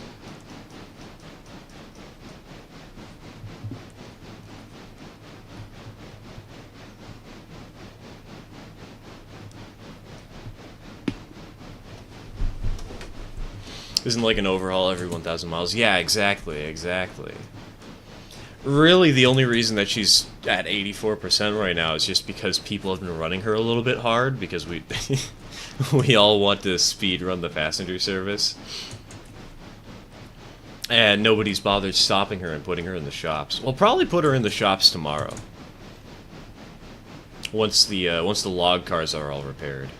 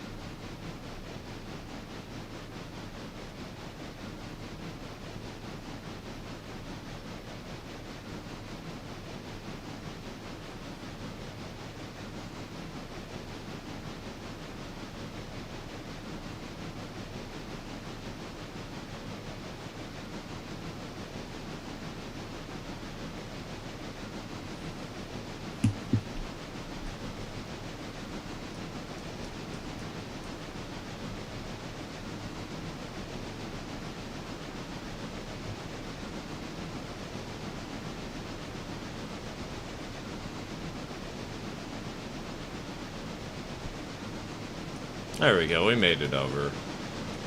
We survived. Barely. I'm impressed, I thought we were gonna stall on that hill.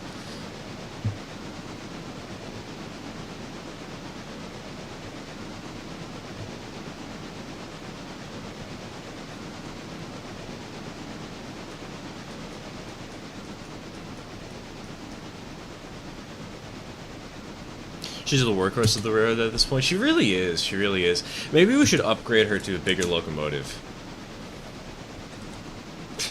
Grab a P-43 to replace her with.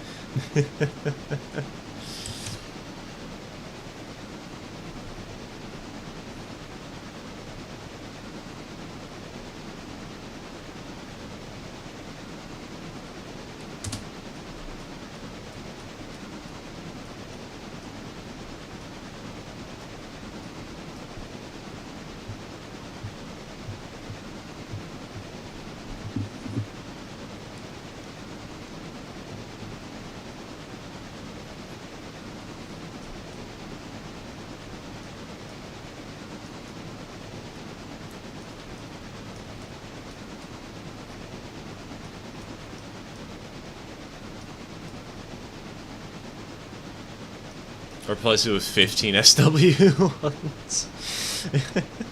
Dude, the sound of that MU as it gets started up, oh my goodness, that would be so painful. Something I've been thinking about recently is designing a Don't Explode the Trains game, like Train Crisis, Deluxe, or Train Conductor World.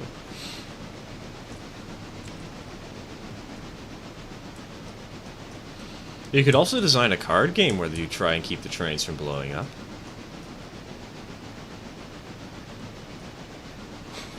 Decided to try Railroader in a sandbox following my epic failure with the DM3. Immediately failed to see a switch line for a siding and derailed my S23.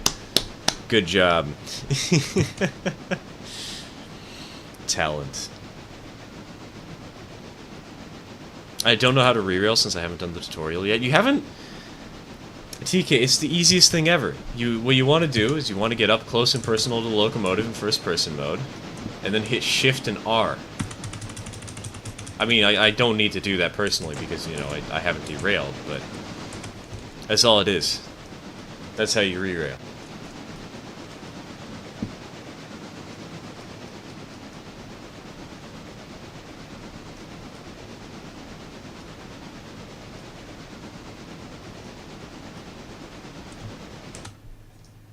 Something approachable to not train people. That's a fun puzzle experience. You could do something like Rush Hour, you know, that little game that you... where you try and get the car out of a parking lot. Just remake that, but as a shitty mobile game, except as trains.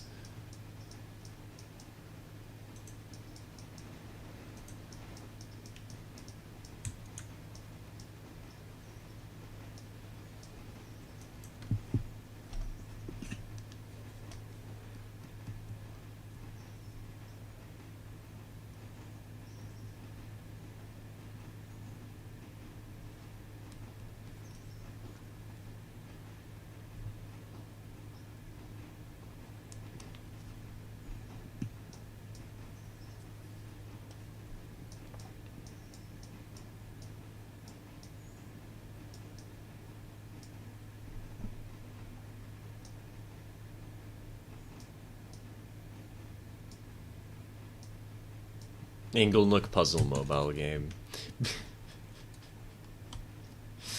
Now, what we really need is we need a train first-person shooter game where you are the train and you are shooting people.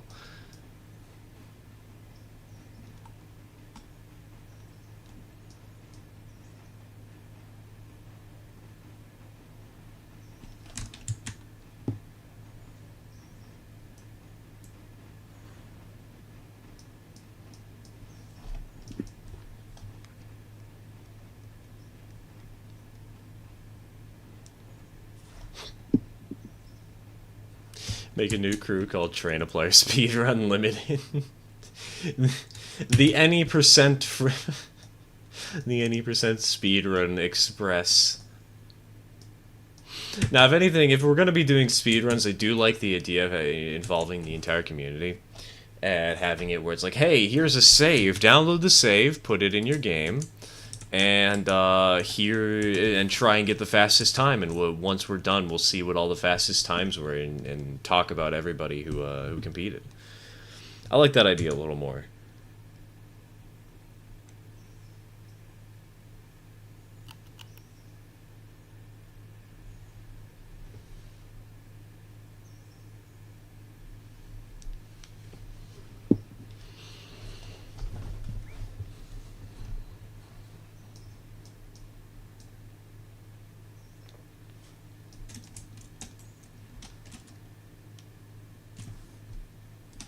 You can actually download saves? Yeah, you can pretty easily download saves.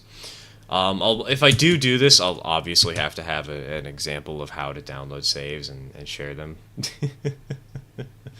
Because it's not exactly the easiest process. You have to find your app data folder, and if for some reason the company who makes Railroader is named Giraffe Lab LLC, and so everybody's going to be going in there and like, where's the Railroader stuff? And they're not looking for Giraffe Lab LLC. It's in the Giraffe Lab LLC folders.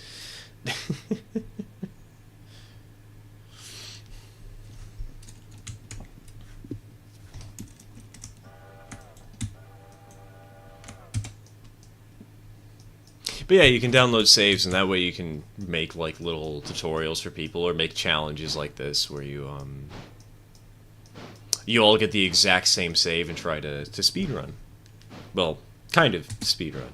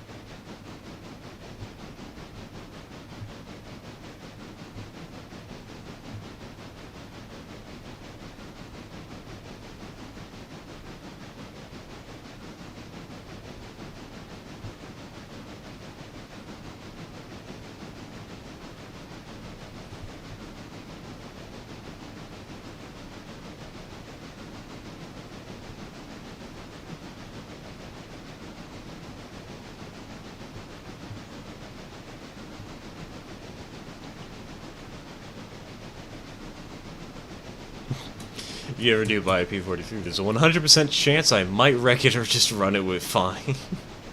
I think there's more a 50% chance you wreck it and a 50% chance that you'll run it fine. I'm not sure we'll get the P43.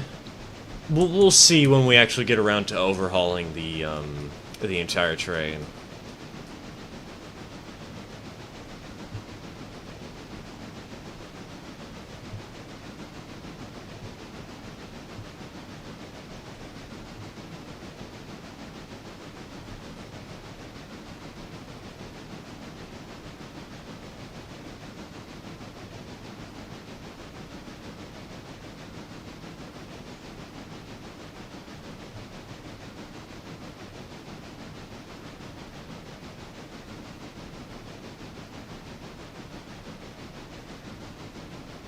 Also want to do a Mario style where you progress through worlds and a somewhat linearly with each world introducing a new mechanic. Signals, Dutch dropping, mail hooks, snow clearing, trains, etc. So basically, you want to make railbound.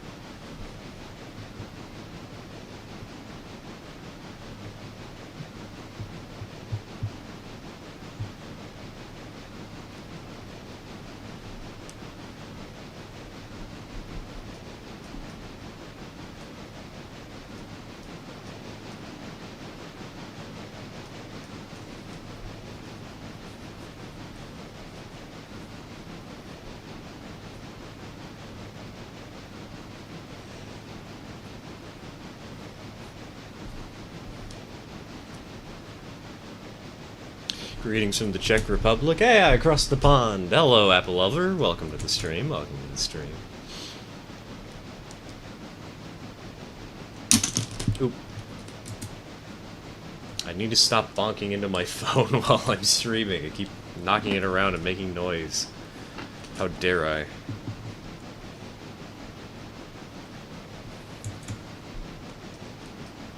Yeah, we're running a little bit slow here. Is the grade really messing us up that bad? I feel, or is it just that we didn't get enough speed leaving Ela?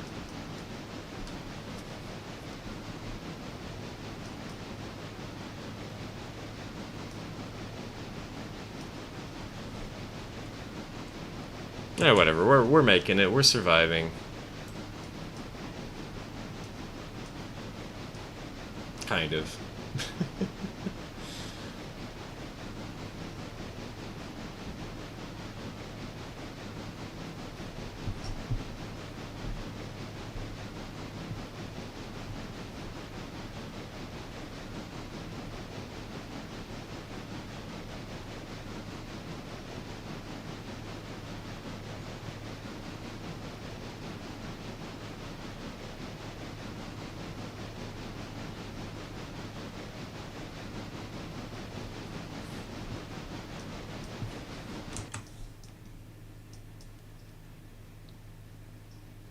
So these are only 2-bay hoppers, right?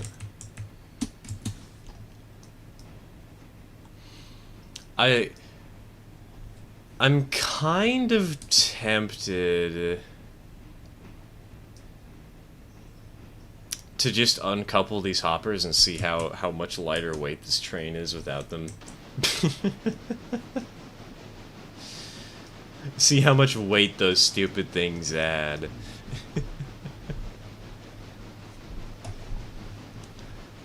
Quick Google search later. Remember that game? Just didn't remember the name. Not really the same, but I'll have to put ideas to paper and solidify stuff. I mean, the reason I brought it up, Celestial, is because it is a train-based puzzle game that anybody can access and get used to, that has a world-based progression system.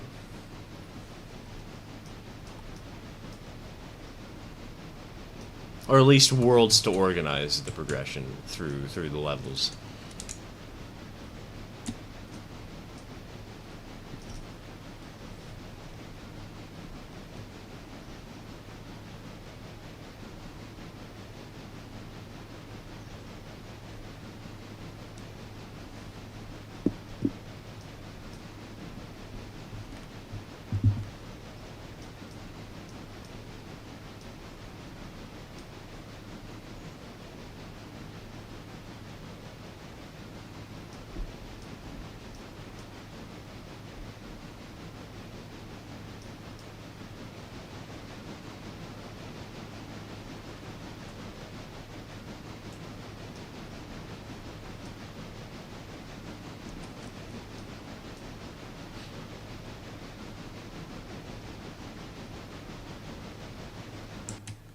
Alright, boys, we're here.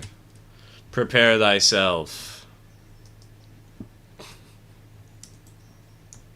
Prepare thyself for the end of the stream. Running Railroad on my old PC at low settings, and this tank car just appears as a single polygon. It doesn't even look round, it just looks like something out of Super Mario 64. Maybe if I actually create diagrams and stuff, I could put it on the Discord. Yeah, of course you can. You're welcome to put practically anything. Well, okay, maybe not like NSFW stuff, but anything reasonable, you can put it on the Discord.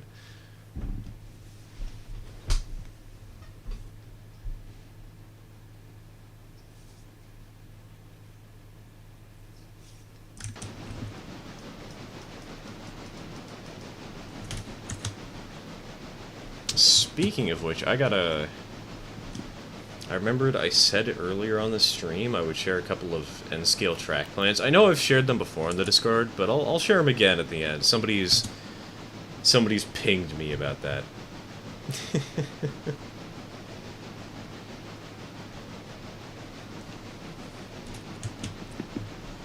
I'd better remember.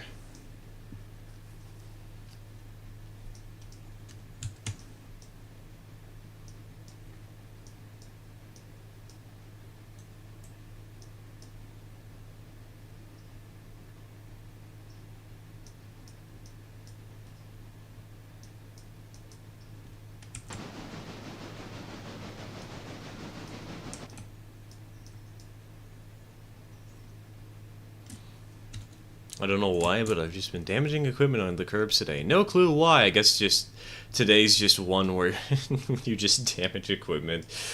See, last stream I was the one who damaged equipment. I'm the one who destroyed that entire log train. This time it's somebody else's job. The gods have decided to spite you today.